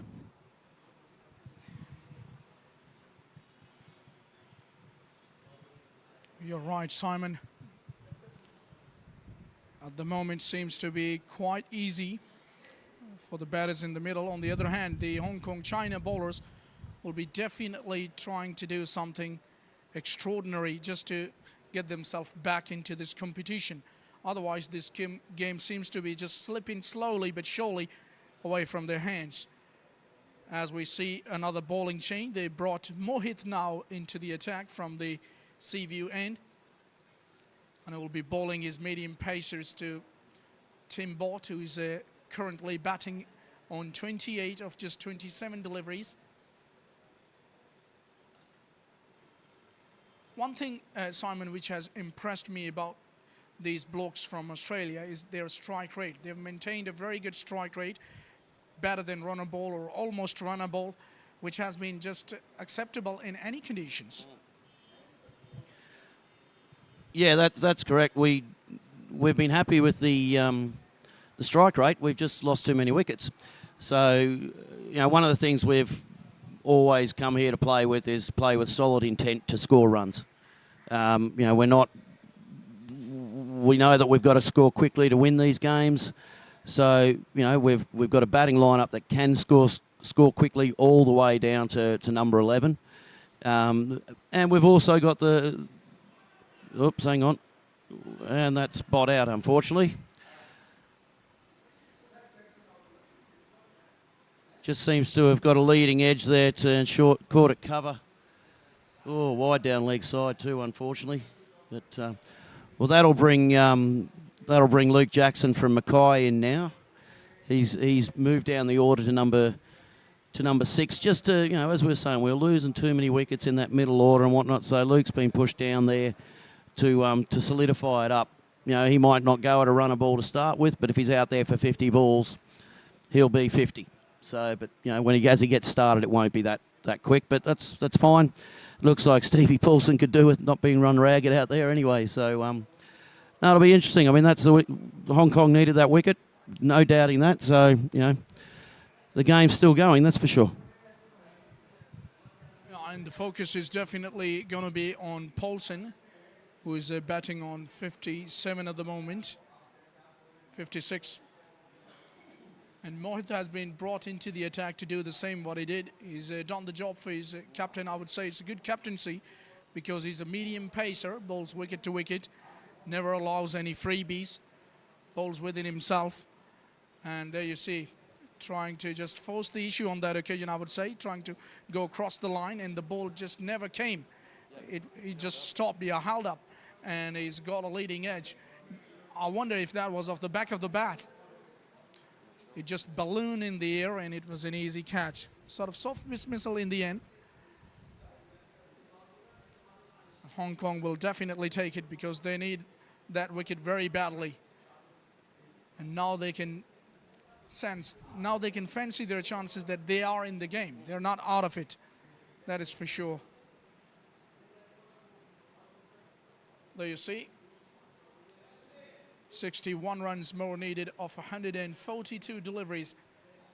Run rate hasn't been an issue in this run chase, but it's the wickets that are falling. And the latest one of Tom Bott, I suspect, just at the wrong time. As we see, Luke Jackson is being brought into the crease now at number 6. Yeah, as I said, Luke bats everywhere. He's opened for us every game so far that we've been here. Now, as I said, he's been moved down to 6 to just get a bit more spine in that middle to lower order. He'll take his time. He's a very experienced cricketer. Played first grade in Brisbane, played professionally overseas in Ireland, and is a bit of a local legend up in Mackay, where he's from.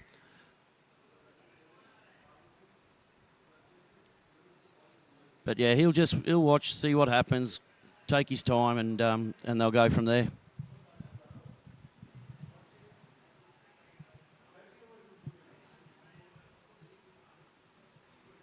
Well, I was expecting one. I saw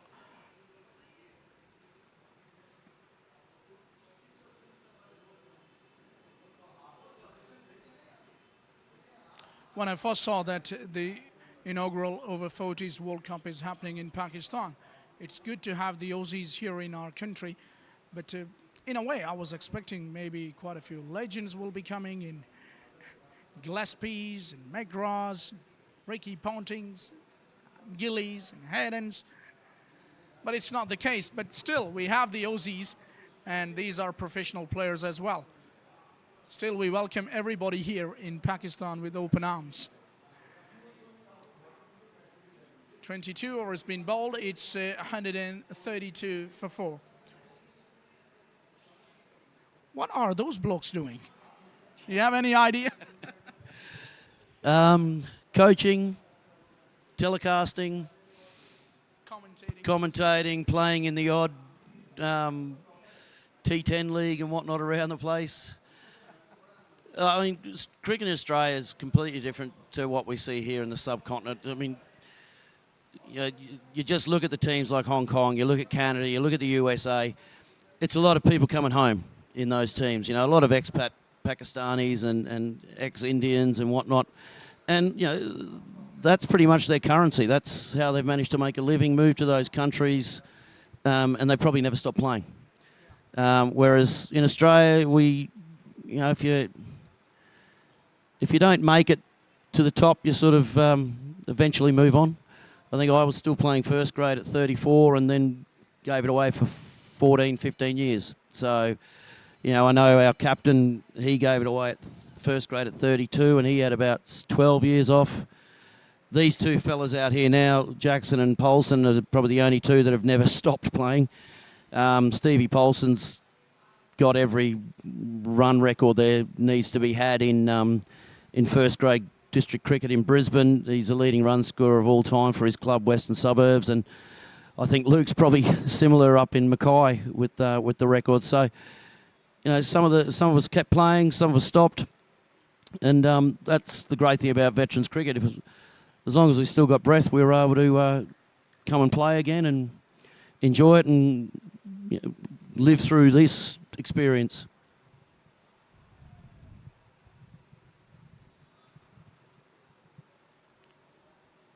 Well, do you have any idea what Tomo and Lily doing at the moment? Haven't seen them on the screen for a while. What do they do nowadays?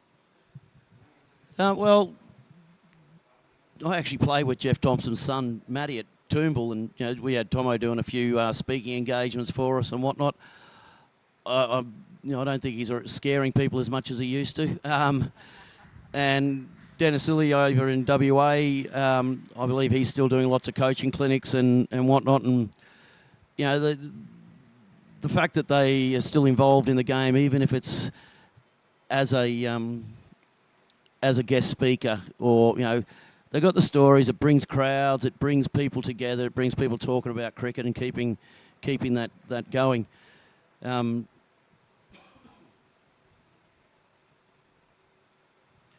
So yeah, I mean, we've got our national championships coming up in Brisbane in November for over 40s, and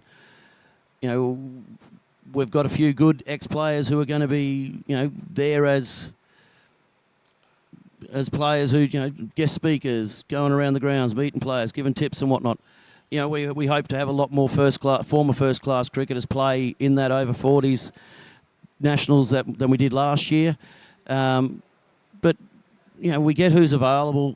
The veterans cricket 40s is only new. It was pretty much once Pakistan were awarded the World Cup initially back in April last year. That's when Australian veterans, put a 40s comp together, and that was held in Gosford last year. From there, they picked a team that went to New Zealand, and then through all the schmozzle of this tournament and whatnot, the team's been picked to come here and represent Australia. But it is, I think it's one of the fastest growing sports in Australia is veterans cricket, which is amazing. That and girls cricket. So for the whole game, it's excellent. Yeah, that's right. It's a very good history, which is starting to build up in terms of veterans cricket. And actually, over 60s tournament was held, the Global Cup, which was won by Pakistan.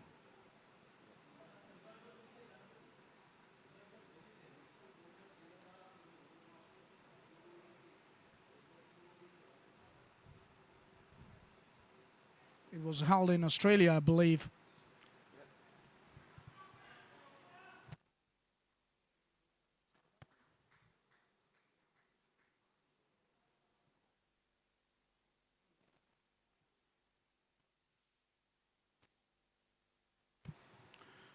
All right, and the next 60s World Cup will be held in Chennai in India and over 50s in Sri Lanka.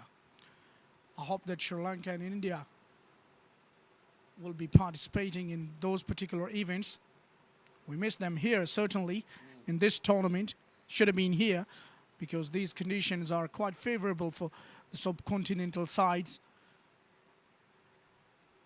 We had such a bad weather conditions in the recent Asia Cup, actually, that was disturbed a lot due to the rain.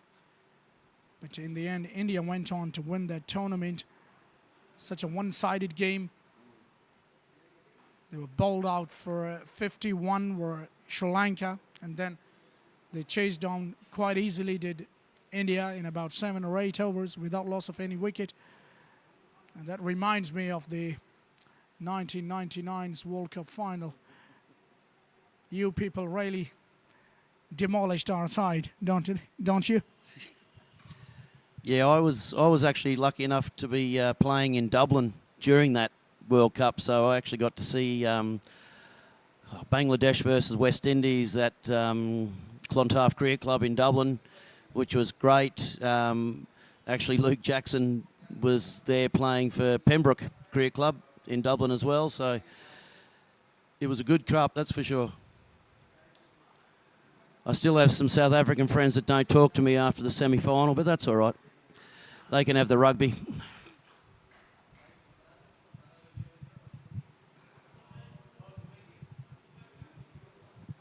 Well, there is another theory as well about the World Cups, that Pakistan haven't been able to beat Australia in a knockout game. That's amazing. There was a history and a theory about Pakistan not beating India in any game in the World Cups, but that was broken last year in the T20 World Cup when we beat them for 10 wickets. By 10 wickets, yeah, Pakistan chased down 151 in T20s, but still that record remains, which is against you people. We haven't been able to beat you in the knockout games. Just give me some tips. How can we beat you? Absolutely no idea.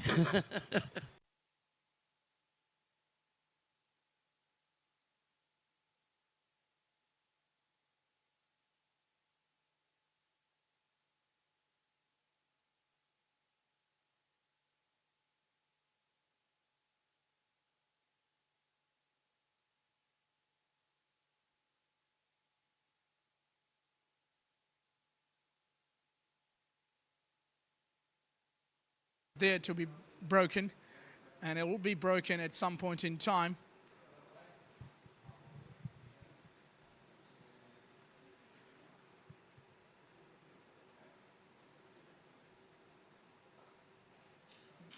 Made into a full toss and nicely flicked away.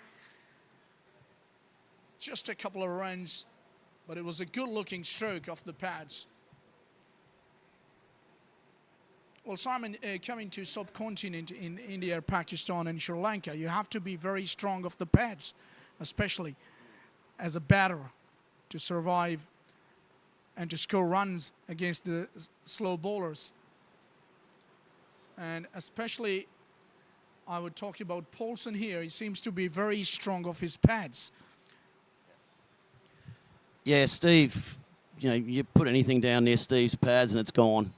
The way he works the field, especially on the leg side, is brilliant as well. I mean, the fella going out there now will probably be moved within 2 or 3 balls because Steve might hit a boundary either side. He doesn't like the drone taking photos above him, but he's just had to walk away there.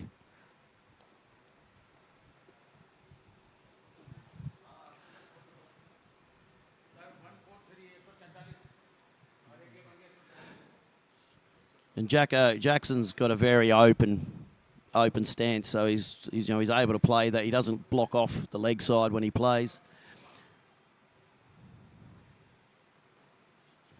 Yep, through there. Well run, boys.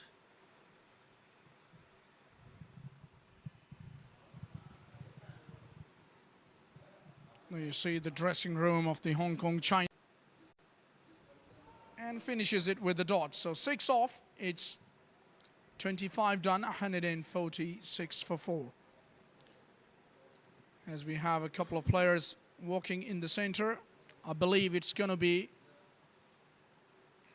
some sort of break.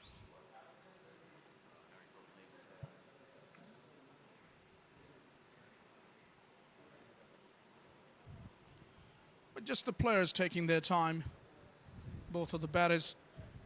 You can expect them to be sweating and bringing the towels in to just wipe their skin.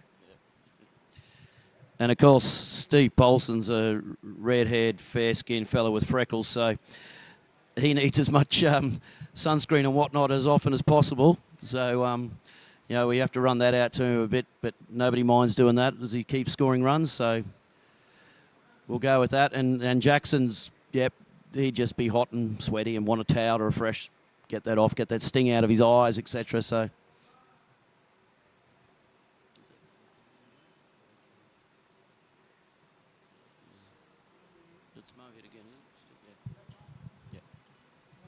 Mohit, yeah. Mohit is coming in now to bowl to Paulson. Just on the leg. And a well called through for Jackson. There's 2 there, so that's the pressure in the field. You know, as batting, if you put that pressure on them, mistakes come like that. Mohit's not going to be happy like that. He probably expected no runs, and he's lost 2 for it. So, you know, from the batting point of view, it's that sort of pressure you put on him. Now he might be angry. He might bowl a short one. He might bowl a full toss. Who knows? But it does frustrate the fielding team, especially when they only need 61 runs to go. Well, it's a minds game, Simon. You, as a player, you play with the minds of the opponent.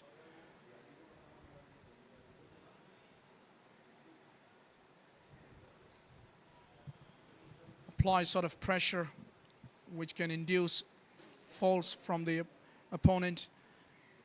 And this has been, you know, a sort of a theory by the Aussies, because they've been very good in playing with the minds of the players, of the opposition, in fact.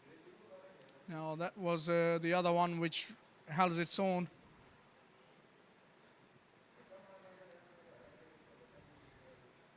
That one really held its own. It really was a good delivery, I would say. A good leave in the end. Because generally he's bringing the ball back into the left-hander. And when he's able to do that, he's going to definitely cause some sort of doubt in the batter's mind. But they've been playing him brilliantly, I would say, though he has taken a wicket of the very first over. But still, I would say that they're managing him quite intelligently, and this is how they should go about the job, because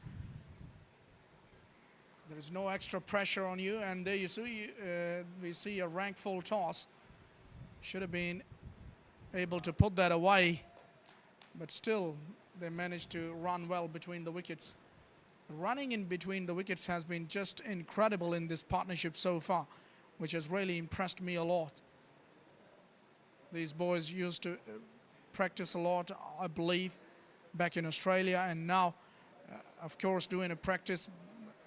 They were not even in the party yesterday, so that means that they mean business.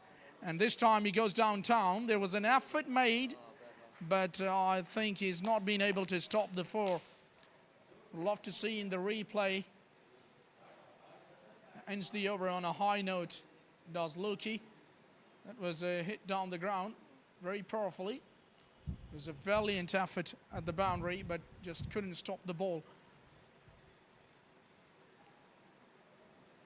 That was hit very hard, very well hit to end the over. It's a 155 for 4 after 26. As we take a look at the scenes of Karachi, beautiful camera work, nice coverage. Everything has been fascinating. We've not played at this ground before, so this is actually a new view for us as well. I mean, they look like pretty modern buildings over there in the distance. You know, obviously a mosque just next to the ground. It's a sorry.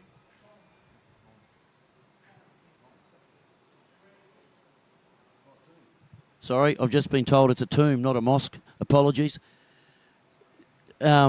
But yeah, it's every time we go to somewhere in Karachi, it's something big and different to see.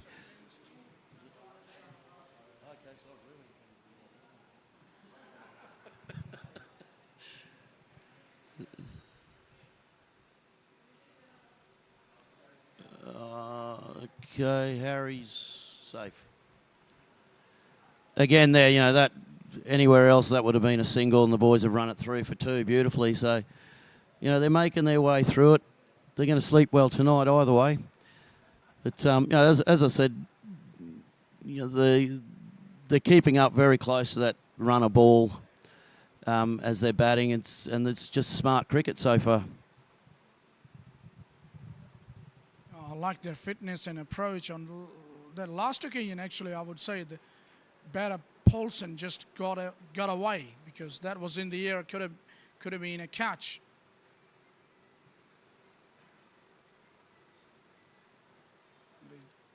He's been lucky enough, and actually deserves that bit of luck as well, the way he's played. played brilliantly so far. Ran between the wickets very aggressively. Pushed his partner well, and his partner has also responded to his call. Because of that, now we have Australia in a very good position. Must not lose from here.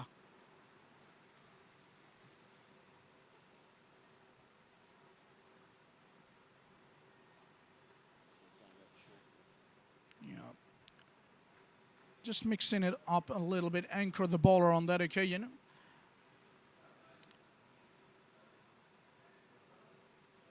So in my opinion, they're playing the waiting game, because wicket is the only option for the Hong Kong-China bowlers to get back in this match. Otherwise, it's going to be very tough to get back.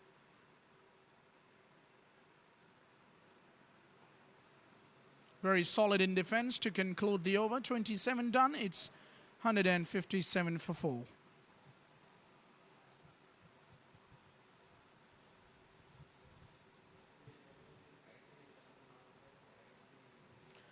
There you see the Australian dugout looking happy. Yeah, they look pretty relaxed. That's the, what do we call them, 14th, 15th, 16th man, whatever it is. They're doing all the running around today, so they're doing a great job for us. That's right. Everyone seems to be playing his part in this great inaugural over 40s cricket tournament.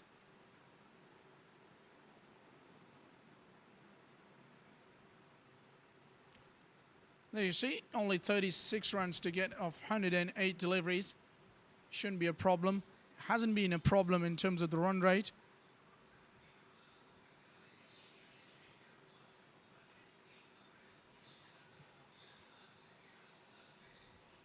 As I believe that there's going to be another bowling change. It's going to be Shehzad Khan back into the attack. Earlier he was operating from the pavilion end.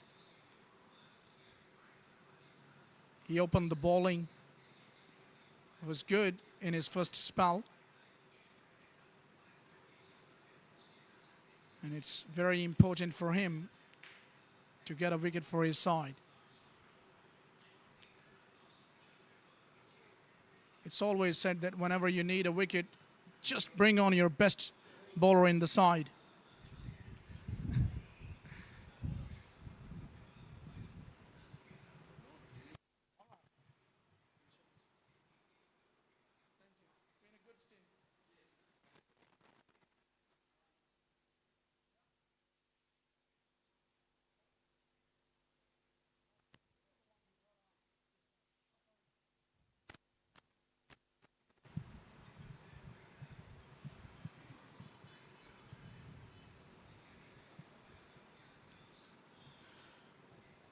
Well, people, it's been Tim Bott who's been the last player out for Australia, but he's not literally out because he joins me now in the com box. Welcome, Tim. It's looking good now. Yes, with Steve Paulson out there, mate, he's batting very well. And if he keeps going the way that he does, then we should have the game done. Yeah, you're right. The things are looking pretty easy at the moment. Pretty normal. Well, you've been there batting in the middle. I saw you running brilliantly through the wickets. What do you make of this surface in particular? I don't think that it's providing that much assistance to the bowlers. What do you make of it? Yeah, it seems to be, if the bowler doesn't really put too many revs on it, it'll just sort of die and not do too much. But a couple of the guys there did put some effort into it, and a couple popped. The occasional one turned, but it's generally pretty straight, mate. It's not a bad batting track. Yeah, it's a very good track to bat on. I wonder if you've missed an opportunity to score a 50. Mate, I think that is definitely stating the obvious there, mate. Just, I think that ball would have been worth 2 runs down leg side for a wide, mate, if I'd let it go. And I've got a nice cherry on the back of my bat now. Yeah, it was hitting your back of the bat. Very rarely we see that sort of dismissals when the ball hitting back of the bat. I believe, if I'm not wrong, just about 15 or 18 years back, it was 2005 or 6 series. Pakistan were playing against India, and in one of the matches, I believe it was Arfan Pathan who was hitting us to all parts of the ground, and he got out while the ball was hitting his bat. He was trying to hit one through the leg side of the bowling of Rana Naweedul Hassan, and he's got one blown in the air the way you did, and he was out. So I still believe, but these kind of dismissals very rarely happen, don't they? Yeah, it's one of those sort of things, isn't it? Whenever if it was a faster bowler and a beautiful length ball outside off and you nick off, you don't worry about that one too much. But when it's a bit of a shocker down leg side, mate, it's a little bit disgraceful and a little bit rare to get out in that mode. Well, I believe that no batter in the world likes getting out, but is it better getting out of a fast bowler or of the slow bowling like that, the way you did? What do you make of it? Interesting sort of question. Hang on 2 seconds there, mate. That would look like a pretty close little appeal there, was it? Now down leg, was it? Oh, replay. Yep. Here we go. Oh, yeah, miles down leg, yeah. I think I would definitely rather get out to a good ball, mate, rather than a nice little dibbly-dobbly 2 foot down leg side. I agree with you, but at the moment things are looking pretty good for Australia, and I believe it's been a good stint in the commentary box for you. So did you enjoy your food today?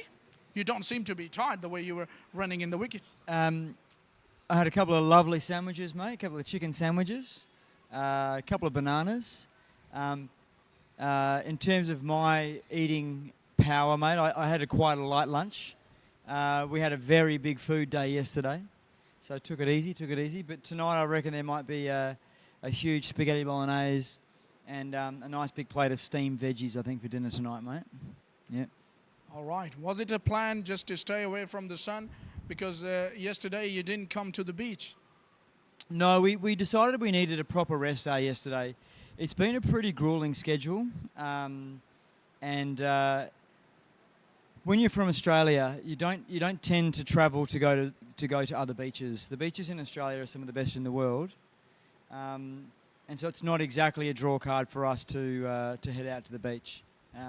And we've been outdoors a lot. We've had a lot of sun and very hot.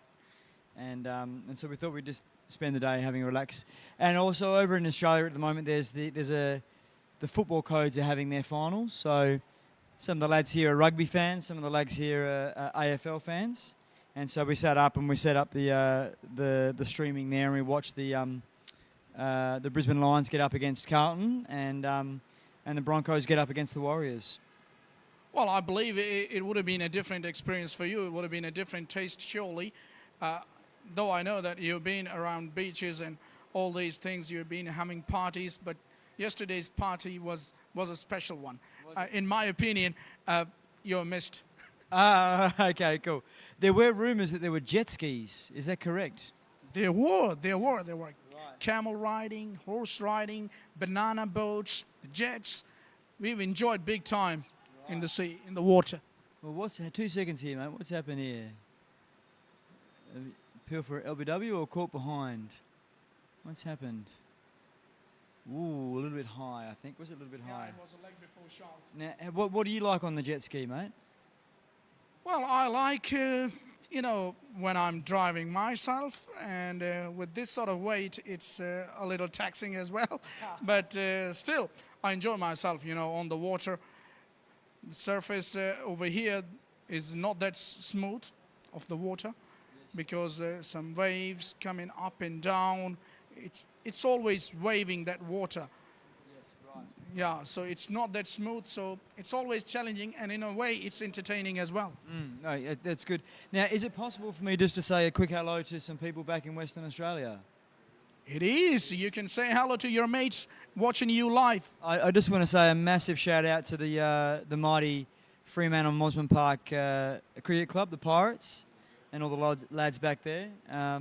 If you're watching, a massive hello, and also to any of my family and friends. Thanks for watching and all the messages that are coming through of support. They are greatly appreciated, and that's a beautiful 4 there from Jackson, straight down the ground. Yeah, meanwhile, we enjoy that beautiful strike down the ground by Lukey. Made it into a full toss in the end. He was beautiful walking drive down the ground. Ends the over on a high note.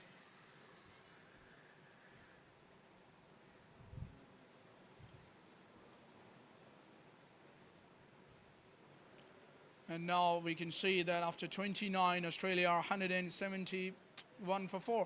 Nearly there, mate. Yeah, nearly there. What's that? I've lost the score there. Is it 21 to get? 21 to get, yeah. Yeah, this will be a nice win, mate. We had a couple of wins in the warm-up games. And then, so this will be our first win for the actual tournament itself, because our one of the other games has rained out. So this will be a good win for us, mate, to get one on the board. And we've got a good competition, a good strong game against USA tomorrow. So we're once we put this notch on our belt, we'll go back and have a relax and maybe a couple of beers, if I'm allowed to say that. Am I allowed to say that? Non-alcoholic beer. And then come back out against the USA tomorrow and try and get our second win. Well, talking about tomorrow's game against USA, it's not going to be that easy as well, because USA has been one of the impressive teams in this tournament, as we see that ball just going past through short cover and into the boundary in no time. Beats that diving fielder at short cover, short extra cover. And there you see, nice little drive. The timing was exquisite, and the outfield, though it's not that quick, but still does the rest.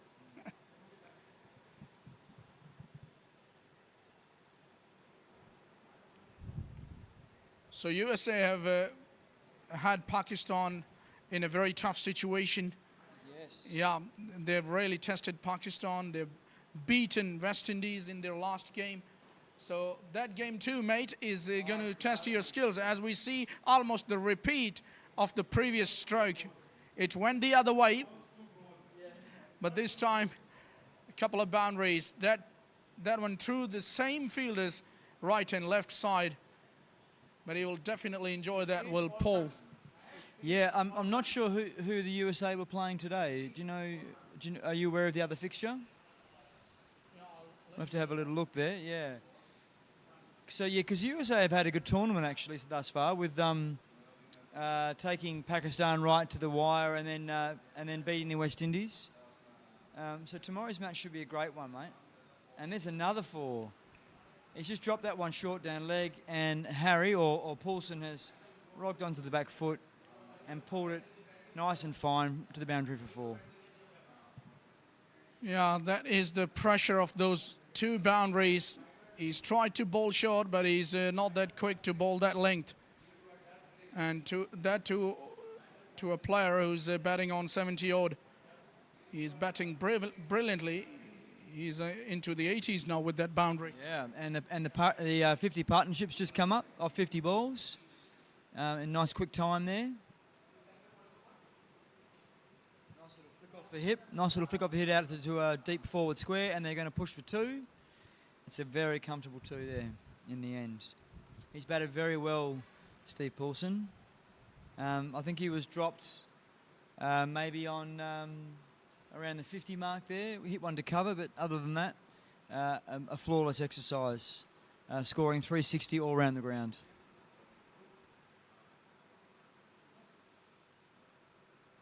So we got Khan. Yeah. Yes, tomorrow we're playing USA. Do you know who they're playing today? That is a different ground. That's all right. So 1 ball left in the over here. Only 7 required. Jackson's put in a solid 21 here. In comes Khan. Beautiful drive. Nice high elbow out into the vacant cover boundary there, and that's going to go for 4. No, that's Lovely shot. yeah, everything right about that stroke. It was pitched up, a little bit of width on offer, and he's made use of that width to his advantage. Just leans onto it. Look at that. Pushes it through the covers. See? Wow, there's one. Oh, we see. Yeah, but actually, I think it's going to be a drinks break now in the middle, but we got to wait for the 3 runs rather having a drinks in the middle.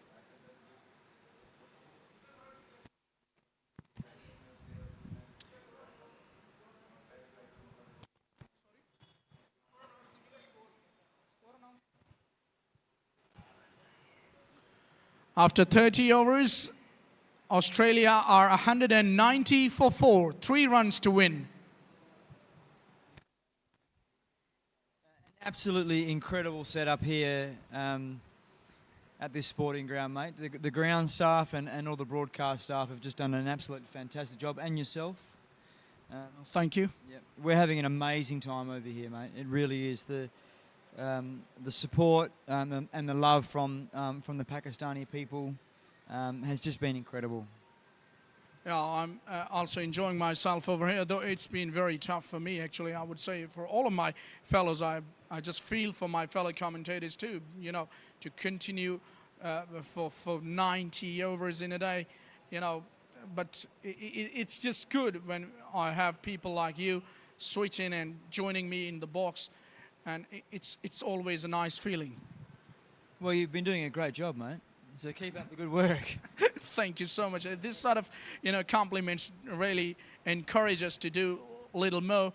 And actually, at the end of the day, I would say that it's been a very good effort by PVCA, Pakistan Veterans Cricket Association, to hold such a great event in Pakistan, because, you know, we are a cricket-loving nation, and we do love cricket to be played in our country. And it's been one of the rare tournaments which has been you know, watched, I would say, worldwide, because now teams coming from 8 different countries across the globe and participating in this beautiful event and making everything happening to great level. So this thing really will boost the confidence and will give encouragement for the rest of the players who are just lining up to participate in these sort of tournaments, I would say, in the future. And I think it's going to just leave some great memories. It certainly has. Memories have been formed, friendships have been made. As you spoke about Pakistan being such a great cricket-loving nation, much is the same as Australia. And from the word go here, that a union has been formed between all of us cricketers because of that love of the game.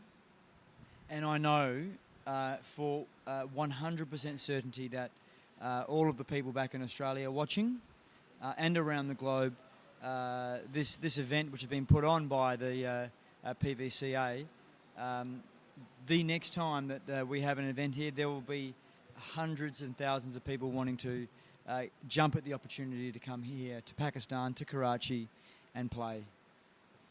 Yeah, definitely. When they will hear from you, and they're watching on the screen as well, things, whatever it is happening in the middle, in the grounds, everything has been just incredible, to say the least. So it's been appreciable work by PVCA, as we see that Australia are just about to register their first victory in this tournament. Well, mate, you had a tough time in this tournament up till this game.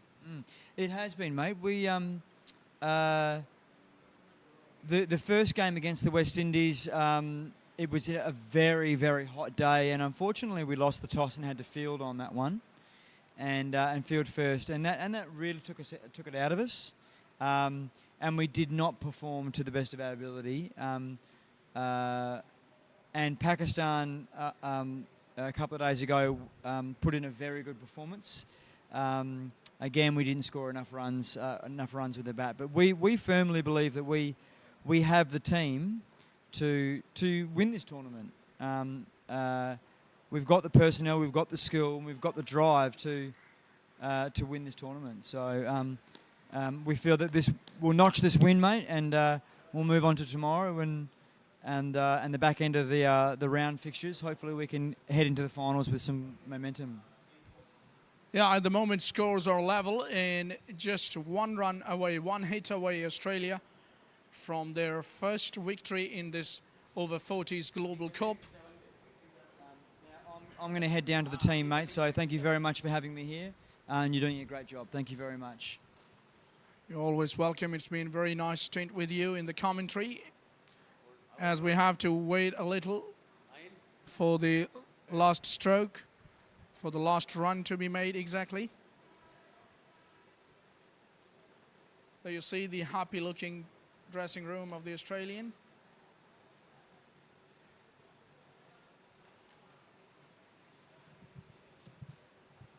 Once again, that's the Australian dressing room.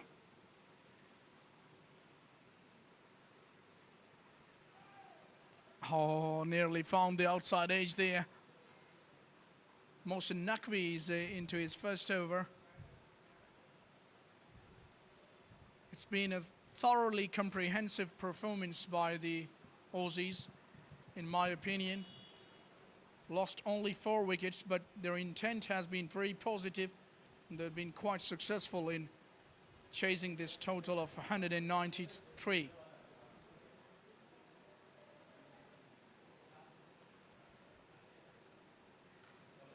And there you go, short of one and dispatched it.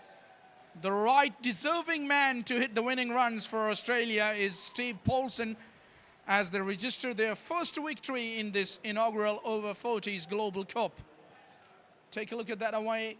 Again, it is put away in style, short in length, and hit hard. That's it. Handshakes are going around.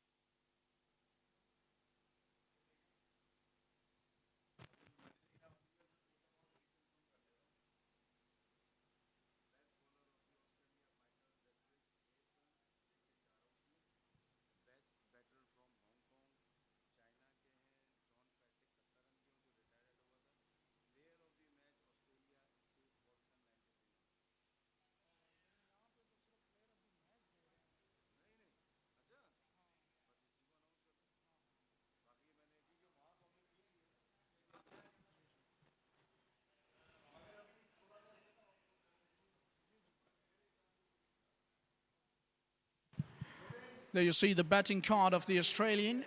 The standout performance was Steve Paulson, played brilliantly around the park. 93 not out of just 91 deliveries. He was well spotted by Bott and Jackson towards the end of this innings, and it was an easy run chase, I would say, in the end. With 14 overs to spare, they won this game by 6 wickets. Their first victory in this tournament. As we see the bowling card, Shelton has been the only successful bowler who picked up 2 wickets, with Mohit, who's got 1 as well.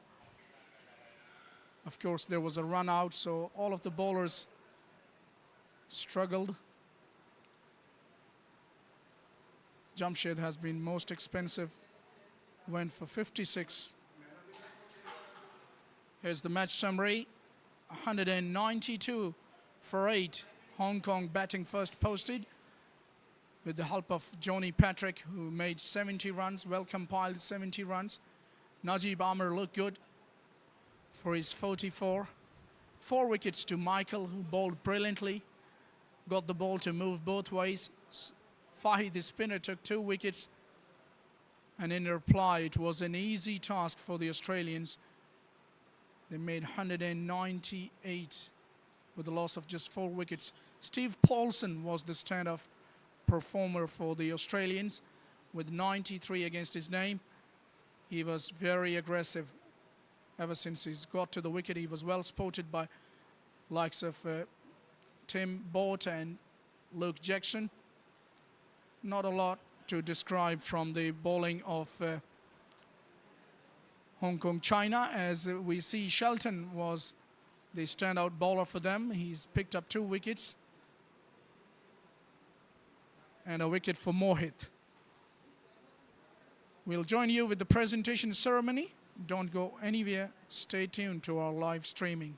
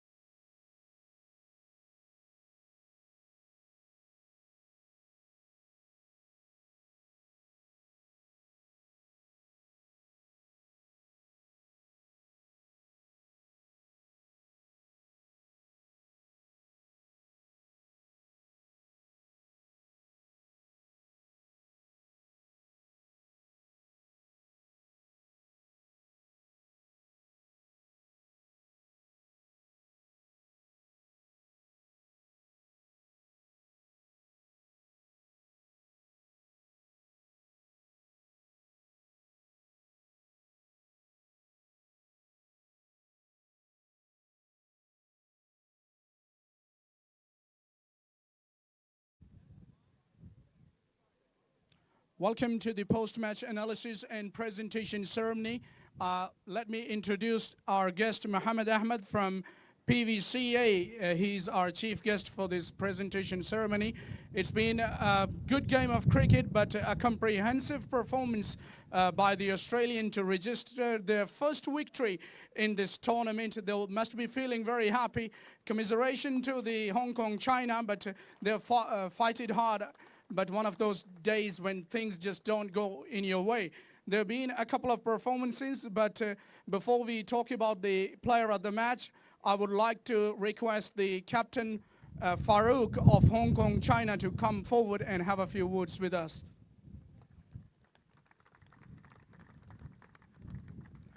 Farouk, tough day, but I believe you would have learned a lot from this game. Yes, certainly. This is our first defeat. But before that, I got to say that 2 of my players got seriously injured. So that also mentally upset the boys. But nevertheless, they played better cricket than us. So I hope we're going to come back strong tomorrow. That's right. I believe if somebody like your spinners, who got injured, would have been there working, the things could have been different. Certainly, he is one of our key bowlers. It's pity that he got unaccidentally injured, but I hope he comes back strong. Let's see. Have a good one in the future. Thank you. Ladies and gentlemen, captain of the Hong Kong China, and now may we have the captain of Australia, Justin Poole, to come across and have a couple of words with us. It's always a nice feeling to have a first victory in a tournament. Oh, absolutely. Yeah, it was much needed from our perspective, and the boys put the game together quite well. We bowled well. We still let ourselves down a little bit in the field, but and then obviously a great innings by Steve Paulson and ably supported by Luke Jackson in the end. Yeah, we were seeing that it was obviously testing almost everybody in the middle, but would love to know about your thoughts on this wicket. Oh, the wicket was great. I can't fault any of the facilities we played on so far. There's been good cricket played. It's not restricting anyone playing their game, and I think it's been good. And we've adapted to it as well. So we've been here. That's our 4th or 5th game. So it's there's sort of no excuses with the facilities we've got. All right, you've got USA to play tomorrow. How's your feeling? Yeah, good.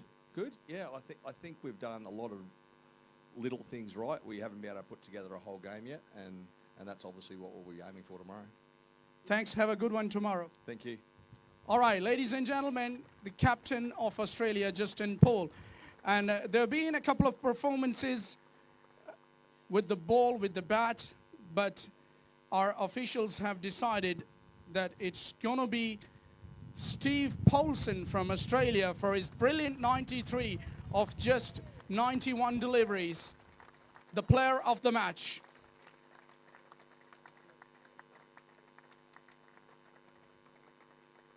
Stevie, could you come forward, please, for a couple of words? It's always a nice feeling to be player of the match in a victorious game, and that too, first one of the tournament. Yeah, no, it was a great win for us today. Hong Kong, China played well, and we just come on the right side of the coin today and had a good win. Well, I get the feeling whenever the ball was pitched up to you, you were just equal to the task. You would just swear anything up to your bat. You seem to be a very good front foot player. Yeah, no, the wicket's very good. So when it's you can swing through the line of the ball. So the facilities over here are great, and the outfields are fast. Enjoying yourself in Pakistan? Yeah, absolutely. The food's great, facilities are great. So it's a great country to visit. I know that you've done a lot of running, so sleep well tonight as you have USA to play tomorrow. I will do. All right, ladies and gentlemen, Stephen, the player of the match, and with that, we conclude our presentation ceremony out here.